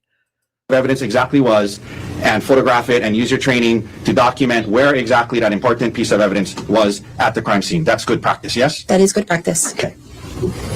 And then that way, like a year later, we're not guessing where exactly something was and wasn't, correct? Correct. All right, thank you. Now, Mr. Mello, do you know somebody by the name of, and I'm going to try to pronounce it right, Miss Niu Zhang? That would be Zinwei. Completely wrong. Zhang. Yes. Yes. I'm sorry, what was it? Zinwei. Okay. Oh, it's, I'm sorry, the last name is Zhang. Okay. Yes. Last name is Zhang. Okay, Zhang. Yes. Miss Zinwei. Zhang. Yes, Miss Zhang. Okay, I'll refer to her as Miss Zhang. Do you know who that is? Yes. And she was an evidence specialist at the Honolulu Police Department, correct? Yes. And she worked on this case, yes? Yes, she did. But then she has since left HPD and I think maybe resides in China or something. She is no longer with the department. That is correct. And were you her supervisor? I was not her direct supervisor, no. Okay. I noticed on some of the photographs that Miss Zhang took that it indicates that it was approved by Veronica DeMello. What does that mean to if she took a photograph and then you approved it? So with our workflow, a supervisor, not necessarily her direct supervisor, a supervisor will review the images that are put into that central report system within HPD to account for the amount of images that were taken. Okay. So you were a supervisor, just not her direct supervisor. Correct. But on this occasion, you did approve the photos she took, correct? Yes. Okay. And she likewise was an evidence specialist who received training on how to properly take photos of relevant things, correct? Take photos, yes. Yeah. She received training on that, right? Yes, she did. Your Honor, Exhibit D30 has been admitted into evidence. And can I read the stipulation to the jury? Yes, but before you do, Mr. Otake, so ladies and gentlemen of the jury, Mr. Otake is going to read what's called a stipulation of facts to you. These facts have been agreed by the parties to be conclusively proved. You will treat these facts as conclusively proved. They're not in dispute. Whenever you're ready, Mr. Otake, you may proceed. Okay. Ladies and gentlemen, the parties stipulate that Exhibit D30 contains photographs taken by HPD evidence specialist Niu Zhang on March 24th, 2025. Okay, thank you. Okay. All right. May I publish? Yes. Okay, Ms. DeMello, I'm going to publish this exhibit and ask you a few questions about it, okay? To help the jury understand what certain things on this means, okay? So, first thing I'm going to show you here, if I can get this to work well, is at the bottom of D30, let's let it focus. It indicates here, it has Miss Zhang's name here, right? Yes. And then it says rank POL-EVSP3. In your experience, what does that mean? Police Evidence Specialist 3. Okay. And so there's different levels. Yes. How many levels are there? 4. Okay. And so she was a 3. Correct. Okay. And then it has a date and time, March 24, 2025, 1946, which would be 7:46 p.m., yes? Yes. And in your experience, that's typically around the time that the photos are taken and submitted? No, that is the time that it's entered into the central receiving Thank system. you. Yeah. So that's when it's entered into the system, right? That is correct. So that would mean that the photographs being Okay, defense, where are we going with this? entered were taken before 7:46 p.m. on March 24th, correct? That would be correct. At some point. At right? some point. Okay. Then this is the side I was asking about, approved by Veronica DeMello. That's you, correct? That is correct. Okay. So now I'm going to zoom out. It says at the top here, Honolulu Police Department photographic report. Okay, so he does have some facial injuries, which does, comport or, does follow along with the sort of mutual combat that the defense was putting forward. But, to play devil's advocate for the state, he also had 5 hours alone in the forest in which he said he was contemplating self-deletion. So these all might be self-inflicted injuries as he was trying to delete himself. So it will be interesting to see what both sides make of these pictures that do show obvious wounds on Gerhard. You see that? Yes. So part of what evidence specialists do is they photograph things and then they put it into a kind of a report form. Yes. Yes. Okay. And this looks to be well, you approved this, and this is a photographic report that Miss Zhang created. Correct. That is correct. Correct. Okay. And she is now lives in China, to your knowledge. To my Okay, knowledge. thank you.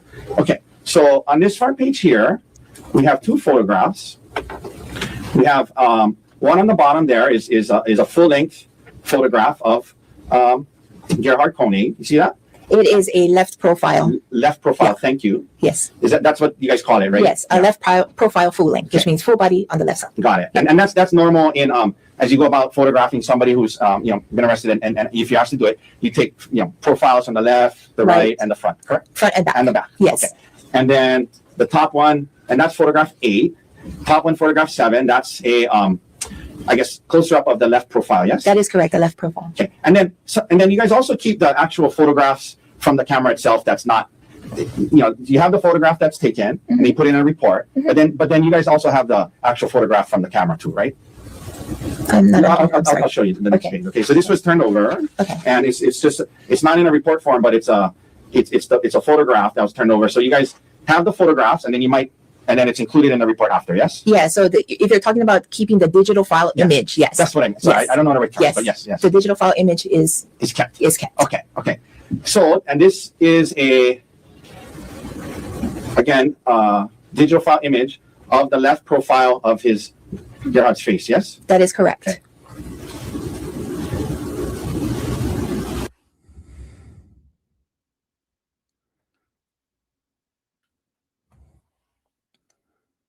Yeah, I mean, I could see her fighting back and hitting any part of his face. Again, ear would be something if you're flailing and it's protruding at any way. I could see tearing. This is, now that they've given us a better picture, this is not look, I'm not a big MMA person, but this is not inconsistent with a fight, but it's also, as Jim says, not inconsistent with getting whacked by a branch. So it will be interesting to see both sides and what they interpret from these photos. And sometimes you guys are trained to, well, not sometimes, but are you guys trained to take photos of apparent injuries on a suspect's body? We are trained to do that, yes. Okay. Yes. And in this case, there was a photograph taken of the left side of Dr. Koenig's face on March 24th, 2025, correct? I don't know when she took these images. But it was before, I'm sorry, it was before 7:46 on March 24th, correct. 2025, correct? Okay. And we just read the stipulation where the parties are agreeing that it was taken by her on March 24th, 2025. Yes. But you weren't there when it was taken. Correct. Okay. I wasn't there. When Okay. All right.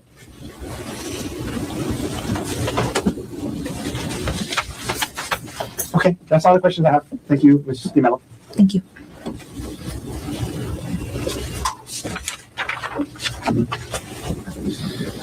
Thank you. Any redirect? No. Thank you. Ms. DiMello, thanks for being here. Thank you. Watch that first. Yes.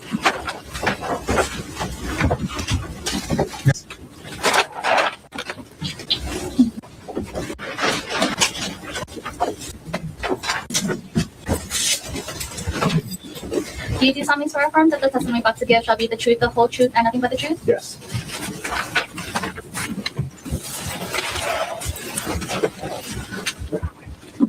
I'm sorry. Good morning. Good morning. All right, before we get any further, can you pull the microphone as close to your face as possible and keep your voice into the microphone as much as possible?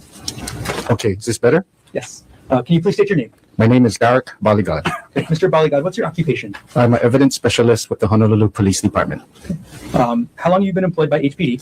for 19 years. And what was your assignment on March 24, 2025? My assignment was to report to the Queens Medical Center ER to take photographs of a person.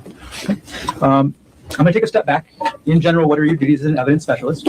My duties as an evidence specialist are to recover evidence, to take photographs, and to pencil and sketch diagrams.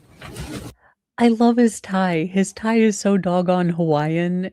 I mean, it is, it's almost like it was supplied by the tourism board. I love it. Poor guy, though, his hair has humidity issues like mine. This poor man has never had a good hair day living on Hawaii. I think they do have pretty good humidity being equatorial. So, yeah. Okay, and you mentioned that you were assigned to respond to Queens Medical Center? Yes. Is the Queens Medical Center in the city and county of Honolulu, state of Hawaii? Yes, it is. And what specific location of the Queens Medical Center did you respond to? It's a punch bowl location, the emergency room. What time did you arrive to the Queens Medical Center punch bowl emergency room? Approximately 11:50 in the morning. And you mentioned earlier you were assigned to take photographs. Who were you assigned to take photographs of? I was assigned to take photographs of Ms. Ariel Koenig What time did you start taking the photographs at the ER?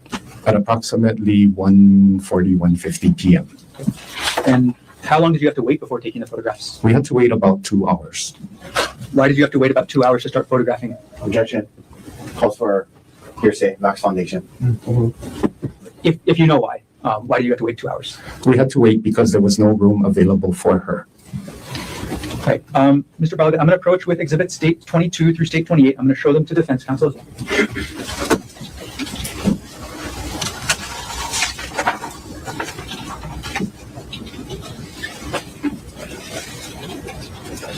Can you approach the witness? You may.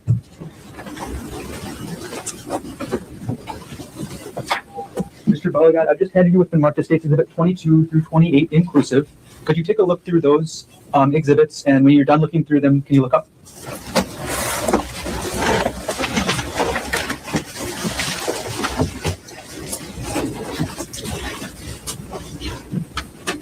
Okay. Are you finished? Yes. Okay. Do you recognize what these exhibits are that I've just handed you? Yes, I do. What are these? These are photographs taken of Ms. Ariel Koenig. Okay. In the time that you saw Ms. Koenig on March 24th, 2025, were you able to familiarize yourself with the condition she was in? Yes. Were you able to familiarize yourself with any injuries that you could see? Yes. These exhibits, state 22 through state 28, did you take all of these photographs yourself directly? No. Okay. Despite that, did these photographs fairly and accurately depict Ariel and her injuries as you observed them on March 24th, 2025? Yes. The state now moves exhibits. I wonder if the sidebar is going to be further clarification from the state as to why he was not the individual that took all of the pictures. Now, there might be sort of privacy and gender kind of respectfulness. Maybe certain of the pictures maybe required Ariel to get into a certain state of undress, and a female CSI employee did those, but he was supervising. I don't know.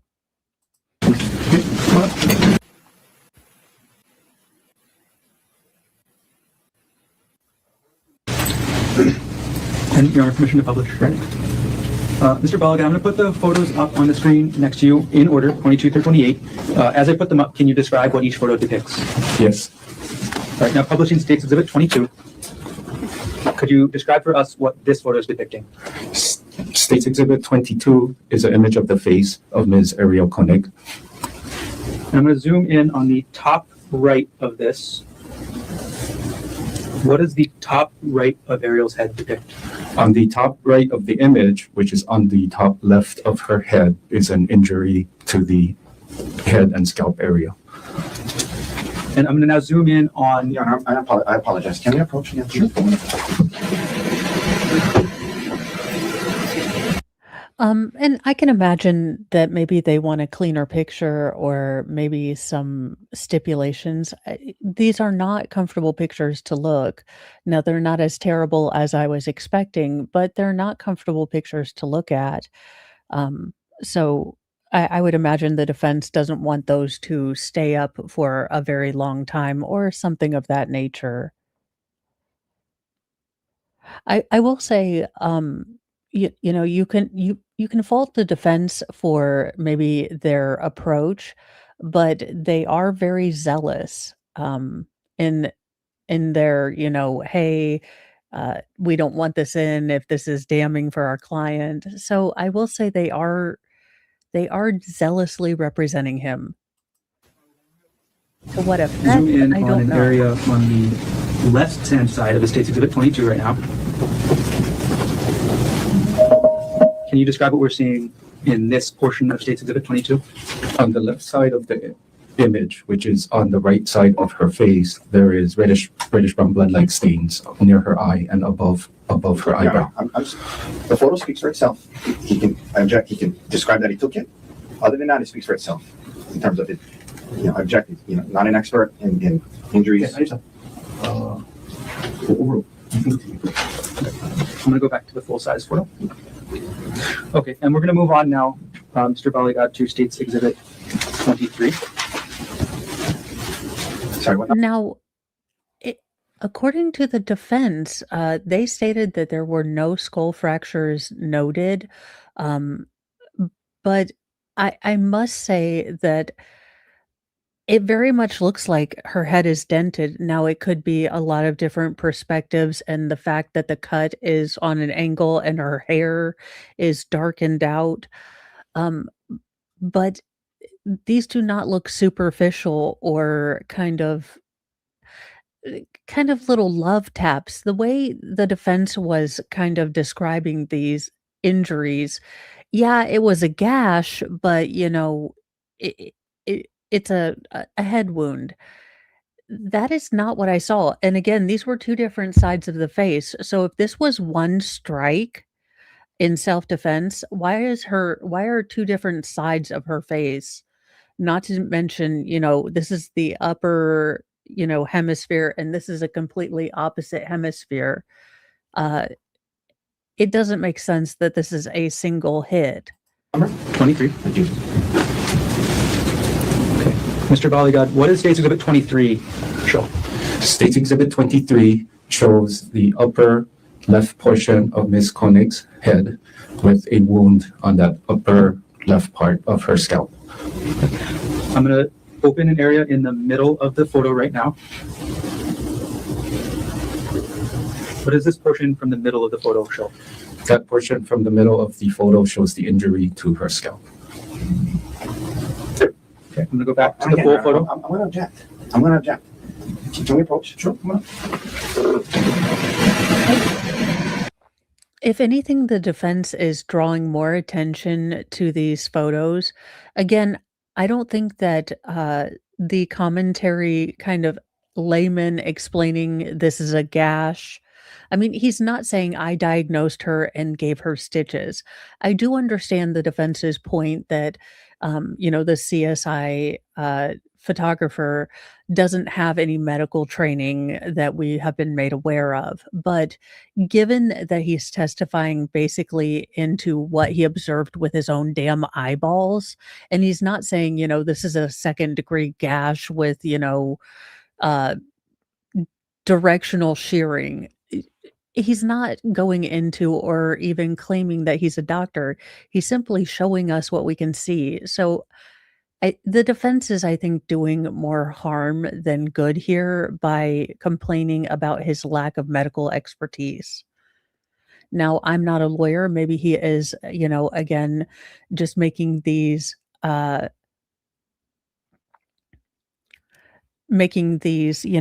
oh goodness gracious, for the record, but I don't see it. And in breaking news, Courtney Clenny's trial has been moved to August.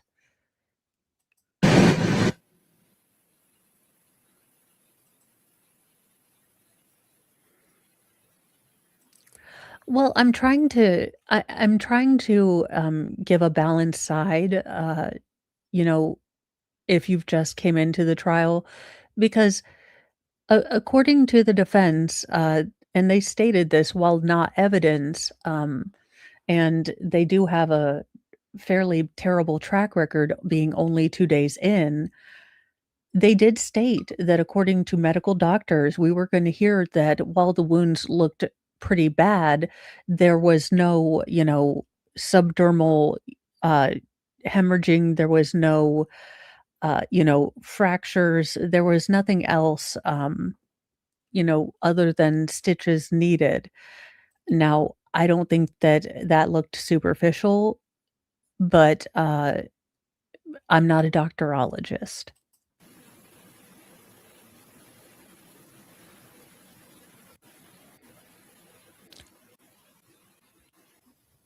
Balagad. We're going to move on now to State's Exhibit 24.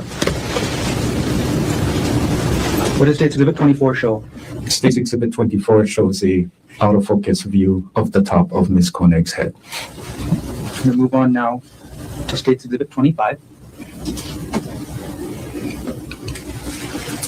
Now, what does State's Exhibit 25 show? State's Exhibit 25 shows another view of Ms. Koenig on the top of her head. Okay. What happened to the hair in this, if you know? Objection. That's foundation, cause for speculation. Just name? Me? Oh, sorry. Do you know what's different about this photo? Yes, I do. What's different? The medical professionals. Your Honor, this, again, the same objection. Hearsay. Well, this one, he's CPA foundation. Go ahead. So it's the same for now. So not the foundation. Okay, Mr. Balagad, you said you know what's different about this photo. Is that from your direct observations or from what somebody told you? Not what from somebody told me, from what I observed. Okay, so from what you observed, what is different about this photo? Medical professionals removed her hair so that we could see the injury better. Now, publishing State's Exhibit 26. Again, I get where he is going with he doesn't want the commentary, and the photos are probably very gruesome looking. But doing these objections just draws attention to these very, very damning photos. And I am sure that maybe I will ask Nick next time I see him or another lawyer if he is preserving this for the record, but there has to be a way to go to a sidebar and say, I would like to put on the record a continuing objection to any continued commentary by this witness. He doesn't have medical, expertise. So you don't look disagreeable and argumentative to the jury. Mr. Balagad, what does this exhibit show? State's Exhibit 26 shows again Ms. Koenig with the injury to her top of the head with hair removed, and a scale is placed to show the size of the injury. Okay. Can you say there's a scale placed to show the size of the injury. Who placed the scale there? I did. That is my hand. Okay. I'm going to zoom in on the scale in your hand, and at least the top portion of the injury. Okay. What does the marks on the scale represent? The marks are in millimeters. Thank you. I'm going to move on now to State's Exhibit 27. What does State's Exhibit 27 show? State's Exhibit 27 is the back of her left hand. The back of whose left hand? Excuse me, Ms. Koenig's left hand. And State's Exhibit 28. What does State's Exhibit 28 show? State's Exhibit 28 shows the back of Ms. Koenig's left hand with a scale placed to show size of injuries. I'm going to zoom in. Now, I am kind of surprised that we aren't allowed to see the hands, but they might be very indicative of defensive wounds and might also be gruesome.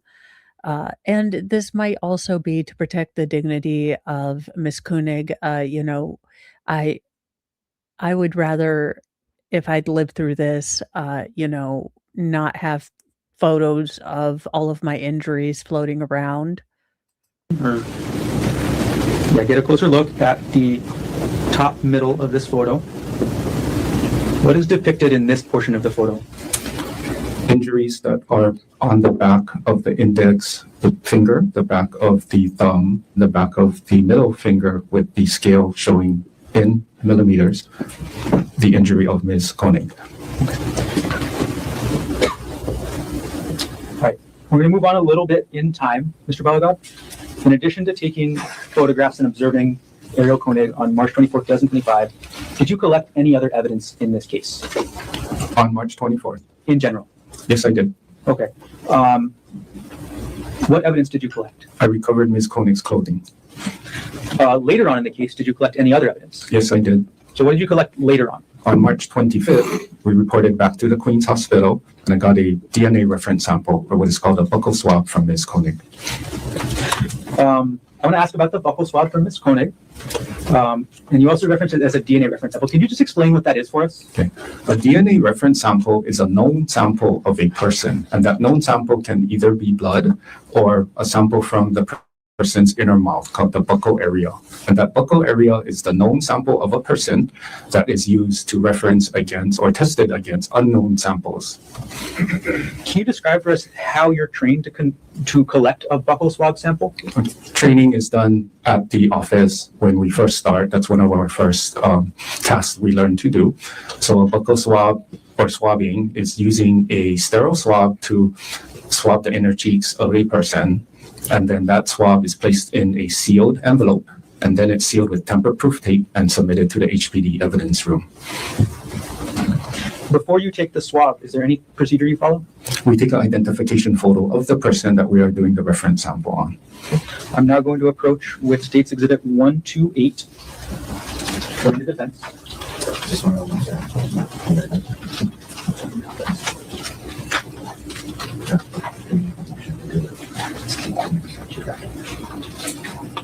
Okay, I'm going to approach now with what's been marked as States Exhibit 128.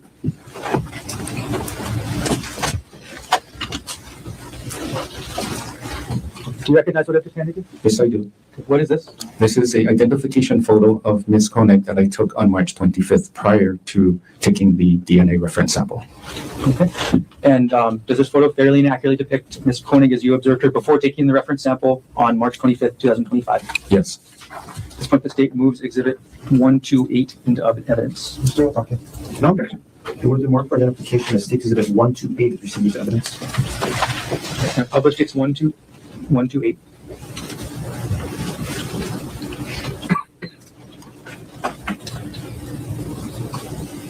I'm going to take now States Exhibit 128 off the screen. All right, Mr. Balagad, what was the buccal swab that you recovered from Ms. Koenig given an evidence item number? Yes, it was. What evidence item number was it given? Item number 24. Okay, and was that under HPD report 25-110958? Yes. And can you walk us through exactly how you took the buccal swab from Ariel? Okay. So again, sterile swabs are used. They're taken out of the package. We swab the inner cheeks, both the left and right side, to obtain the sample. It's sealed in a self-sealing envelope. Then we seal it with evidence tape. We write up an evidence sheet, and then we submit it to the evidence room. Okay. A couple follow-up questions. You said the packaging is self-sealing. What does that mean? The envelope comes with self-sealing so that when we put the swab sample into the package, it has a removable tape that we seal over, and then it's considered closed and sealed. It's to keep it sterile or from being contaminated by anything else. And then you mentioned evidence tape as well. Can you just... Yeah, I would imagine that moisture and humidity is much more of an issue than, say, Massachusetts, where just competence is an issue. Yeah. Evidence tape is tamper-proof tape that we use to make sure that envelope cannot be opened again without breaking the seal. And what kind of evidence tamper-proof tape do you use? We use the Honolulu Police Department evidence tape. And for you yourself, do you have any specific color of tape you use? We use the color of white and blue. Okay. Is that for everybody at HPD or any specific section? No. The different sections have their own colors of tape to show which section used or submitted evidence. So which section has the white and blue tape? The crime scene unit has white and blue. And after you said you sealed the package with the evidence tape, in this case, what did you do with the tape? So after the packaging is sealed, we sign and date it, and then we submit it to the evidence room. Okay. How do you submit, or keep it specific to this one, how do you submit the packaging item number 24 in this case? In this case, the evidence sheet is created with the sealed evidence, goes to the evidence room, and then an evidence custodian receives it. And who did you give, which evidence custodian at the HPD evidence room did you give this item number 24 to? To evidence custodian Lou Gonzalez. What is Lou Gonzalez's full first name? Lucia. Okay. From the time that you collected the buccal swab from Ariel to the time you gave it to Lucia Gonzalez at the HPD evidence room, was the swab in your sole custody and control? Yes. During that time, did you tamper with, alter, substitute, or destroy the contents of the package, item number 24, in any way? No. During that time that you were in that full custody and control, did anybody Did you or anybody else open the self-sealing package at all? No. And did everything you testified to happen in the city and county of Honolulu, state of Hawaii? Yes. Thank you. I have no further questions at this time.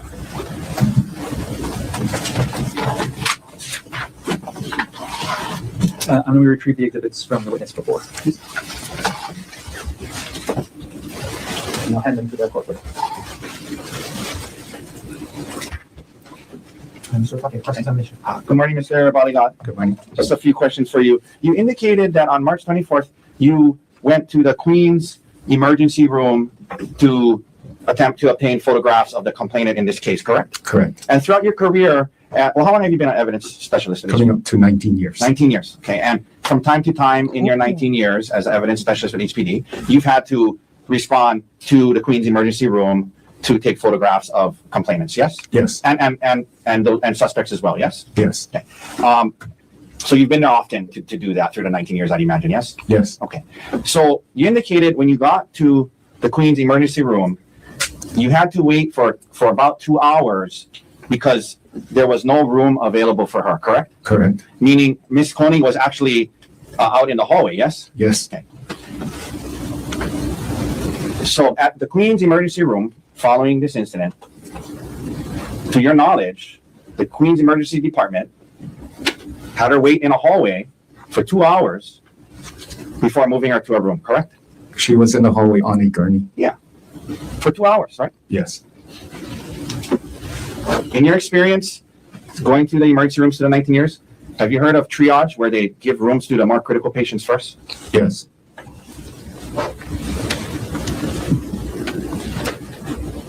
Now, sir, the prosecutor went over some of the photos with you that you took that day, and you gave some commentary about injuries on the thumb and scalp and things like that.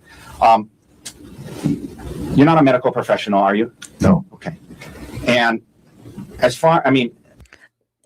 and this would be a point to make if he had ever claimed to be a doctorologist. But since he never actually claimed to be said doctorologist, did he ever comport himself or, purport himself to be said doctorologist? You're barking up the wrong tree. I don't think you're going to get the reaction from the jury that, well, this is all bullshit and Ariel's totally lying. You take the photos and the photos look a certain way, and photos look bad, obviously, but medically speaking, you don't have qualifications to say how medically serious her injuries were or were not, correct? Correct. Okay, that's better left to the Queen's doctors. I basically sounded more intelligent saying, you're not a doctorologist. You have just wasted more words than I did to basically say this man isn't a doctor. To talk about those things, yes? Yes. And as far as, the manner or means of the injury, how many strikes and or whatever, you would agree that a medical, a forensic pathologist, medical doctor specializes in examining injuries and coming up with opinions about means and manner. They'd have more qualifications than you to do that, yes? Objection, argumentative, and vague. Yes, sir. You agree with that, right? I agree. Yes. Okay, thank you, sir. No further questions. No, thank you. Thank you. What's your first step? Yeah, I'm glad you got that into the record. Advance live.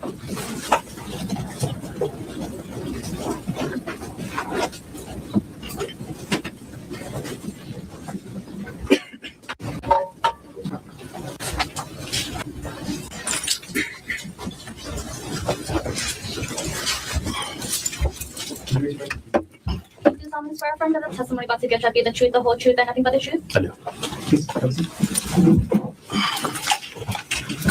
Good morning. Morning. First thing first, could you please sit close to the microphone and maybe pull the microphone close to your mouth and just try and speak into it for the rest of the morning? Yes. First of all, can you please state your name? My name is Vance Lime. Mr. Lime, I'm sorry, I've been calling you Lime. Okay. What is your Boba Fett? JKD Buck, again, either that or he plays oh gosh, what is his name? Doggone it. He looks like a 40-year-old lesbian here lately. He used to be a wrestler. He's trying to be a movie star. He doesn't play Groot, but he plays the other one on Guardians of the Galaxy. Why can't I think of his name? Not Jason Scott Lee. Not The Rock. I can see his face. I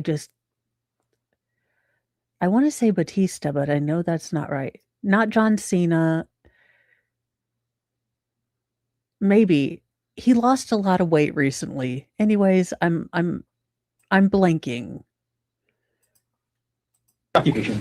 I'm employed for with the state of Hawaii Department of Land and Natural Resources Conservation and Resources Enforcement Division. What is the long name? Is there an acronym they use for your agency? There is normally referred to as DLNR or DOCARE. Is it okay if I use the word DOCARE? Yes. What's your rank at DOCARE? I'm a lieutenant for the District 1 area of Oahu. And then can you describe a little bit about what DOCARE is as an agency? We are a full law enforcement agency that enforces the rules under the Department of Land and Natural Resources, and our jurisdiction is from basically the top of the mountain to 3 miles out. You say 3 miles out? Into the ocean. He does. How long have you been employed by DOCARE? Approximately 20 years. Were you so employed and on duty on March 24th, 2025 at around 10:34 a.m.? Yes. On that date and time, where were you dispatched to? I was dispatched to the Pali Lookout. Okay. What's the official name that DOCARE uses for the Pali Lookout? Nu'uanu Wayside. Also the Nu'uanu Pali Wayside? Yes, Nu'uanu Pali Wayside. Is that in the city and county of Honolulu, state of Hawaii? Yes. Oh, hello, Thor. Which law enforcement agency or state agency normally has jurisdiction over the Nu'uanu Pali Wayside, if you know? What was the question? Sorry. Do you know who normally has jurisdiction over the Nu'uanu Pali Wayside area? It's usually DOCARE. And you said you actually went to the Pali Lookout. What did you do when you arrived at the Pali Lookout on March 24, 2025? Upon arrival, I met with the HPD sergeant who briefed us on the situation that was happening. When you arrived, were any other DOCARE officers present with you? There was 2 other officers. And who was that? Officer Dombrowski and Officer Pham. And after being briefed by Sergeant Malloy, what did you and as well as Officers Dombrowski and Pham do? After the briefing, we kind of made a plan to go up to the Pali Puka hiking trail and to assist HPD in the search of a male, Caucasian male that was. Welcome to Cat Butt Law Tube. Supposedly up there. Lieutenant Lee, did you write a report for this incident? Yes. Okay. And what did you refer to the area as in your report? In my report, I put the Pali notches. Okay. Can you explain the difference to us? Yes. If you're at the Pali Lookout looking towards the windward area of Kaneohe, the Pali notches are to your right if you're looking towards Kaneohe, and the Pali Puka is on your left as you're looking out towards Kaneohe. Got it. So which area did you actually search or actually go to on March 24, 2025? We searched the Pali Puka trail. Sir, where are you going? What are we doing here? I'm going to now publish what's been admitted into evidence as State's Exhibit 19. Lieutenant Lime, is the area that you searched contained on this diagram? Yes. What were you searching the area for? For a suspect. So a person. A person, correct. Mr. Lime, Lieutenant Lime, I'm going to approach you, and I'm going to ask you if you could use this iPad to use this pen and draw your search pattern on this diagram. Could you do that for me? Yes. Okay, and as you do it, could you narrate the way you searched? Okay.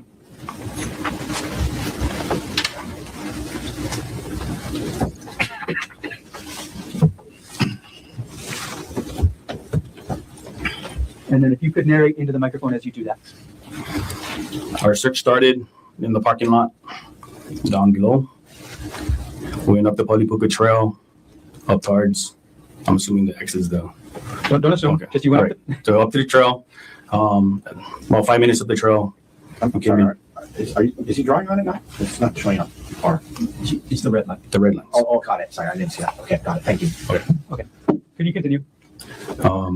As we got to the location, we came in contact with one HPD officer who was holding security around the location of the scene of the incident. From there, we went past that officer in the scene. There was another HPD officer above that scene. So we went past them and we continued up the trail looking for You were ridiculous. any disturbances along the trail or going off of the trail. We are going to show. Where a possible, person might be running and hiding. And Went all the way welcome, up to the Broken puka, Baker Raider. which is again, I can't really tell where the puka is on the trail, but went to the puka. Sure. There was nobody located on top of the trail. Went past the puka and then came back or doubled back down. We doubled back down. And welcome, Baker Raiders. Before I get attacked from the cat for not petting him, we are on the deadly doctor in paradise ? We are on to day 2 of the speed run of Gerhard Koenig, who is alleged to have, attempted to chuck his wife off a cliff in Honolulu. That being said, now the defense's take on this is that it was a fight, but it was mutual combat, and his wife, in fact, was trying to unalive him. So it's been an interesting thing. Basically, she is a harlot who had an emotional affair, and basically it was her own fault for having an affair, has been the defense, along with it was self-defense. He got life insurance on himself prior to that, and that it was an Uno reverse and she was trying to kill him. This is Thor the cat. He is, dying to death of lack of attention. Sir, I have to run a stream. Serious, for the love of Cheetos, cat. To 2 different areas. One area is just above the scene or the location, or approximate area, and then there's another one just above that. Officer Dombrowski was by himself. He walked into this area. Officer Pham and myself walked into this brush or forested area to search for, again, another possible suspect and any other persons that we could locate in that area. When was the next time or the next place you saw Officer Dombrowski? As we went in, we kind of met up with each other in the area, and then we doubled down back and forth in this kind of a pattern all the way to the roadside. Okay. In the area that you've now drawn on this iPad in the exhibit, what was the terrain like? The terrain was thick brush, a lot of trees, canopy, a lot of bushes, a lot of nooks and crannies, a lot of small crevices and spaces. You say nooks and crannies and crevices and spaces. What does that mean? Can you describe that? And we have Hawaiian Batista here, which is not a thing that I thought we would have, but Vance Lime, who...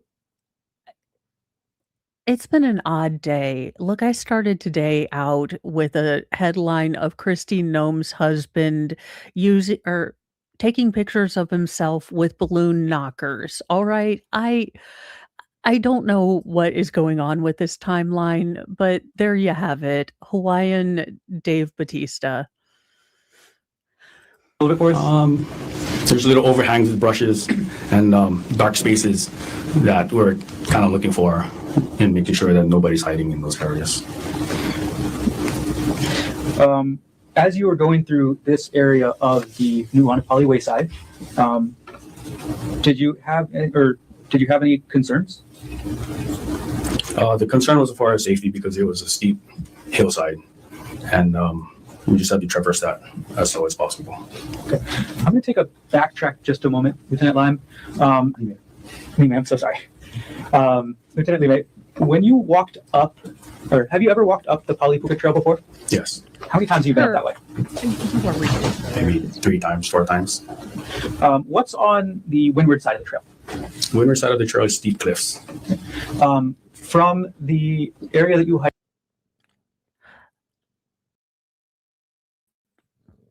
Yeah, no, I need you guys to see this. This is a cat that does not get love. He is abused. He would like to document the fact that he is not paid attention to. Nobody loves him. Would you stop trying to nurse on my finger? We've had a talk about this. This is creepy. Would you stop it, sir? No, this is not consensual. Stop. Clearly neglected isn't. Stop. This is why you're abusive. This is why you don't get love. The things I have to deal with in order to get a stream out to you guys. I know you feel very, very upset with. You are all just. Could you estimate the height of the cliff? No objection, Your Honor. As far as speculation. Or that's not. And it's also vague. I mean, he hiked a lot of areas. Could you estimate if you know the general height of the cliff? No. Is it more than? Oh. Can you estimate? Is it more than 10 feet? Definitely. Okay. Could you give us a general ballpark? A few hundred feet. It's a freaking cliff, okay? It's a flipping flapjack cliff. It is terrifying, okay? It's a cliff. It would kill you if you got chucked off of it. The end.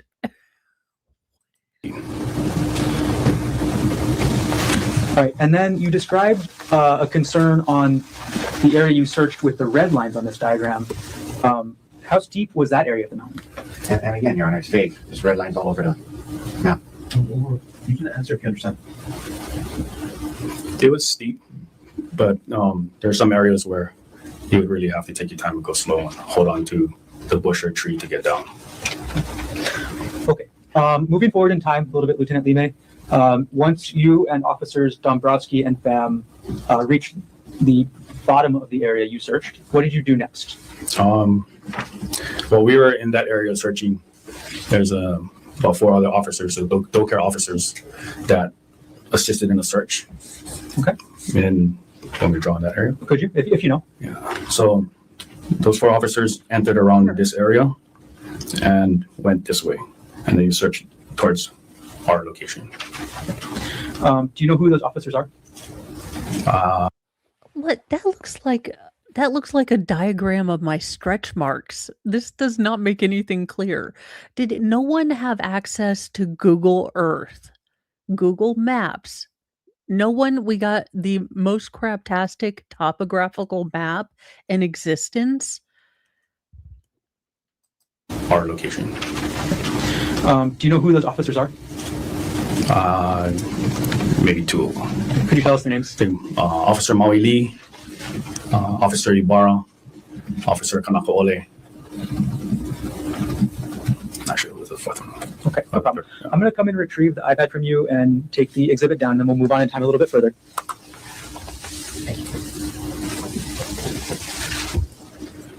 And we've taken this exhibit down, exhibit 19 down from the iPad, or from the view.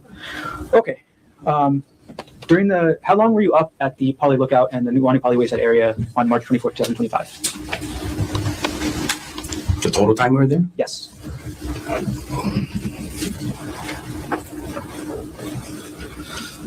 Approximately 9 hours. During that time, did any other officers or doe care personnel respond that you're aware of? Yes. Okay. Who else arrived at that area? It was our chief. The name's Please. Chief Redula, Lieutenant Henry Heina, Officer or temporary assigned Printer does Kai not love you Kamau. back. And after these people or these doe care personnel arrived, what steps, if any, did they do? Officer Kamau was given approval by our chief Redula to fly his drone or his unmanned aerial vessel or vehicle. What time did Officer Kamau start using his drone? About 13:30, 1:30, around that time frame. And what area did he use his drone in? He flew his drone over the area. We did a search from the parking lot, and I believe he went up the Palipuka Trail and then kind of doubled around in the area we were searching. Do you know what time Officer Kamau finished using his drone? He had to ground his drone maybe like 10 minutes after flight because of the H-50 helicopter coming in. Right. Did you see any other agencies or government organizations respond or participate in the search other than DoCare? Yes. Who else? More HPD officers arrived, somewhere from the Specialized Services Division, K9 unit, and the major events. What did you see what the K9 unit did? They mustered up, had a plan, and then. I'm just objecting. Did you see where they went? I guess. Yeah, they themselves performed the search up the trail, the Palipuka Trail. Did you see what the Specialized Services Division did? They're all together. Yeah. Sorry, I understand. All right, Lieutenant Lima, how long did the search continue for on March 24th, 2025? I believe around 16:30 or 16:45 or something like that. The commander in charge during that time kind of told everybody that we're gonna cease searching in the area, leave the area, hold the gates to make sure that no one enters the park, and then come back at a later time. What later time was it planned to come back? I believe around 2000 hours, so 8 o'clock p.m. Do you know why the search was suspended until 8 o'clock p.m.? They wanted to come in dim light and use infrared or heat or something like that.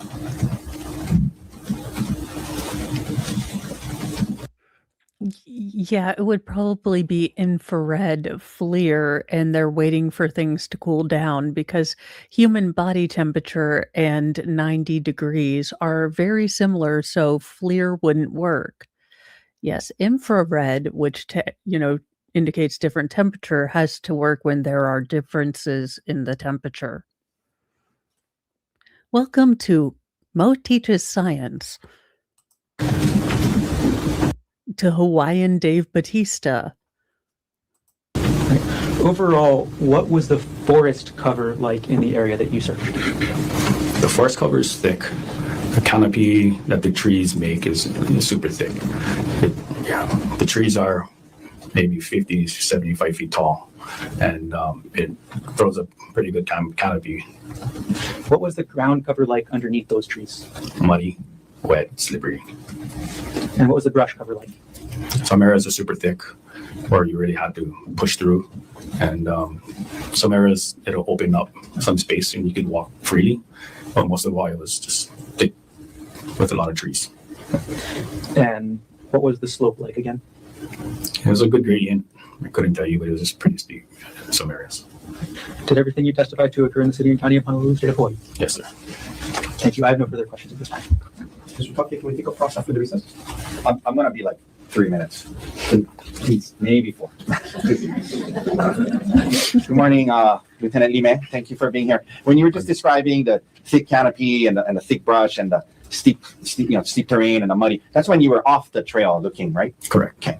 Because the Palipuka Trail is, you access it from the same parking lot area as the Pali Lookout, yes? Yes. Okay. Is Pali Lookout under DoCare's general? Is that a park you guys kind of take care of or manage, I guess? Yes, it's under the Division of State Parks. Okay. So it's actually a state park, this parking lot, yes? Yes. Okay. And the Palipuka Trail itself, I know you're talking about veering up and down. The Palipuka Trail itself, it's a known hiking trail, open to the public, that hikers in the public use regularly, yes? Yes. Okay. Thank you. No further questions. Thank you. No, thank you. Okay, so ladies and gentlemen of the jury, let's take our morning recess. A 15-minute recess. Ms. Dr. Fisher will collect you at 11:20, where the carpet is on the fourth floor. Now, it does seem that they did end the afternoon quite abruptly after the lunch break. I do believe that there was a weather incident. So we're going to come back after the break, listen to them, and then I'm going to call this a day for me. So we will be starting on it'll be day 2 in my kind of counting system, but uh, officially day 3 tomorrow. So let's get into this. So we might be able to, because it does seem like they have shorter days, at least in the 2 days that we've covered. We might be able to get through 2 days and catch up to them. Now, they are currently getting ready to start day 7. So we will probably not finish, our speed run before they're on verdict watch, but depending on the length of the days, we might be able to get there by verdict watch.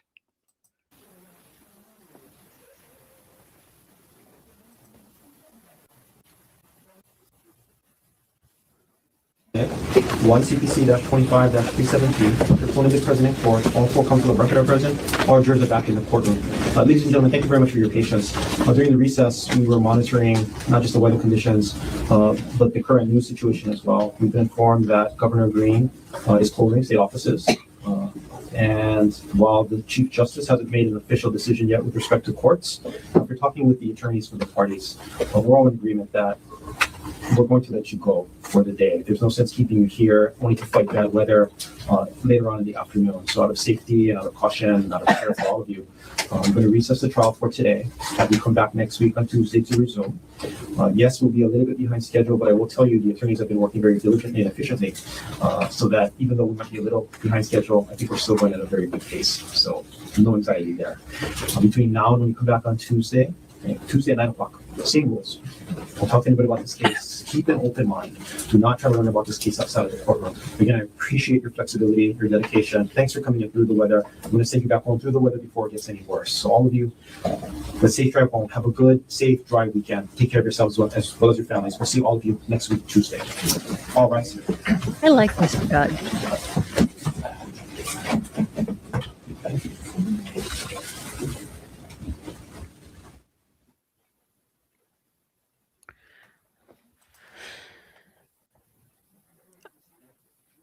I have a couple things as well. Go ahead. Okay, 2 things. Yesterday, Mr. Tucker asked if there would be a report coming from investigator to the prosecutor's office.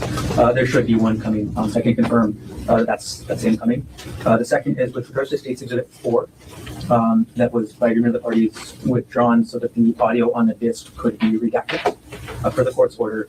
I did take the disc back to my office. They informed me something I should have seen the first time. It was put on a CER, which is not rewritable.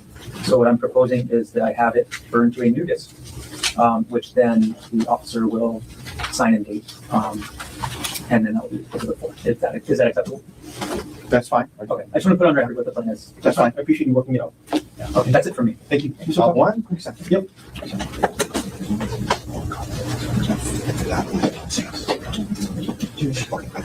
Well, I believe that this might actually have been last week. And it sounds like there's weather, so I don't know if there was, a tropical depression or something. This is so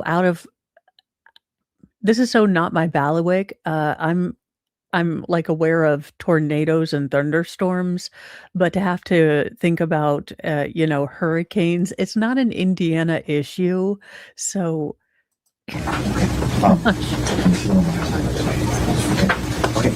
oh, and thank you, Snipe.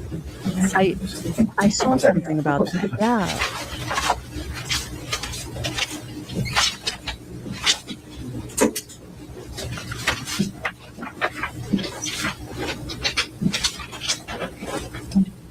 Okay.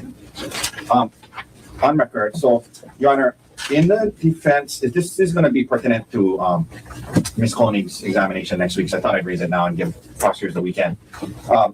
Exhibit 120 of ours is the AT&T records of hers that we subpoenaed and the court released. Under the rules, we made a summary chart of you know, particularly her interactions with Mr. Miller. And so we wanted to turn the chart over to the state today so they can do their due diligence and verify that the chart is accurate under the rules. Okay. And so we also, to make it easier, did highlight in the record itself the corresponding places in the chart. So I'm just bringing that over. Thank you. Okay. Thank you. And then once that happens, well, we're going to add the chart as an exhibit and we'll get you guys a amended exhibit list that adds that chart. Can you email the chart electronically when you have the chart? Yes, I think we actually is this. Yeah. I think we have it. You better. When I say we, I mean Miss McCullough. Is that the first copy? Can you that? I believe that is. Yeah. Thank you. And that's just going to. And this is the copy of the exhibit list with that on it. Okay. So copy that's going to be next in order. Defendants 184. Yes. Correct. Thank you. That was all I had to bring up on the record. I want to follow up on that because I had one more thing. We discussed this earlier, counsel, but I never closed the loop on it. With respect to the AT&T records, the court is still in possession of the affidavit of declaration for compliance with Rule 902. I still have it in case it becomes an issue. I was supposed to turn it over to you. I haven't, but the court is still in possession of it. It came with the original. I think it was a thumb drive. The court reviewed and turned over after in-camera review. Okay. So let me know if you actually want the declaration. Okay, I'll actually know. I'm going to see. I got to think through how we're going to go about this. Okay. So thank you for that. So if there's nothing else on record, we will adjourn for the day.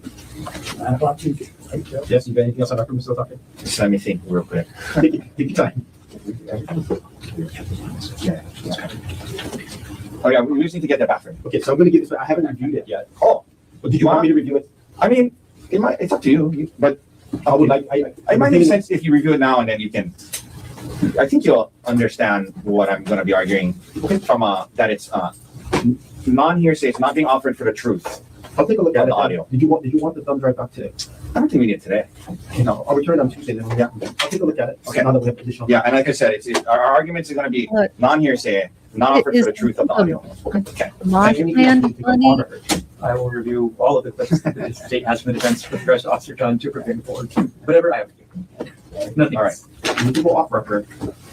Counsel, anything we should discuss off record in terms of scheduling? I guess, is the plan on Tuesday the same with these officers now, or? You can let me know tomorrow, I guess. I'll think about it. I'll let you know. Probably not, right? Yeah. Don't ruin bagels for me. Look, I'm a carbohydrate lover. I would die. Sir, for the love of Cheetos. Okay, can we discuss something? There has to be like a support group for people whose pets want to live inside their soul. Because here, I would like to talk about, can we talk about personal space? This is what this cat would open me up like a tauntaun and live inside. Would you not the buttons? We've talked about you are not a people. You cannot nurse. This is beyond creepy. We have talked about this.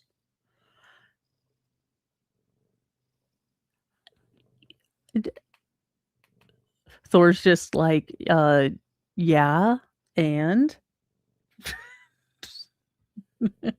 I am who I am. Well, you guys, let me see who I can send you forward to. Now, they might not have, non-consensual cat, action. Because, how many people do? I am going to be sending you guys over to Defense Diaries. They are looking at the Zach Adams case. I think that is the Holly Bobo case, and that is a cold case that is trying to heat up to see if there is a means for a retrial, and it is going to be very interesting. That is one that I have on my ever expanding to look at list. So I'm going to send you guys over there, give them some love and go check out what they are doing. I'm going to let Thor apparently have his prize of the I think it's Mothman bunny, or he's like, just give it to me. Um, as you can see, I am now covered in cat fur. Thor tends to only come over to waller all over me when I'm wearing black. Would you, sir? All right. Well, apparently, I am going to have to pay attention to my cat. My cat's like, I need some undivided attention. He is cute. Oh, and Squid. All right. Oh, crud. Button, dang it. Next time.